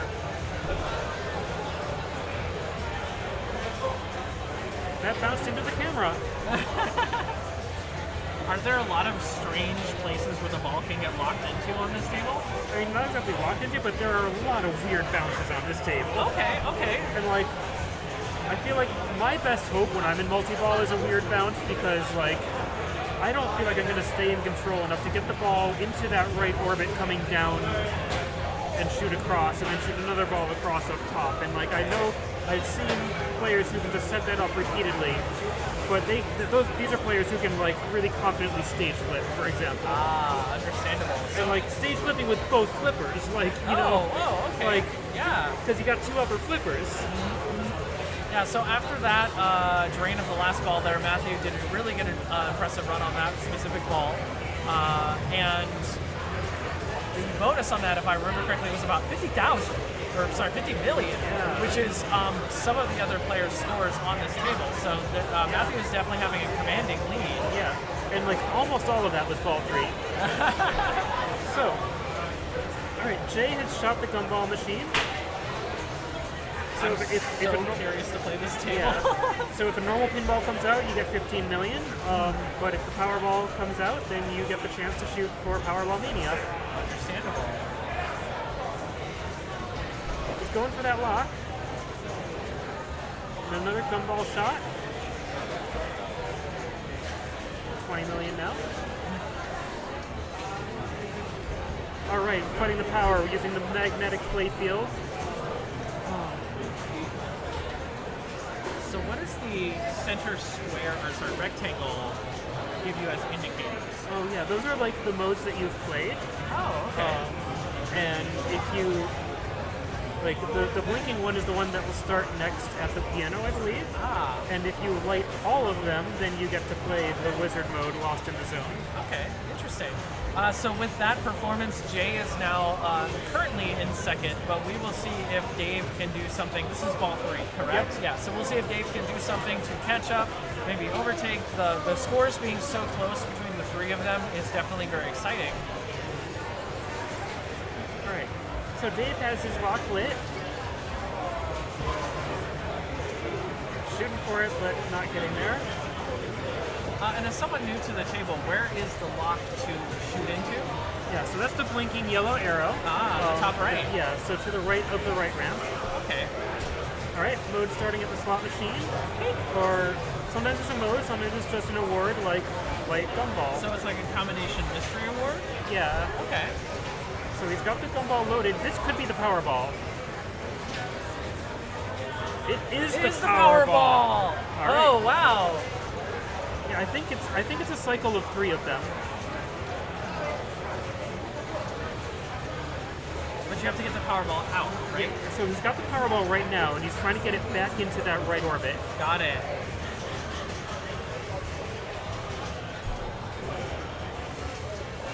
Does the Powerball move faster on the table from the hits from the flippers? Yeah, pretty much. It is lighter. Powerball payoff. He needs to hit the gumball machine.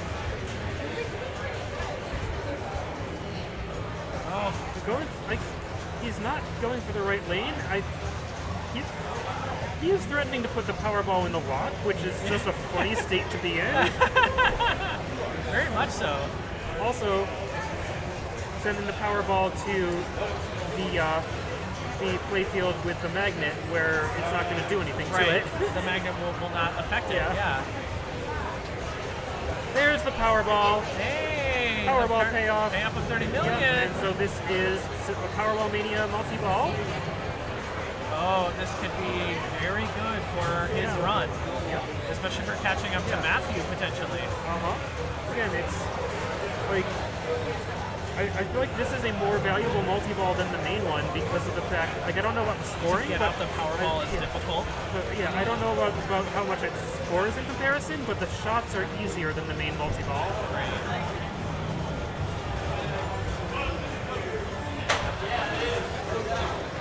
So what is the camera you get at 10 for those?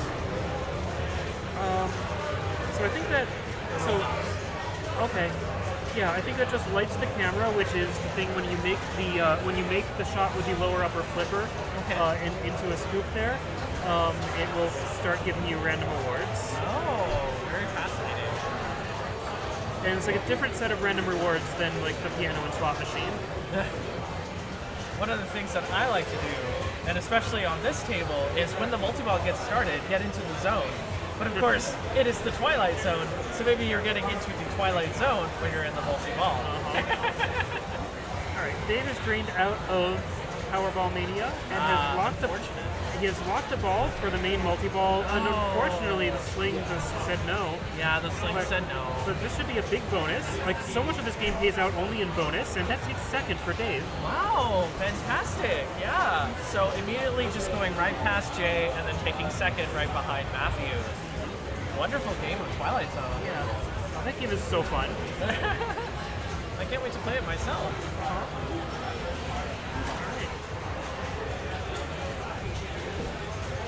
Go to the overview. There are 4 games left going, so we probably 3 games left going, so we probably won't catch another game this round. Yep.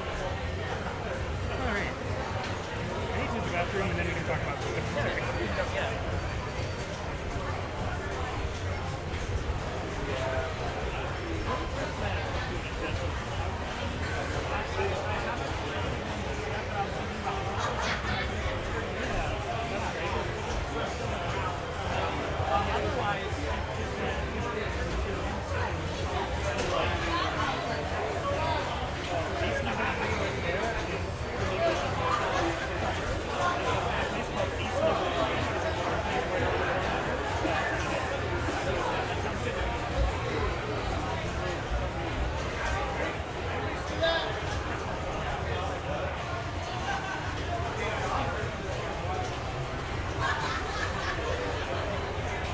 Thank everybody for watching the stream thus far. If you're still with us, we really appreciate everything that you are doing to watch the Super Bari Game Bar Kevin Shanus Memorial Tournament. I'm, of course, Ash, and I love getting commentary to you all here for this event. And next round should be up very soon. We'll figure out what game that we want to do on that so we can showcase some great pinball here at the Super Bari Game Bar.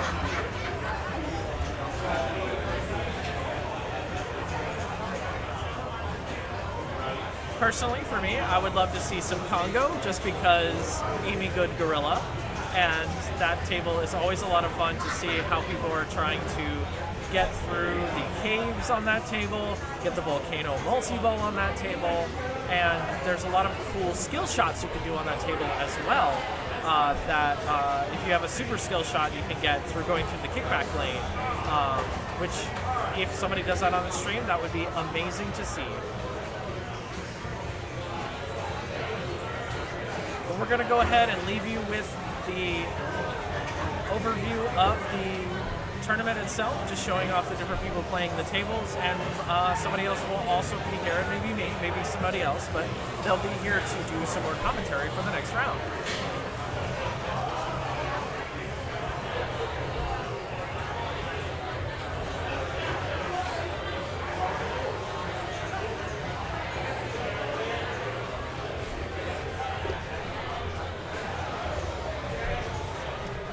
One last thing before I go. The standings for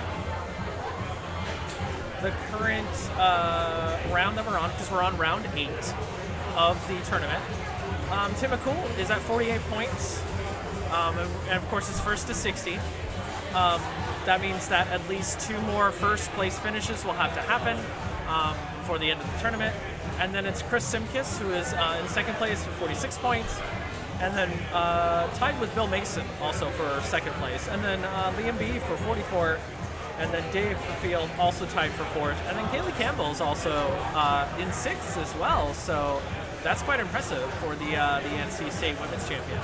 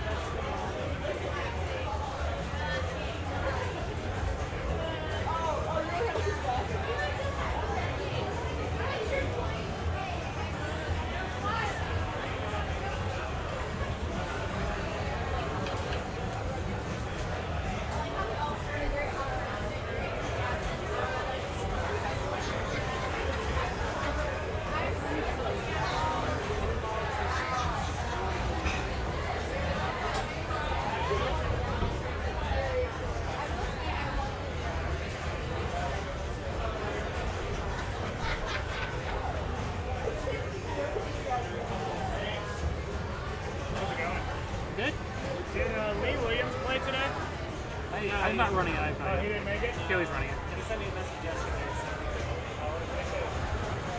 Sorry, I still had a full tournament on. What's up? You need the control tab? No, you're fine. All right. I just want to let you know we added the commentary mic to the overhead view, so if you wanted to say something. Yep. Yeah, I'm glad. I don't have a lot to say right now. Story's almost done. Okay. I got the rig pulled away from Twilight Zone, so we're ready to deploy whatever the next game is. Okay. I'm probably getting cancer being this close to all these transmitters right now. Probably getting cancer from all these antennas in front of me right now. So yeah, our current standings, we have Tim McCool in first with 48 points, and Chris Stimkus and Bill Mason tied for second with 46. It is really up to Tim McCool to set the pace of the tournament. If he takes 12 points in the next 2 rounds, then the tournament will end. Or if either of the second place players takes 2 first places in the next 2 rounds, then the tournament will end.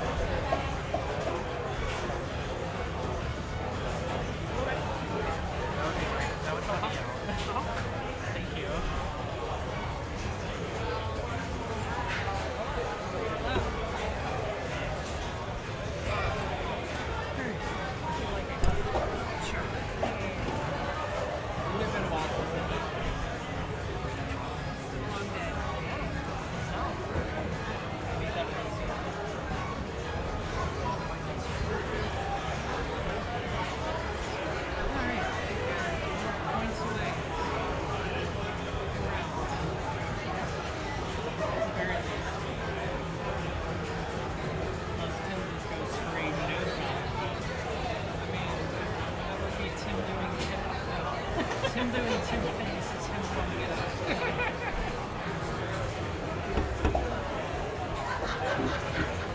Alrighty, I am out of things to give away, but someone didn't want this pinball cup mount. If anybody has a machine and wants it, come let me know. First come, first serve. We're not doing the wheel. What? We're not doing the wheel. There's nothing else to give away. Oh, I thought it'd be for the one that Austin did once. So there's gonna be someone else that doesn't have a pinball machine. They're like, what do I want Fair a enough. cup holder for? I mean, I'll take it if no one else. Someone didn't want this because they didn't have a pinball machine.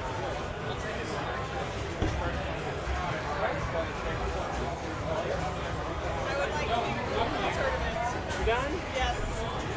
Should have told me 30 seconds. So one of the things that I think you could do with a pinball cup holder is you could tear open a section of your sofa and install it in there as a cup holder next to your sofa.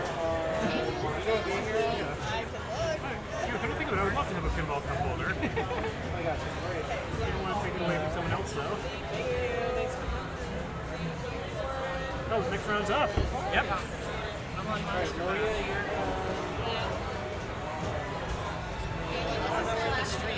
This will be your last game? It's nowhere yet. Cross it out. It's nowhere yet. No. It's on the vending machine.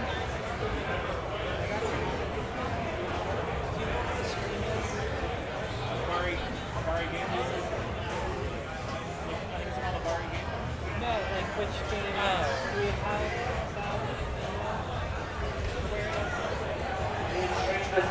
Godzilla.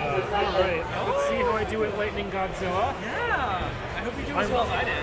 I'm worried, but. I know what to do. Like I said, Big Lebowski.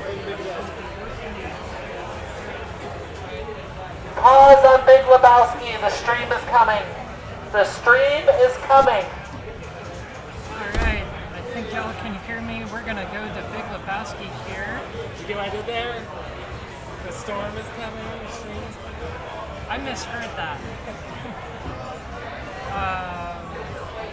Is it the? It is the Big Lebowski. Alright. I need 2 tokens for my personal tier, right? Also, where is Godzilla? Do you know? No. Oh, we still have one cup holder left. I'll take it if y'all don't want it. I mean, I don't know if they're giving away or not, but They did the other one, but I'm not worried about it. How do I get the main transition over? There we go. Alright. I need to go check in. Good luck to everybody involved. Okay, did you get it updated? I did. Okay, thank you. I just gotta figure out where I'm playing. I just gotta figure out where I'm playing. Good to see you, buddy. Yeah, dude.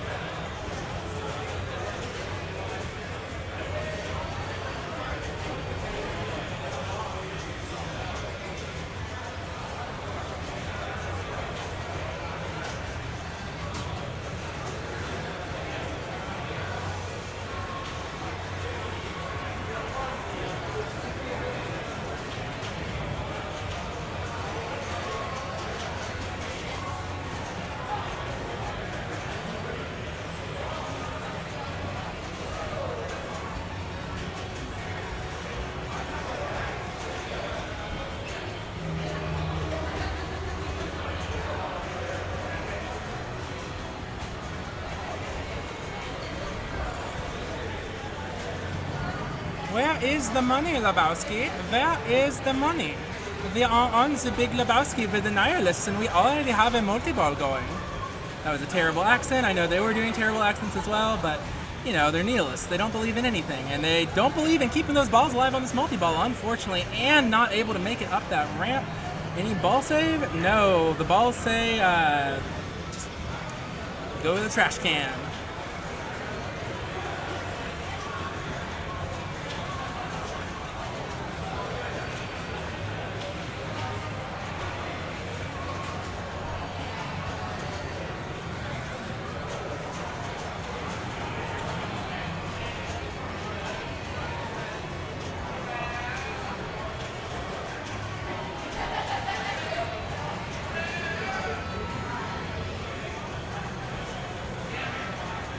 All right. This is player 3, so that is Diamond. Let's see how Diamond's doing.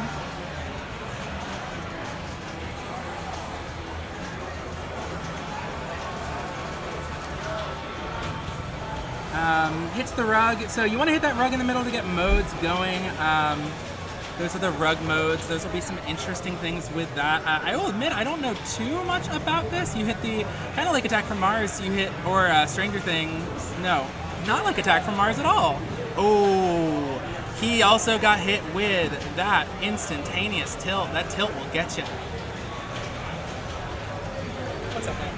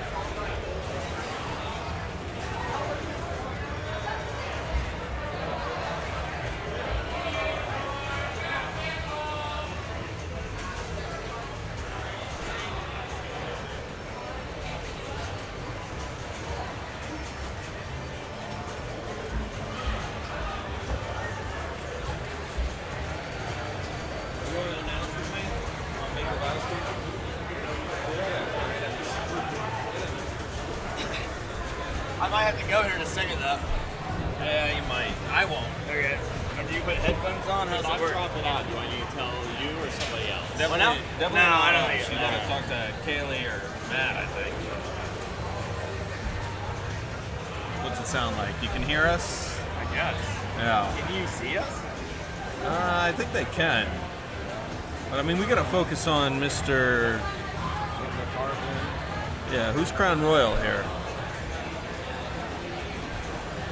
Jeez, I don't know anybody on these machines. We shouldn't be there. No, we probably shouldn't. Do you even know how to play this machine? I don't. I don't play it because it's not good. Yeah. Well, look at him go. He got the rug. That's good. He's getting something going. Some sort of mode. I think that's a good thing, right? Oh, it drained out. What did he do that for? He just let that one drain.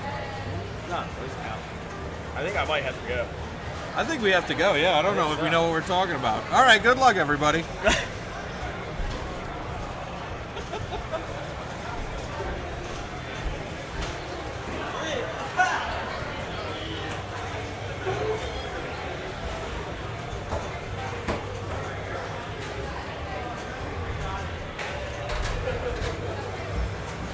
Well, hello everyone. Ash is back here up in the booth for some more commentary. I did really well on Funhouse, actually. It was my first time playing the table, but I was able to kind of figure out what was going on from the get-go, and also I tried to get close to multi-ball, which was very important on that table. But apparently, it seems like that table is a little bit aggressive towards certain players. I read a tip that if the table itself will call you names, and if it calls you a certain name, it will not give you specific light ups. I don't know if that's on for the tournament, but that would be pretty funny if that were the case. So I'm just checking to make sure everything's running right. Do you need me to adjust anything? Or? Oh no, everything's pretty good so far. I think. Did you put it in studio mode? No, I didn't put it in studio mode. Okay, go ahead and click studio mode.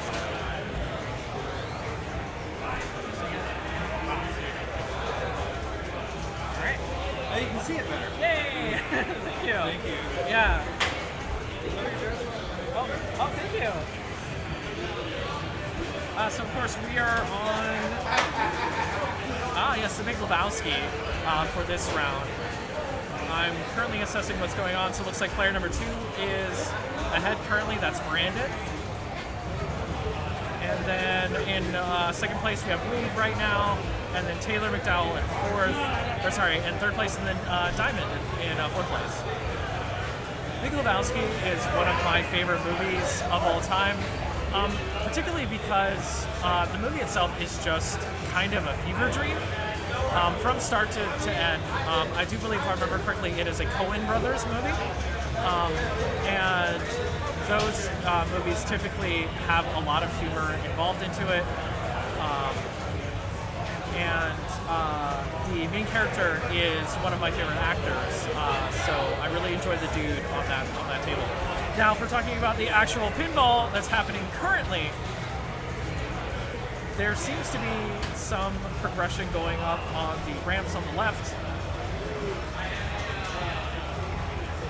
and unfortunately, Wade is having difficulty fighting the table to get control of the ball, which is, of course, really hard if the slings are very aggressive.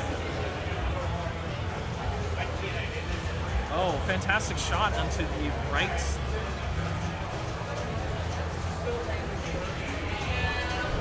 Waiting for it to bounce down. Dead bounce is also very important when you're playing the game.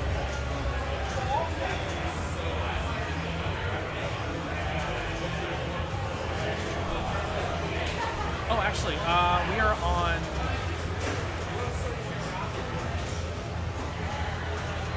My apologies. We are actually on Diamond, I believe. Yes, that is the current player. I was mistaken because one of the, if you can see on the stream, one of the scores has a different color than the other, and I thought that was the indicator. But Diamond seems to be catching up and has progressed past Wade and Taylor at the moment, and is just behind Brandon. Fighting control of that table, it's very difficult.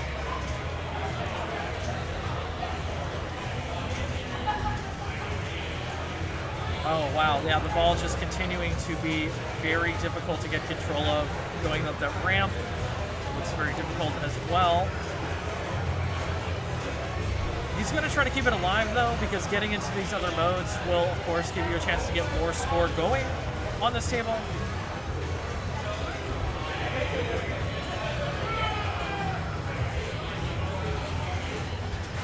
And on the upper bit, it looks like you can play bowling. That sounds like fun. Bowling, one of my other favorite things to do as a social group. Pinball is a really good social activity, and everybody's always welcome. Oh no! Drain that down the end. As I said before, control over that was very difficult, so it was not a surprise that Diamond unfortunately drained that ball. However, such a good score on that though, on that ball, considering we're only on ball 2. That means that Diamond has a chance to keep that lead up, depending on what Brandon does when it comes back around for ball 3.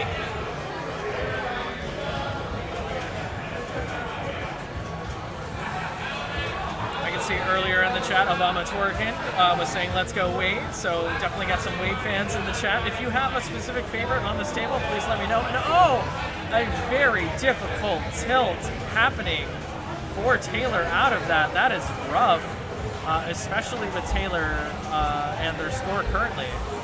You never want to see a tilt when you're trying to go for a run because it can be kind of disheartening. But one of the things that a lot of players will do after a tilt will be to wait for the machine. It's typically a very good idea to wait for the machine to cool down, as a tilt sensor will continue to remain sensitive until a little bit after the tilt happens. Typically people wait about a minute to 2 minutes. 30 seconds to 90 seconds can also work as well, but it really depends on the table itself. Now we've got Wade up next on his next ball. Wade himself, I just played the previous round. Very good player in terms of being able to adapt to what the table is doing if he is new to the table.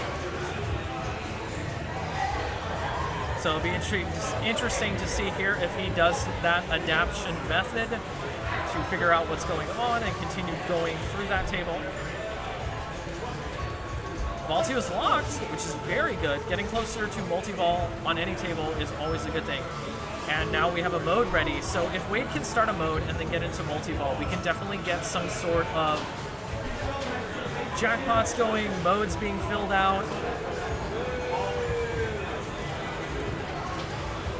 So we got Where's the Money that just started. Don't mess with the Jesus as we're up there playing bowling. Back down the middle. Trying to get control of the ball first, so... Alright. Alright. Oh, hello! Hi! Yes, we're now joined by Elia as well. Are we on ball 3? We're currently on ball 3 of Big Lebowski. Uh-huh. Yes, and Wade here was one that I played last round. Uh-huh. And he's really good at adapting to tables if he's not familiar with them. Uh-huh. And this table is unfamiliar to a lot of people. Oh, absolutely. Oh, no! This aggression will not stand. No! He is definitely really kind of sad about that because he had ball 2 locked and was ready to start multi-ball in his mode. That is rough. That is completely rough. Yeah, you can see the look on his face. He's a little disappointed, as anyone would be if you're that close to starting a mode and getting the multi-ball to go off so you can rack up those points. Only after I played this machine did I learn how to do the bowling mode, which is like, so on that upper play field that is like far too difficult to see. Yes. You gotta shoot the loops first. Yes. Like, it's so easy to shoot through the door, and that doesn't count for anything if you're not shooting loops first. Well, when we can see the actual bowling section of it, it looks like fun. So. And then like the other fun thing is just like making all the shots and lighting characters and playing character multi-ball. That seems to be like, that's the thing I go for. Yeah, that seems to be the thing to go for. And I think that's what Wade was going for first before everything kind of tilted off. So.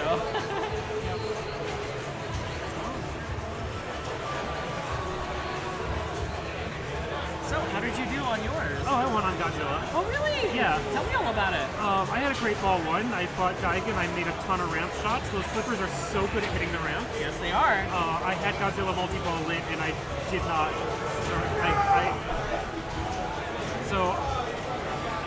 I knew I had ball save, and I got that backwards loop shot that goes down the middle, and I'm like, okay, that's fine. I'll just let ball save take this.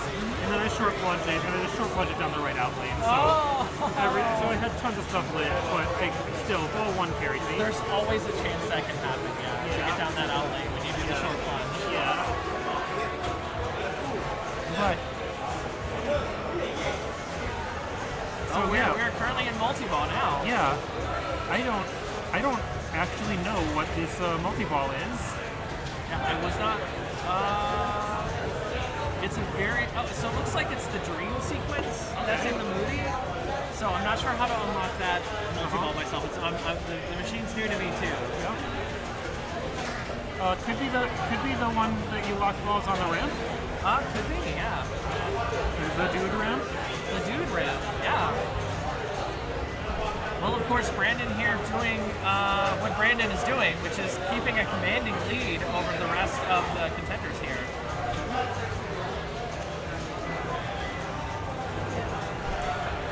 I was on Funhouse. How did that go? That was amazing. I did not know how to play it, but I played it so well that I took first. Nice. Yeah, so it's one of my first that I had for the night. I was telling the stream earlier about how it's kind of weird where the table itself will name you. And if you get the wrong name, it won't like certain bonuses for you. Wait. Yeah. That really? No. Yes, that is a thing that is on that table. If you are, it will name you different names. And if you have like, I think it's like Stinky or something like that, it will not like certain bonuses for you, so you will just have a disadvantage the entire game. That doesn't really. Yes. Like I know that there is like in a 4-player game, there is definitely one player that the talking head is like meaner to. Yeah. Just in terms of what it says. Yeah. But no, it actually actively does some things to make it harder for you to play. So you kind of have the luck of the draw there. Wow. All right. Anyway, got which player? Player 3. We're on Diamond. Yeah, Diamond. Yep. Hitting that rug, going for the mode. Yeah. I mean, it ties the whole room together. You know, when I saw this movie, I was on a bus and I couldn't hear it. So subtitles? No. So like there's a lot, like I have seen several scenes of this movie and had no idea what they were saying. So what I'm hearing is, to the chat, is that she needs to watch it again with actual audio this time.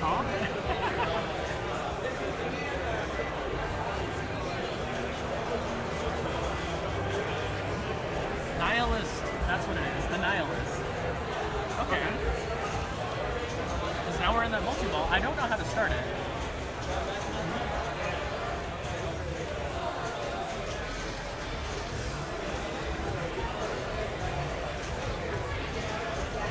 Looking to do pretty good. Yep.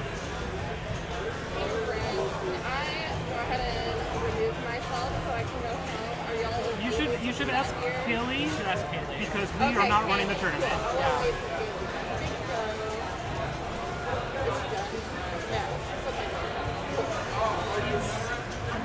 Oh, drained out the outlane after got rid of that whole multi-ball, unfortunately. That was Diamond's best chance to try to catch up to Brandon, so now has secured himself in second place. Well, not secured yet. Anything can happen on Taylor's ball. That's true. But second place for now. Has a potential to get second place. Alright, I mean, yeah. Taylor going for the rug. The rug mode is ready. Also, collecting a character. It's character multi-ball, just 2 balls. Oh! So yeah, once you light the lights in a character, then that left scoop is lit for character multi-ball, which is 1 plus the number of characters that you've lit. And it's worth a lot more points if you've lit more characters. But, you know, even with 1 character, it's still multi-ball. But it is over. It is over. Sometimes it'll go straight down the middle, even when you're doing a multi-ball. You gotta be cognizant of that. That is, can't tell if that's a 2.9 or a 2.0 for the first bar. 2.0, 2.6 actually. Okay. So we've got Brandon in first, we've got Diamond in second, we've got Wade in third, and then Taylor in fourth. Yep. This is definitely a table that I want to try, at least because I want to get up to that bowling section in the top right. Yeah, it's a pretty nice right ramp shot to get up to the bowling, and then like every time I was up there, I didn't know what I was actually trying to do. Oh, okay. Okay, we are apparently getting the rig on another machine already. Or are we getting the rig on another machine, or are we just parking it at the vending machine? I think, okay, never mind, we're just parking it at the vending Yeah, I machine. think we're parking at the vending machine, so we can go ahead and swap over. Oh, parking it at the claw machine this time. Parking at the claw machine. We're ready to earn some extra prizes for. So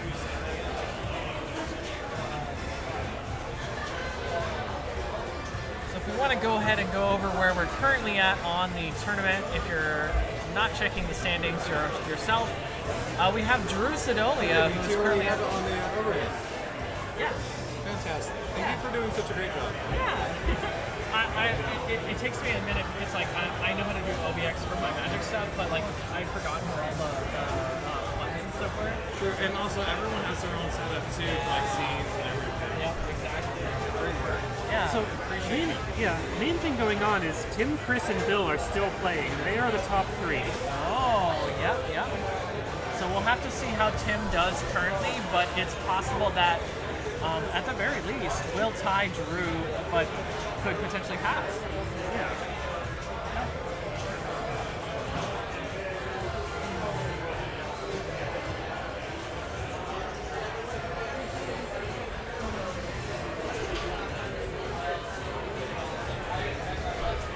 Hi. I'm going to lean over and see how the labyrinth game is going.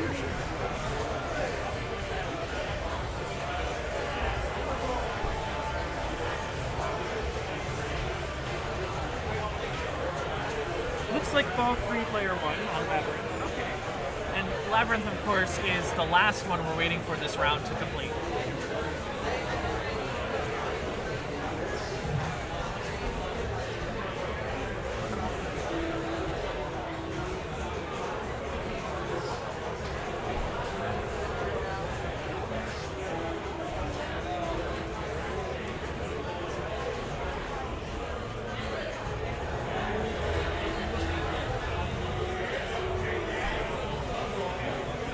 I know we don't have it actually up for us to watch the pinball, but Friend Multiball on that did just start for that player.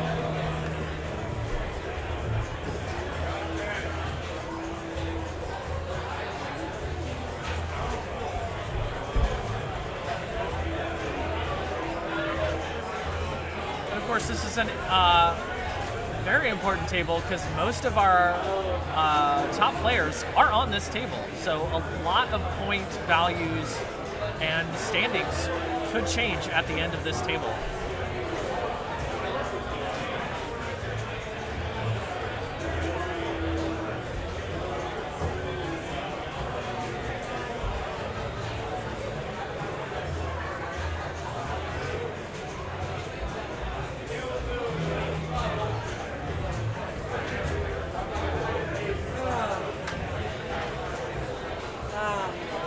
I don't know where Matt is, but I would like this stream to be on the top group at this point on.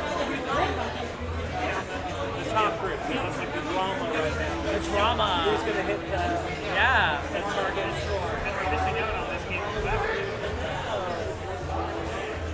Where's the stream? Did we at least pull it off the machine? Yeah, it's right here. What?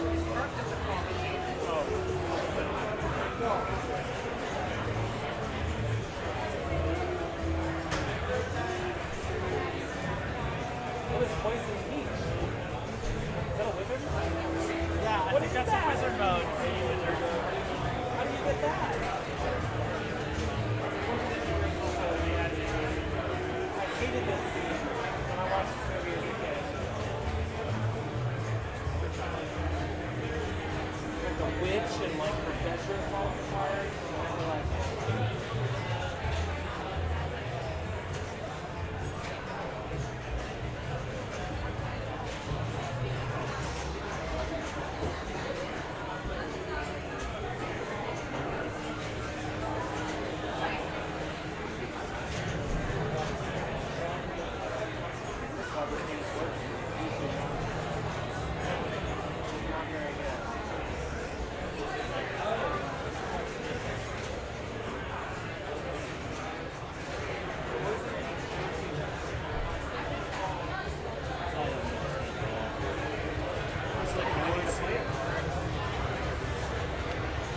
I do try.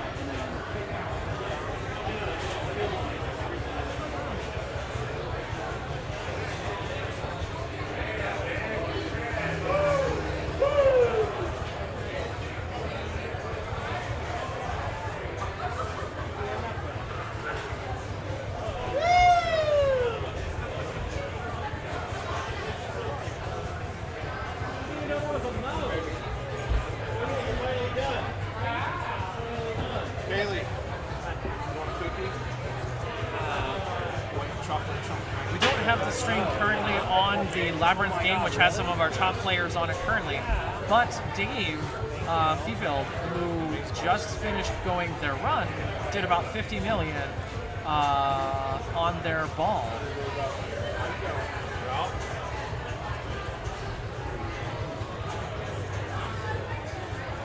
You're not playing well? Is it ball free? I did great in the first 4 rounds. People left stop me. Personally, it's longer than I've done solid in video. I think Jesse's ball I was above average and then I went to video first. This year had the above average. I had hope in the first one. I think I've only won 3 games all day. I came in first in 3 seconds and then I had shit again.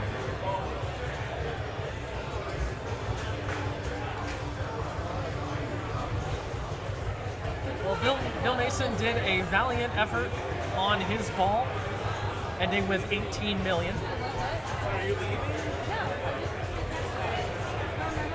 Next up, of course, is Chris Simkis, currently, at the moment, tied for 5th. I'm, of course, describing the game because we do not have it on the stream currently.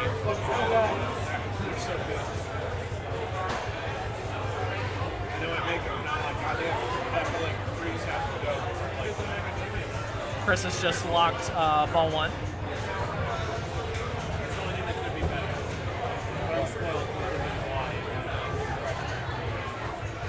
Yeah, I don't have access to that. I use the good fun. Does it have LSD?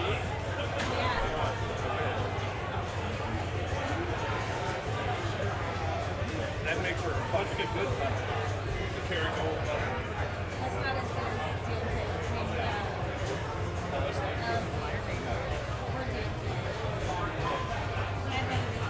Chris has just gotten the Fireys mode to start, which is a 2-ball multi-ball mode that starts up.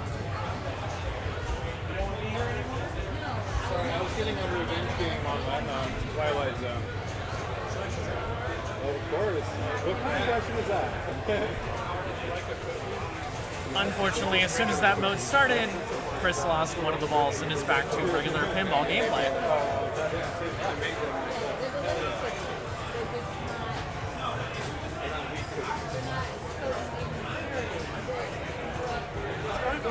Multi-ball, but he just had to make so many attempts at that middle round. I believe that's what it's called. It's like the main multi-ball. Like if the machine's set to easy mode, it's the one that's going to wait for you on ball 3. This machine is of course not set to easy mode, and you got to make the 3 different shots. Sorry, left, middle, and right. I think so.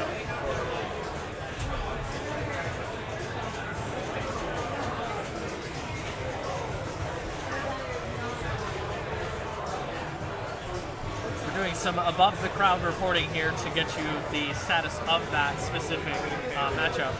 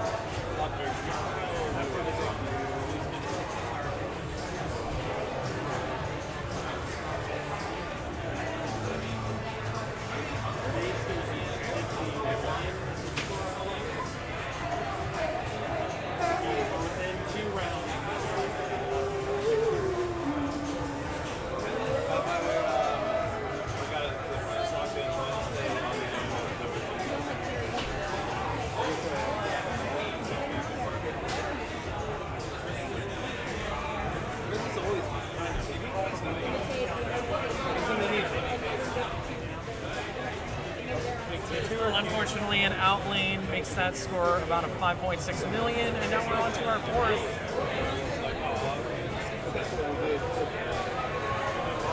Tim McCool, who has 12 million currently on the table. So we will see if Tim can catch up to Dave, who was at 52 million the last I checked.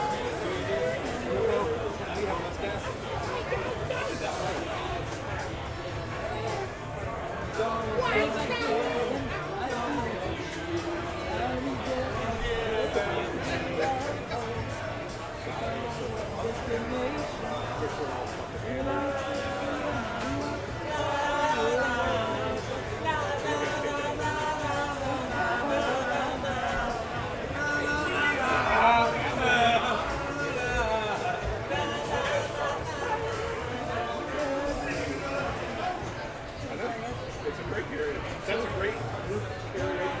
So keep up.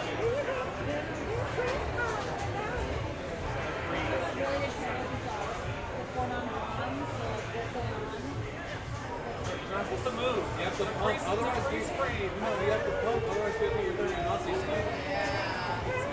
Because everybody who sings and sounds just as bad or good as the people who sing it. And we just, Not like myself, but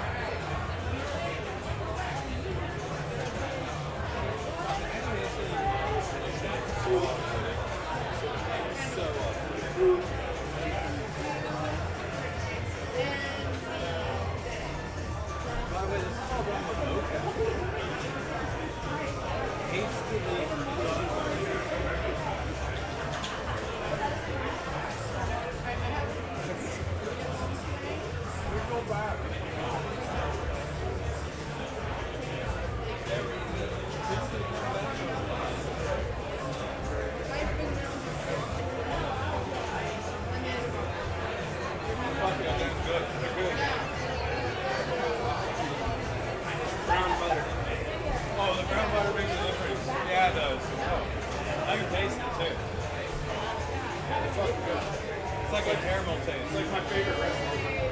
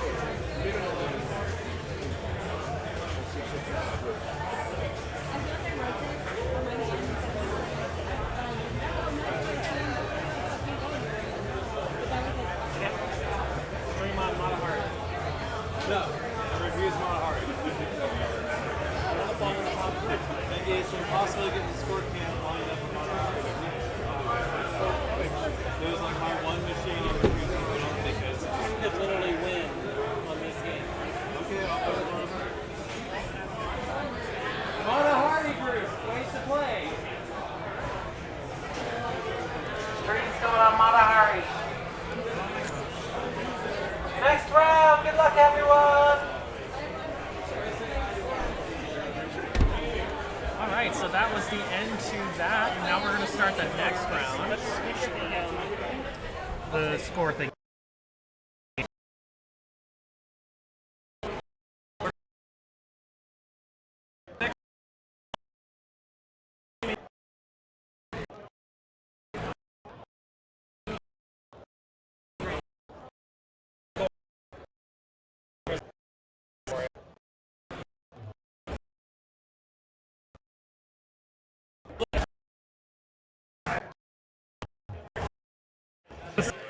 Just with the way the camera's pointed. Camera setup with the score. Yeah.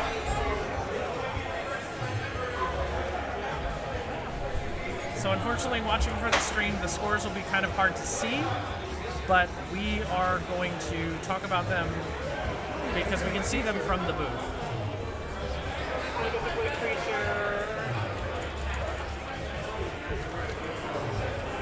This could be the last round, potentially, possibly. I'm back on Funhouse.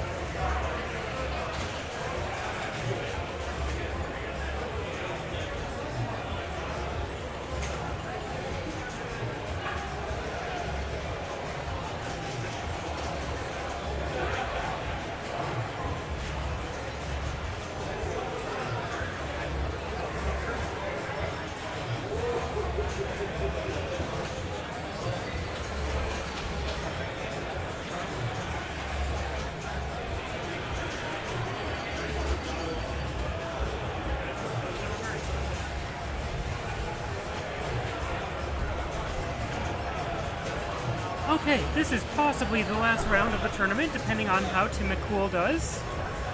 Tim McCool is at 53 points and could win this round. We are following the top group. Bill Mason has just played his ball. So in Matahari, a lot is that you want to hit that top saucer over and over again. It's especially great if you can hit it via the outer lanes, those A and B lanes on the sides, but it requires getting a nice bounce off of the pop bumper, and sometimes the pop bumpers will not cooperate. So also making a kind of risky shot straight up the middle, like Tim is doing, can be a way to get it in the saucer. Also, the pop bumpers can just dunk you straight down the middle. That's Matahari. Hi, wife.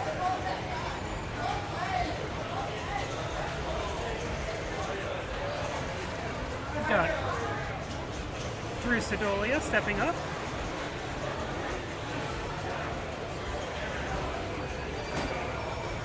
In the saucer. So a lot of this game is bonus, and that saucer builds bonus X.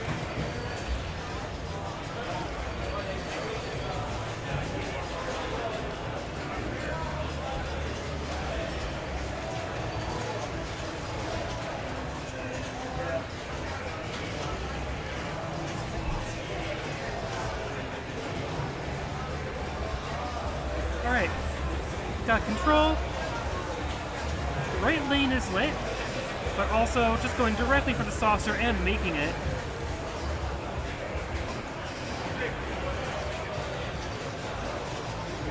Also, there's drop targets, and from this angle I cannot see which ones are up or down, but it's definitely good to complete those banks of drop targets.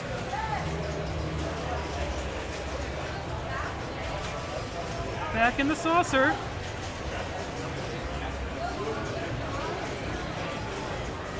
He's definitely...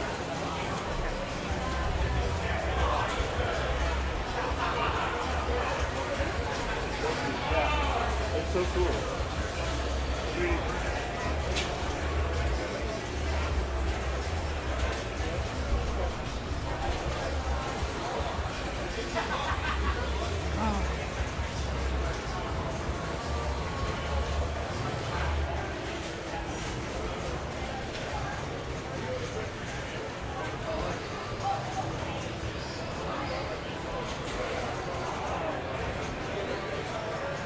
Get another ball in the saucer. So I think we're at 3x bonus. I think we're at 3x bonus now.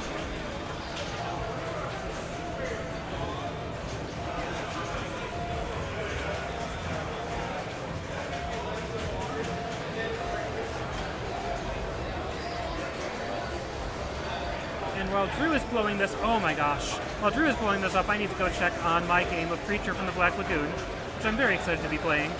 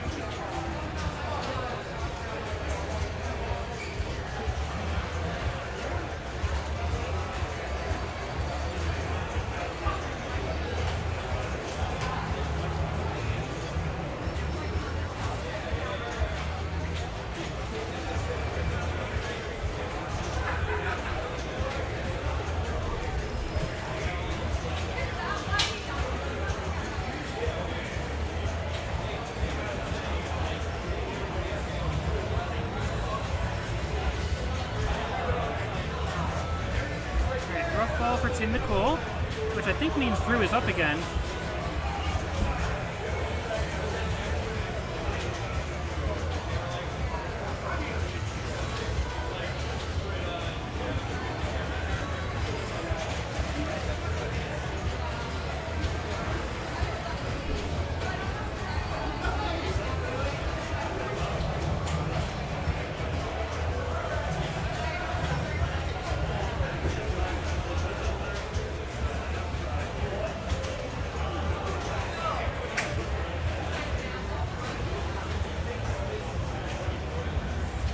Alright, Phase 5 field, ball 2.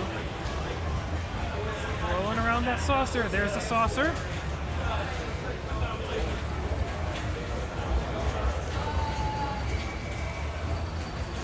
Getting some drop targets on the fly. And that on the fly shot did not work.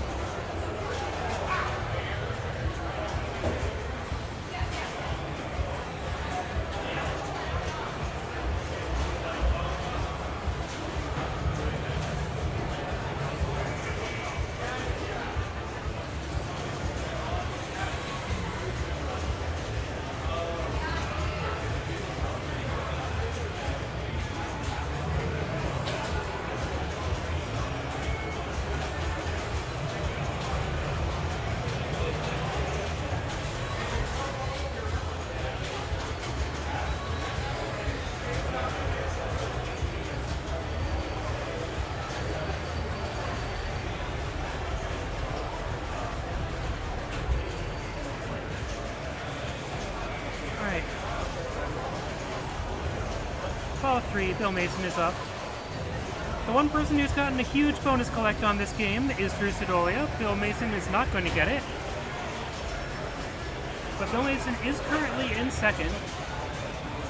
Tim McCool stepping up.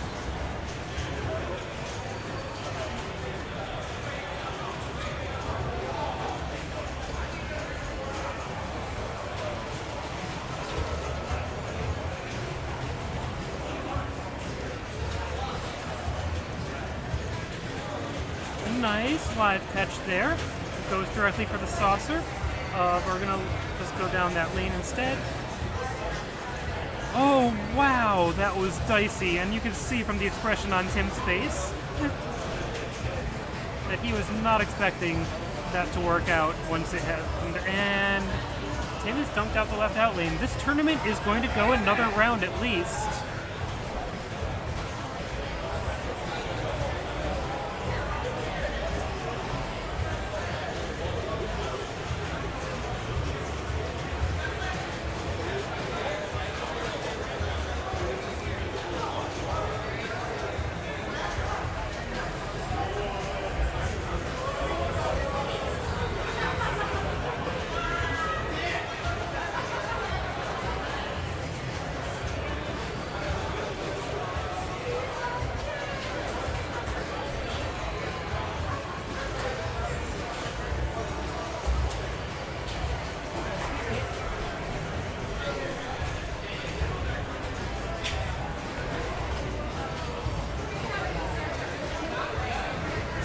Alright, Drew is up, extending his lead.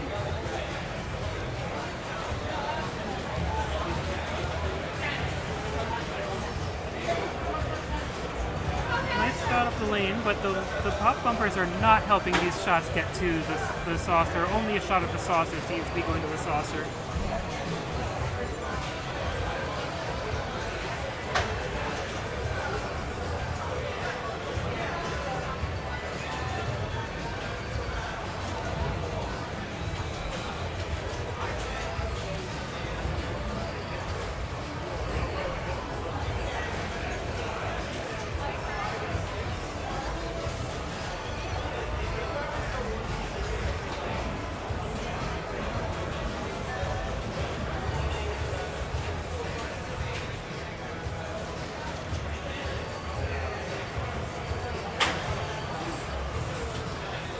Got some beautiful side lane shots there, and some multiplier from the saucer, ending at 217,000.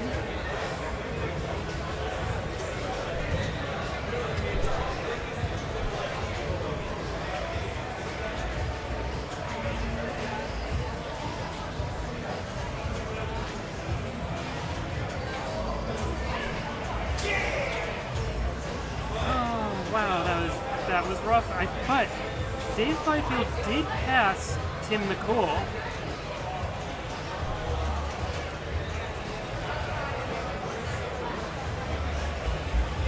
It looks like Drew Sidolia is going to be in the lead going into what's very likely the last round. Drew Sidolia is going to have 56 points. I guess we don't know if it's the last round because that's 56 points. 60 is a win.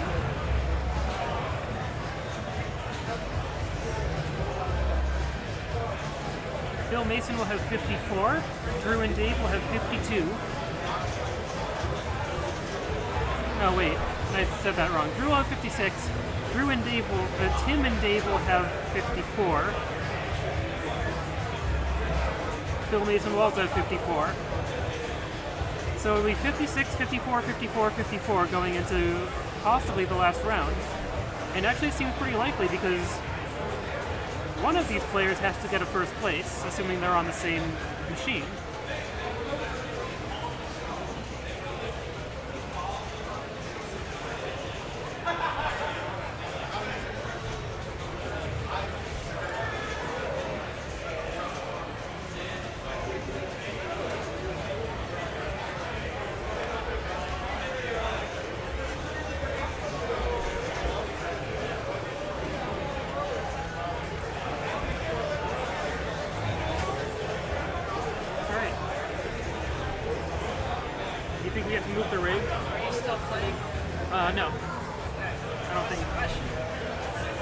What's up? Do you think we get to move the rig?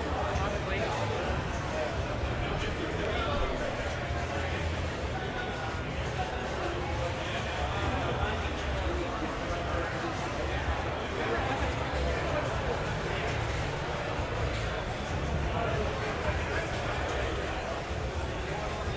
Alright, this is Samantha Bacon stepping into the booth here. Elliot is going to go move the rig to some Avatar.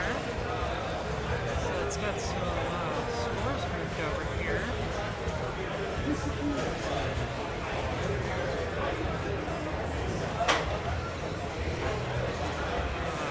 Where is Avatar? James Cameron's Avatar. That is the official name of the game.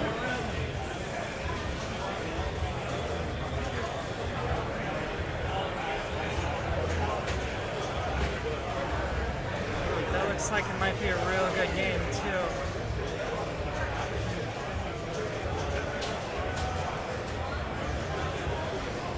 Alright, we got some flickering. Let's see if we can change that.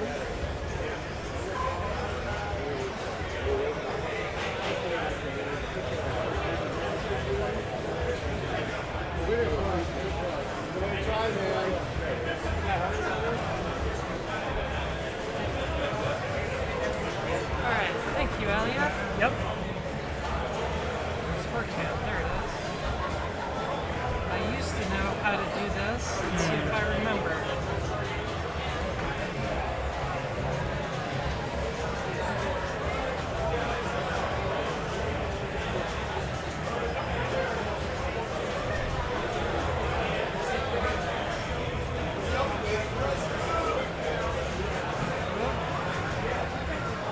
That may have been the wrong thing altogether.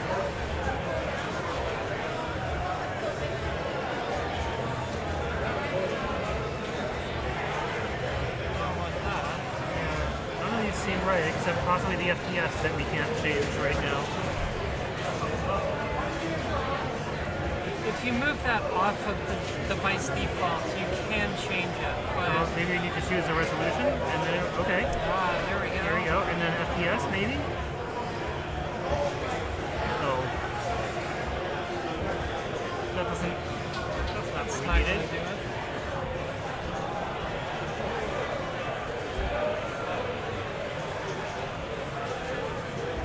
That doesn't change anything.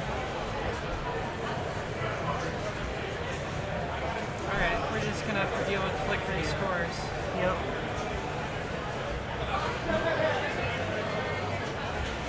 Also, like, I don't know why we're waiting, but like, I assume the player's just not there, but this game is It's not actually an active game. Okay, that would be why. That would be why. There's Weird. nothing wrong with it. 4-player games. Some of our tournament players must have been playing, but I guess not. Whoops. Sorry about that.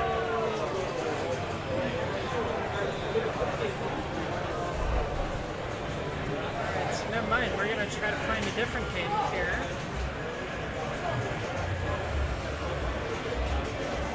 Not quite sure what it might be. I should probably go move the rig at least. So, yeah, like, so it's just out of the way. Alright, so we're going to go back to here and just kind of hang out and wait. Alright, so thank you all for tuning in here. Abari Game Bar. This is our Kevin Shanus Memorial Tournament.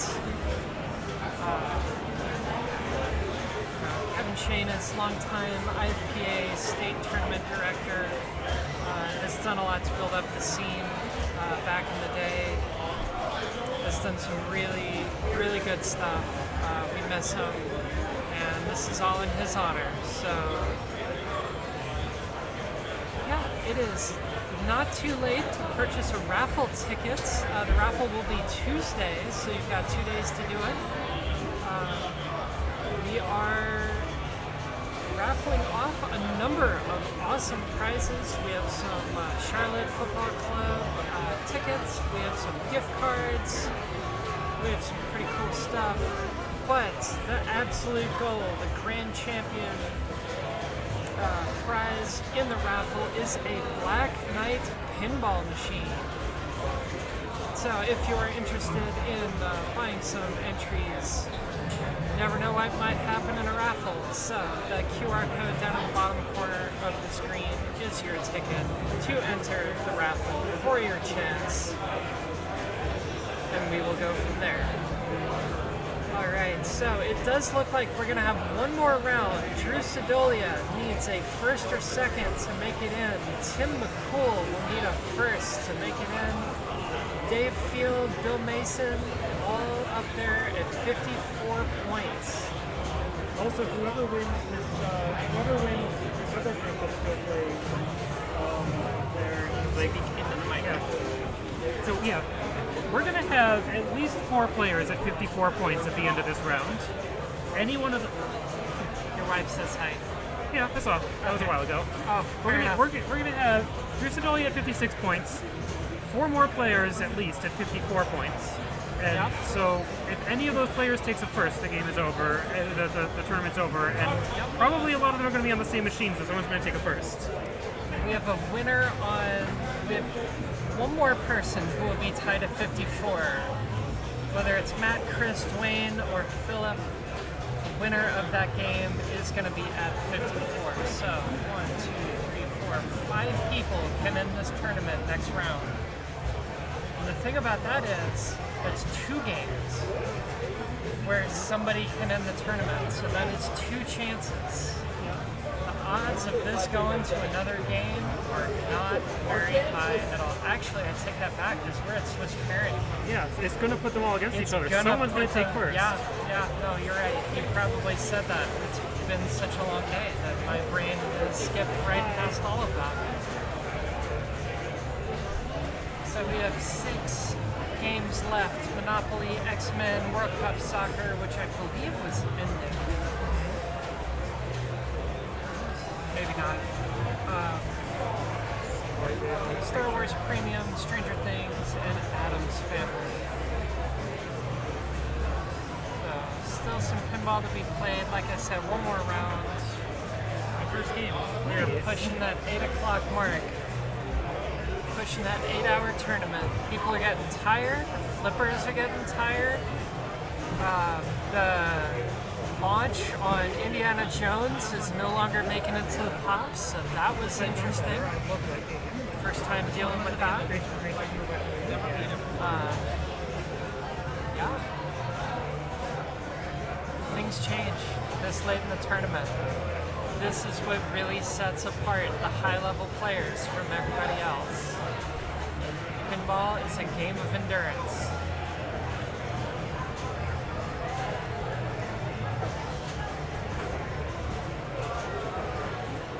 Alright. I think people can see the standings on the screen. It's a little blown out on our screen, but I believe y'all can see that. Do y'all's math for yourself. Yep. Yeah, I couldn't tell if that part was on, but now I vaguely see it with the blinky dots. Yeah. That screen is that screen. Yep. So hopefully they can do their own math. Yep. But yeah, thank y'all for tuning in.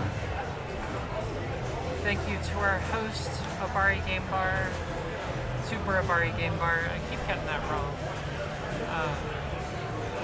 Zach put up a great venue.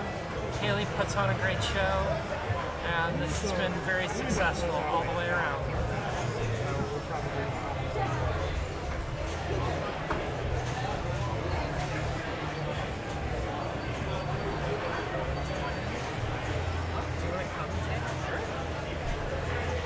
Alright, so we are swapping out Elia Lake with Ash Meyer. Ash, welcome.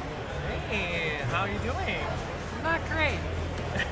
Not great. I'm struggling. These past few rounds have been a struggle. So we're talking about your pinball score at this point, right? I mean, what else is there? I mean, you were just referring to people and how they're getting tired and how the flippers are getting tired. So I'm assuming you're also getting tired. That is probably part of it.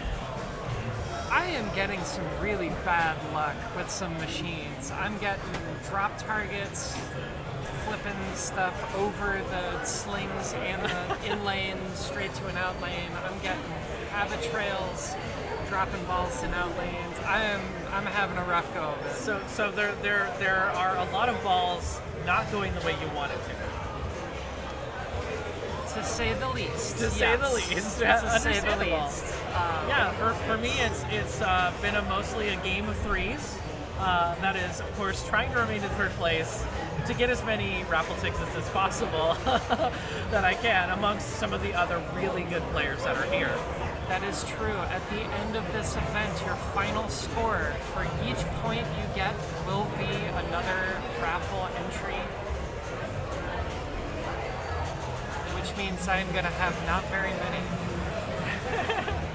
Well, and this, of course, being a special tournament, meaning that this is realistically one of the only ways to like have a raffle attached to your points that you gain, right? I don't know what you just said. That did not make sense to me. So That there's a raffle attached to this tournament, and that is, dependent upon how well you do, you get extra tickets, right? Correct. That is the correct. And it's not the norm. Getting a raffle on a tournament is not the norm. This is, of course, part of this special tournament. Yes. So if you have the ability to attend a tournament that has raffles, that is also a great incentive. But even if you don't, pinball in general is welcome to everyone. And being able to play with other people and get into your local pinball scene can help people feel like they are doing well together. Round, where would that going to go? We're going to follow the top group, obviously. Yes. Alright. Back to the All right, everybody. This is the last round. Thank you so much for coming. This has been amazing. I have to fiddle some of the camera settings.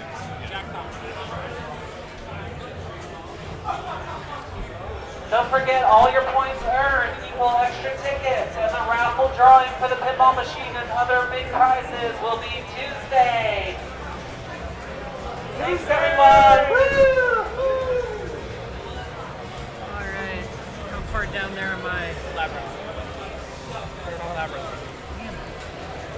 Alright, that's gonna be a trip.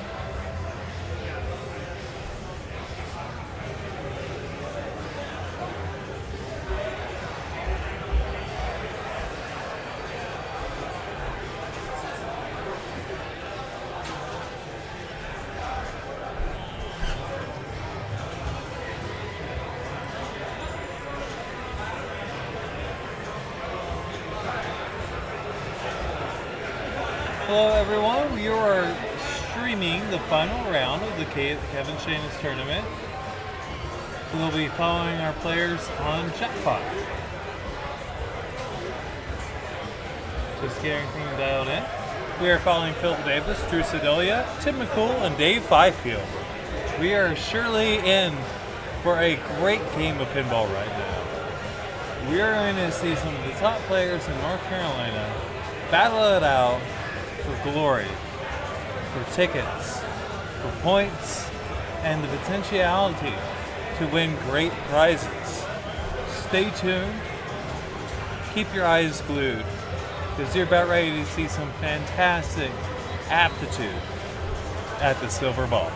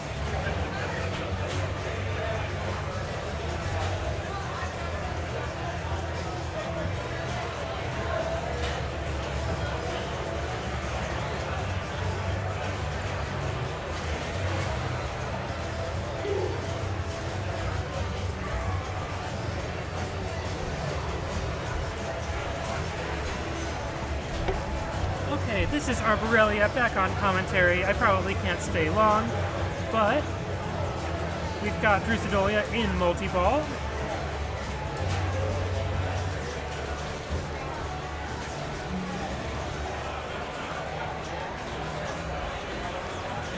Getting the jackpots one at a time, and this raises the jackpot value, but the real thing you want to do is get both jackpots in a row.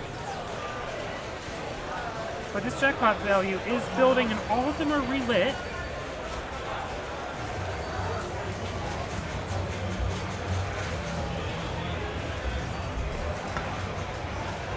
I think check out my game.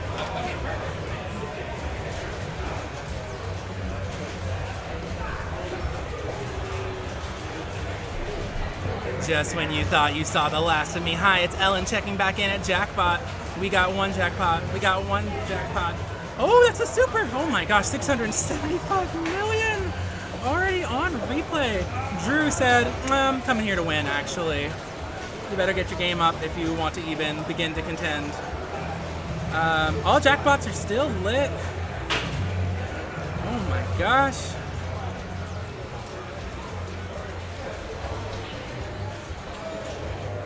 Excellent playing so far. Trying to get it into that eye. There's another jackpot. That's another eye, and 1 billion super jackpot. Oh, hi, Flannel Cat. I'm not your wife, but I wanted to say hi. And yet another Does he have a specific way? No, he just wants to, as long as one is in one of those scoops or something that holds, he lets the other one fly. Oh, great save. Great last minute use of that to get it out of there. Taking some time to gain a little bit more control. There we go, into the right eye. We got, oh.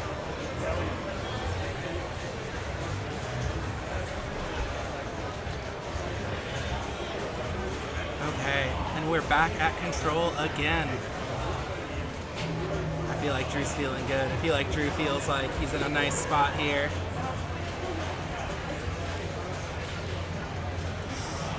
Nice save, and oh my gosh, using the up flipper, the raised flipper to get it nudged over there. Okay, 50 mil on the mega visor. I want to say nega visor, like it's some sort of evil negative visor for gambling. He is maxed off on his multiplier. He's just thinking, I'll take this easy 50 mil every single time. 18 more targets. Back under control again. Drew is not making us sweat.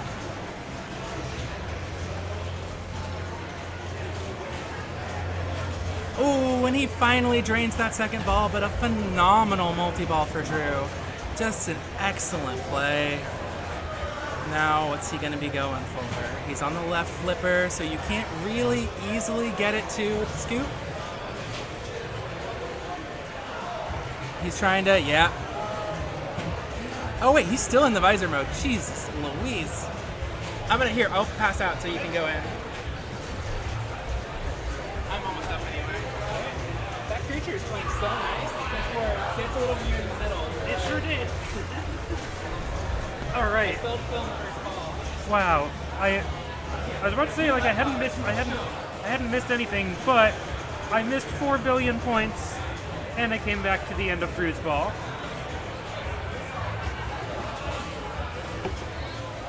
A solid position for Drew Sedolia, who only needs a second to win the tournament or to have a shot at winning the tournament. It would end up in a tiebreaker if Drew takes second, actually.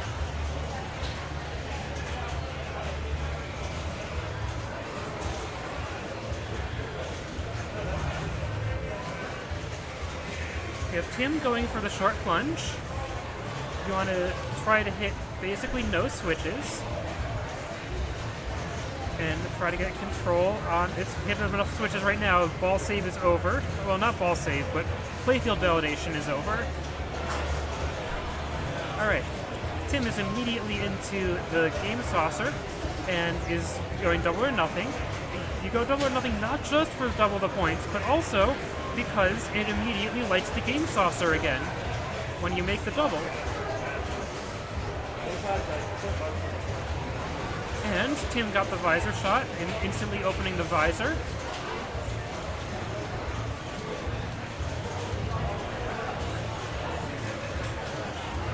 One ball locked for multi-ball. The other one is going to kick out because that was locked previously and he needs to relock it to get multi-ball.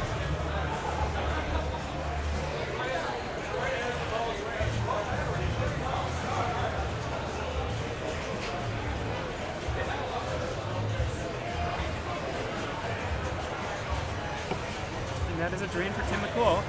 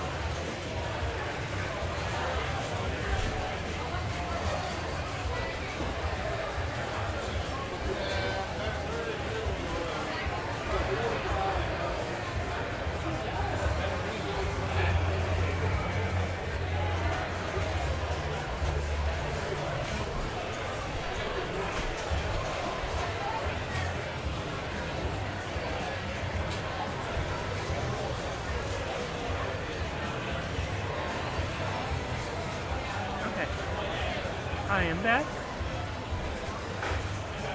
Getting back just in time for another drain. That is the end of ball 2. I see that Drew has one more digit in his score than anyone else. And other than that, this camera is not picking up the blue very well. Hey, I'm gonna let you in.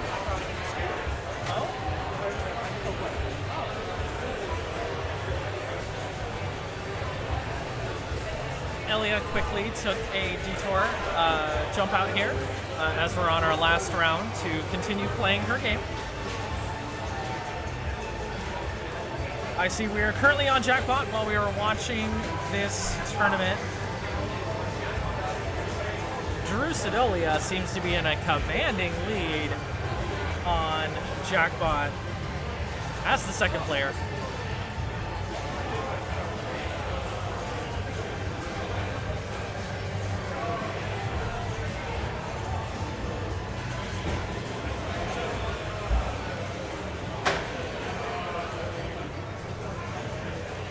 So with the DMD on Jackpot is a challenge to get with the camera. Oh yeah, I bet. Hard to see. It's kind of hard to see. It's blue on black. Yeah. Okay, there we go. That's easier. All right, yeah. So we've got Drew Sedolia, who's definitely in first on this table so far. Dave Fulfilled is second on the table so far, with Philip Davis being third and Tim McCool being fourth. So if this pattern holds, Drew Sedolia should be the winner of the tournament. Oh, I'm just looking at the standings as they are and the points that are possible, what's coming Same out. here. So, yeah. So Drew But in a commanding Bailey's lead. really climbed back up. Earlier in the day, she was pretty far down the ladder. Yeah. So she's really been putting in the work Oh, to for like, sure. get herself back up. Yeah. Same thing with John Repples, Chris Simkis, and Yeshua, too. They were all further down. So it's amazing to see some of our local players really bring the fury, bring the fire. Yeah. And but also, too, like, that's nothing to say about the competition that showed up. Everyone was traveling from out of town has really put us all to the test. Oh, yeah. Everyone that plays here regularly knows that, like, they don't have it easy. So everyone from the Triad, from Wilmington, Asheville, whatever else in North Carolina, they're all also bringing the passion, playing some good pinball, and making us all sweat and work hard. And that's fantastic. Definitely. It wouldn't happen any other way. Yeah, definitely some top pinball talent that is being showcased here today.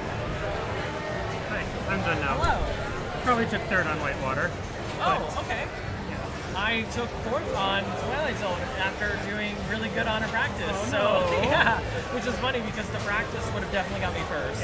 So Drew just got to Mega Visor, which is very kind impressive. of, a mini wizard mode that I have not seen. I have not seen it myself. Uh-huh. However, we did hear earlier that Sammy was close to doing it. Right? Uh-huh. Yep. Jackpot being one of my favorite games. After playing it in some tournaments, I practice on it quite a bit because I do enjoy all the different modes, and I kind of enjoy the casino theming to the game. Uh-huh. Yeah, and Casino Run is like super unique and exciting. Oh, for sure.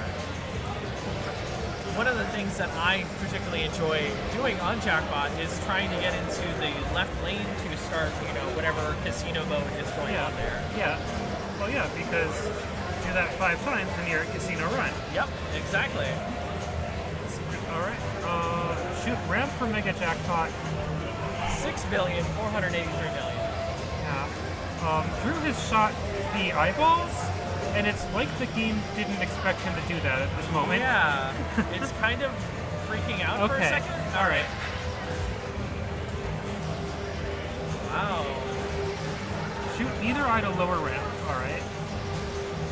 I do appreciate this table's lighting as well. Yeah. I think the only other table that has cooler lighting is probably Total Nuclear Annihilation. Yeah, that one is good. Yeah. All right, so the ramp is lit. There it is. Very Mega nice. Jackpot.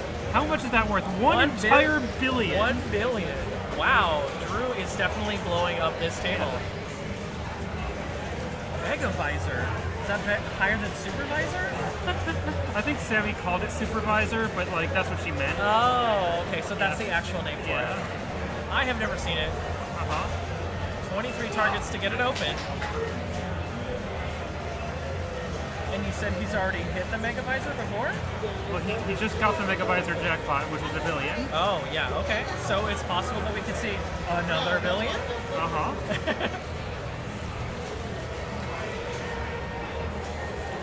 Whatever is going on with Drew, he is turned on for this machine. All right, we're done with Mega Visor. Only, 8.2 billion. Yeah, that seems pretty fair. That's a fair score, right? And he hits the lid visor shot. So visor's opened again immediately. Yep.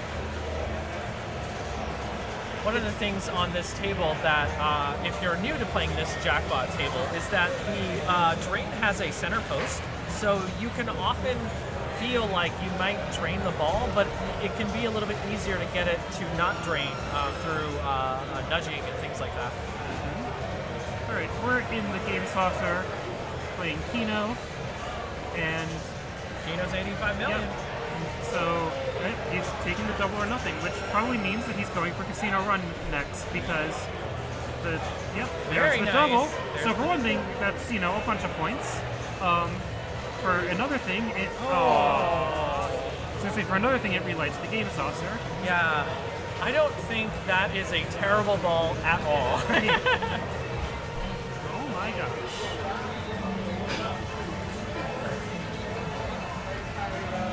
If one of our other players can reach that total, that would be an incredible comeback, and of course, wonderful pinball to watch. But at this moment, it is entirely possible that Drew has this all clinched up. Are we still on ball 2? Yep. We are still on ball 2, so we've got some more good pinball action coming up. Alright. Hey. Yeah, bye. Drive safe.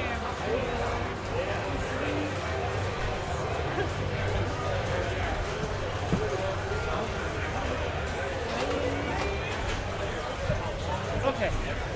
Tim's in his multi-ball.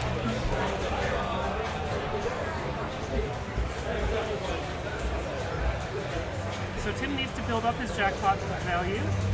But he's trapping a ball, and he's trying to get control of the other one. Yep, okay. Oh, that looked like it was going in an eyeball. Alright, got both balls trapped. At this point, he's going for Super Jackpot. Super Jackpot! 300 million. Well, that's a start to get your score to try to catch up to some millions. Yep. So the thing with Super Jackpot is you need to walk both balls within like 2 seconds of each other. Got it. Alright. Game saucer now. He's smashing the cheat button. The cheat button is a part of the game. And I think that caused a higher roll than normal. And now so he's going double or nothing.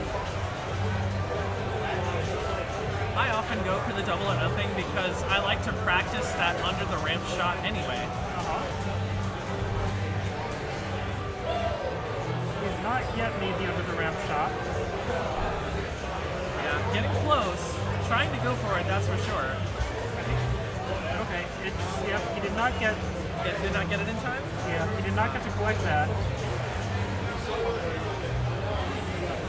Which is a shame because he used up his cheat on that. Yeah, that is a shame.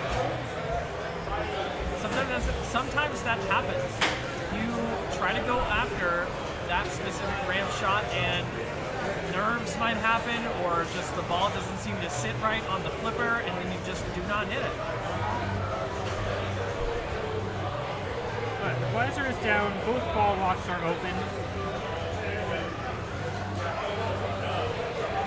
This is the multi-ball. This is the multi-ball, yep. I keep forgetting about that state where it's like you've started the multi-ball, but you still need to plunge the last ball.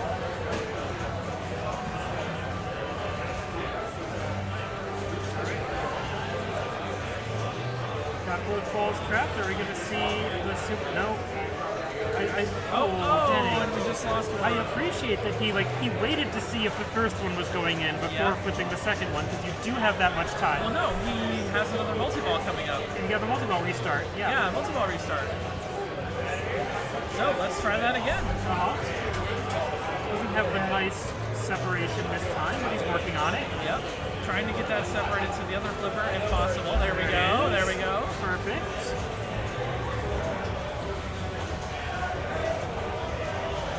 All right. And of course, figuring out when your trapped balls on the flippers might be in trouble is a very good skill to have. Being able to take advantage of that so that way you can get back to that state of having them separated on each individual flipper.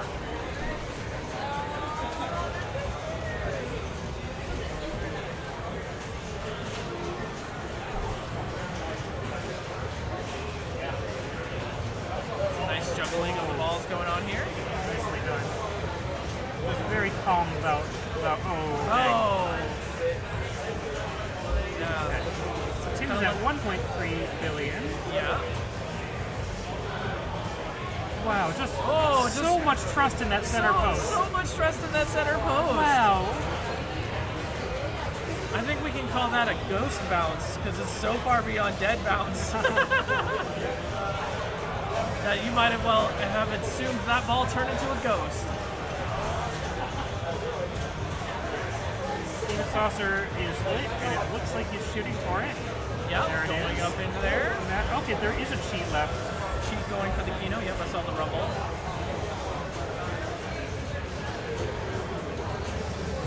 All right, we're gonna go into the ramp. Oh, yep.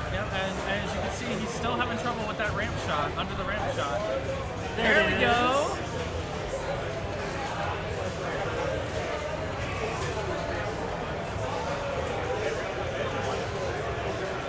Nice, I think that was a post change.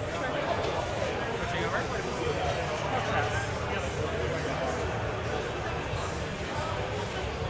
Oh. All right, Casino Run is lit. Casino Run is started. Casino Run is started.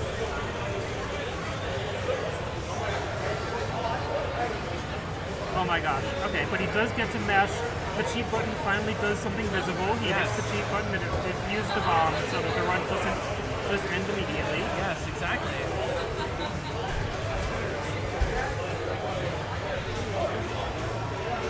These people are so cute, just sitting there. Thank you. All right. Tim has cashed out his casino run early. Oh. I think seeing that bomb, scared him a little bit. Oh, yeah, I can understand that. It can be very daunting when you get into higher and higher modes in a pinball table, especially if you are trying to do your best to come from behind and see if you can't outrace somebody on that table. I mean, Casino Run is a mode that you can end collecting 1 billion points, or it could be a mode that you end with a 0. Yeah. So, 400 million is better than 0 by a lot. Oh! The post betrayal. Yeah. Center post betrayal.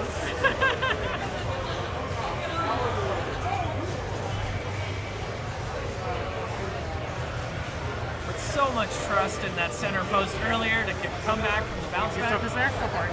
Yeah. Go for it, yeah. Yes. Just come on and get it. There's no camera pointed at us or anything. There's no camera.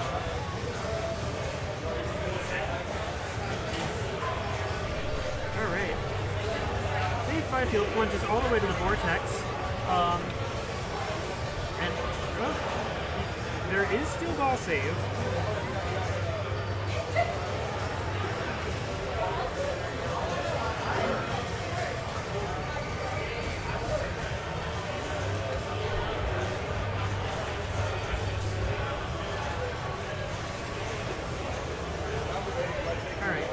So Dave needs to complete his grid before the visor opens. The one thing that's left is that top right target, and he's got it. Yep, got it. Visor's opening up.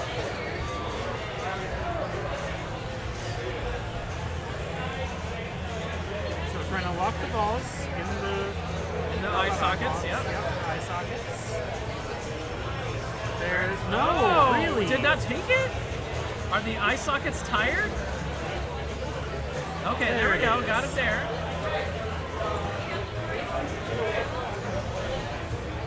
His highly fascinating how tables will go through a lot of punishment over the course of a day, where it makes you feel like the thing you're trying to accomplish on the table becomes 2 times harder, 5 times harder, 10 times harder. Oh! Just dancing out that outlane. And that's just all ball 2, right? I think so. Yeah, we're now on ball 3.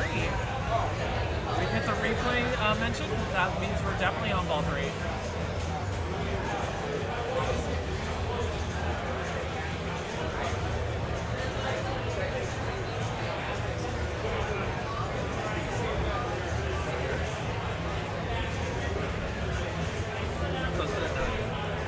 So I don't think we're going to be able to hit it. But that other place that goes up to 2 sounds good.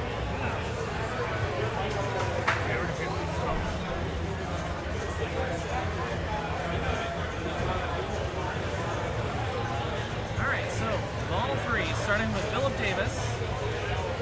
This is very much the last bit of pinball of the entire tournament. So thank you for everyone for coming to watch. It has been a wonderful tournament the entire time. Some of the best players in the entire North Carolina state are here. I should remind people about the raffle. You can enter the raffle whose grand prize is a Black Knight pinball machine. To scan that QR code and make a donation. Anyway, so Philip Davis, we're making some progress on the Game Saucer. I cannot promise that one of the prizes is Zach getting a good hug, but you know.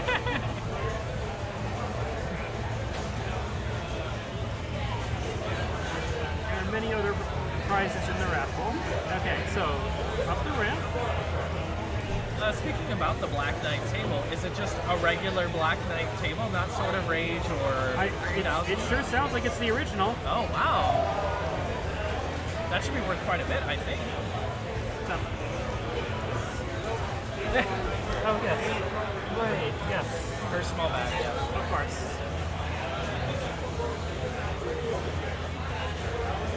Okay. Philip choosing double or nothing.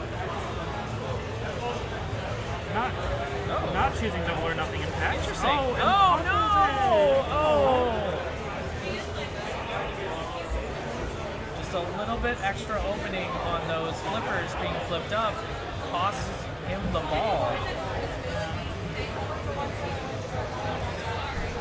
All right, now back in the saddle, Drew Sidolia looking to double maybe his score. I don't know if that'll be possible, but he would be the grand champion if he does. Be the grand champion if he does.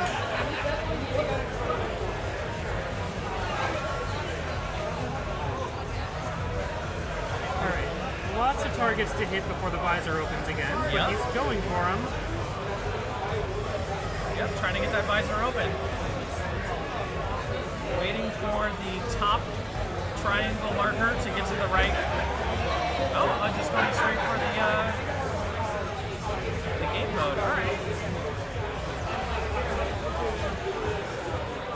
A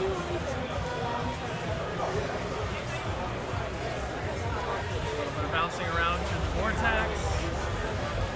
It got the good result. Is that going to the in lane? Ah, yeah. Trying to go for casino run now then? Looks like it. Yep. So this time, he's going for double or nothing. Yep.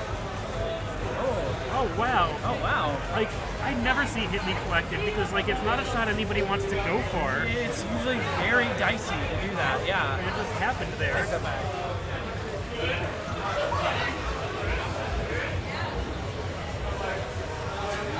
Oh!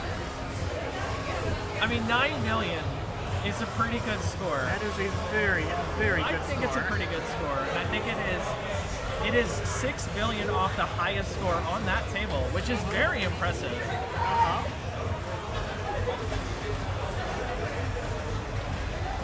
Tim's up again, and you know, you never know when Tim's going to put up several billion points on a table. That is very true. So we actually have our first person to cross 60 points. Oh, And wow. that is Bill Mason at 61 points. Oh, wild. Okay. Yeah. So, I am amazed that Tim got out of that with a double danger. Oh, Like, yeah. that ball was on the way out.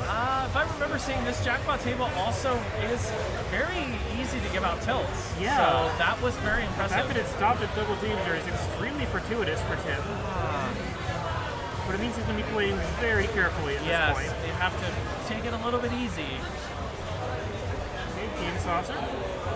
I'm coming to the understanding that there's no reason to just not mash the cheat button constantly. Like, there's no downside. Yeah, I also agree. If you know what the cheat button is and you hit that every time you get into one of those casino games, you might as well just do it, just to see if you can't get something out of it.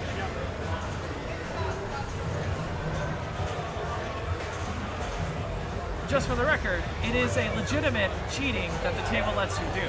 Yep, it is a button. It is part of the game. Yes. All right, so Tim just collected a single value, and Oh! This entire ball 3 has been marked by outlanes that have been really catching people off guard.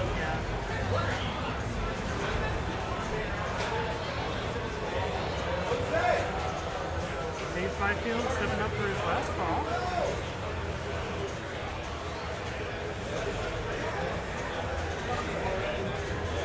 This is quite possibly the last bit of pinball for the entire tournament.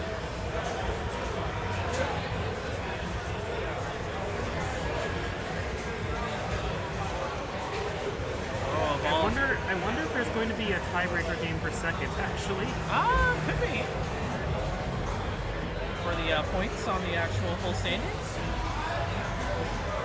Currently, if Drew is taking first, he will be 63 points, so he'll be ahead of everyone. Yep.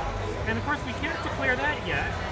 It is extremely likely, but we cannot guarantee that yet. It is extremely likely.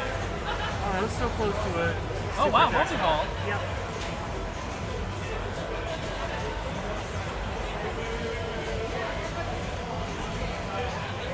Very good. It really looked like that was kind of. Oh yeah. But now he can't collect a jackpot up there. He has to shoot the onto the ramp. Yep. And the balls are a little bit hard to get a control of at this point, but has gotten control of.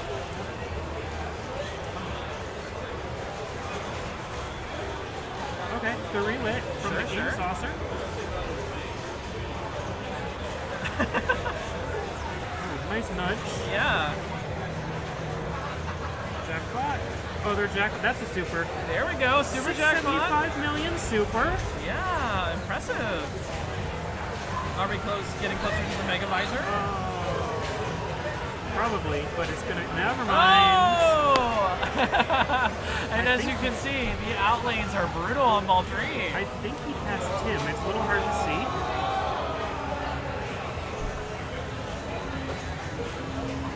Player 2, you have done incredibly well. Please put in your initials.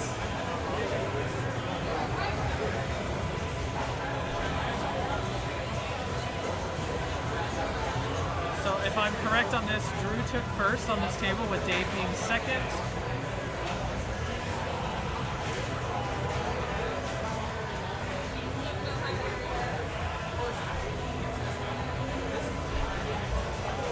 Yes, Drew being first, Dave being second, and if I am correct, that is Tim McCool third and Philip Davis fourth. And we have our totals updated, and there is not a tie for second. It is Drew Sedolia, 63 points. Drew Sedolia first, Bill Mason second, Tim McCool McCool third.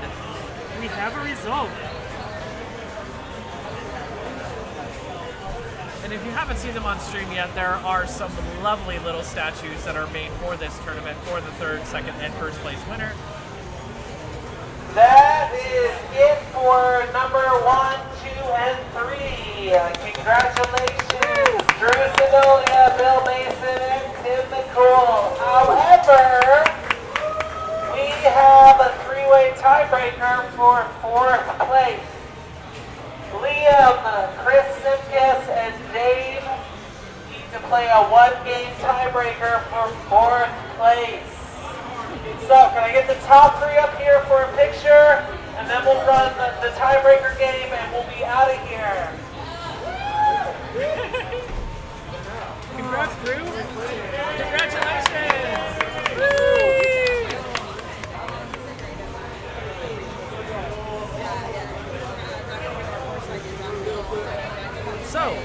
a little bit of a lie. There is going to be more pinball, but I do not think it's going to be streamed.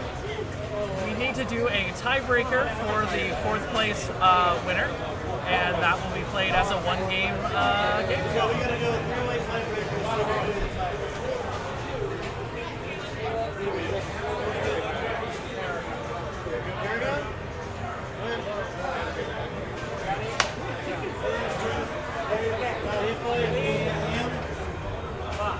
Again, I'm Ash, and I have Elliot here, and we would like to thank you for watching our stream thus far for Super Abari Game Bar for the Kevin Shanus Memorial Tournament.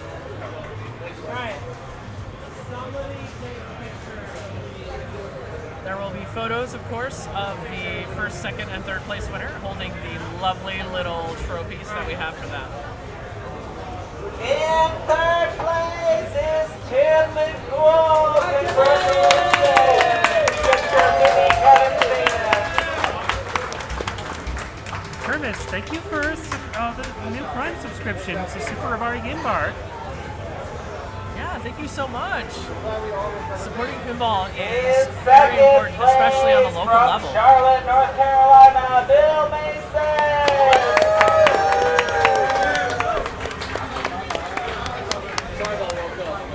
Sometimes we have those games.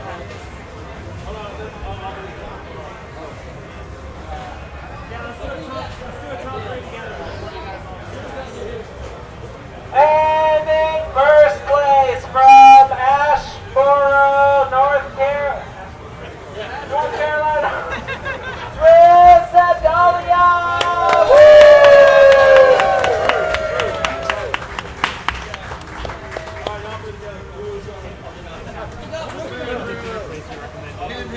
Jack Beagles. Jack Beagles, thanks. They're really open late and they're very nice.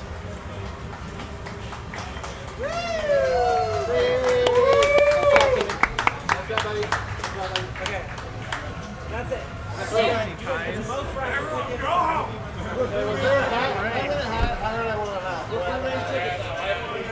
That is it for the stream.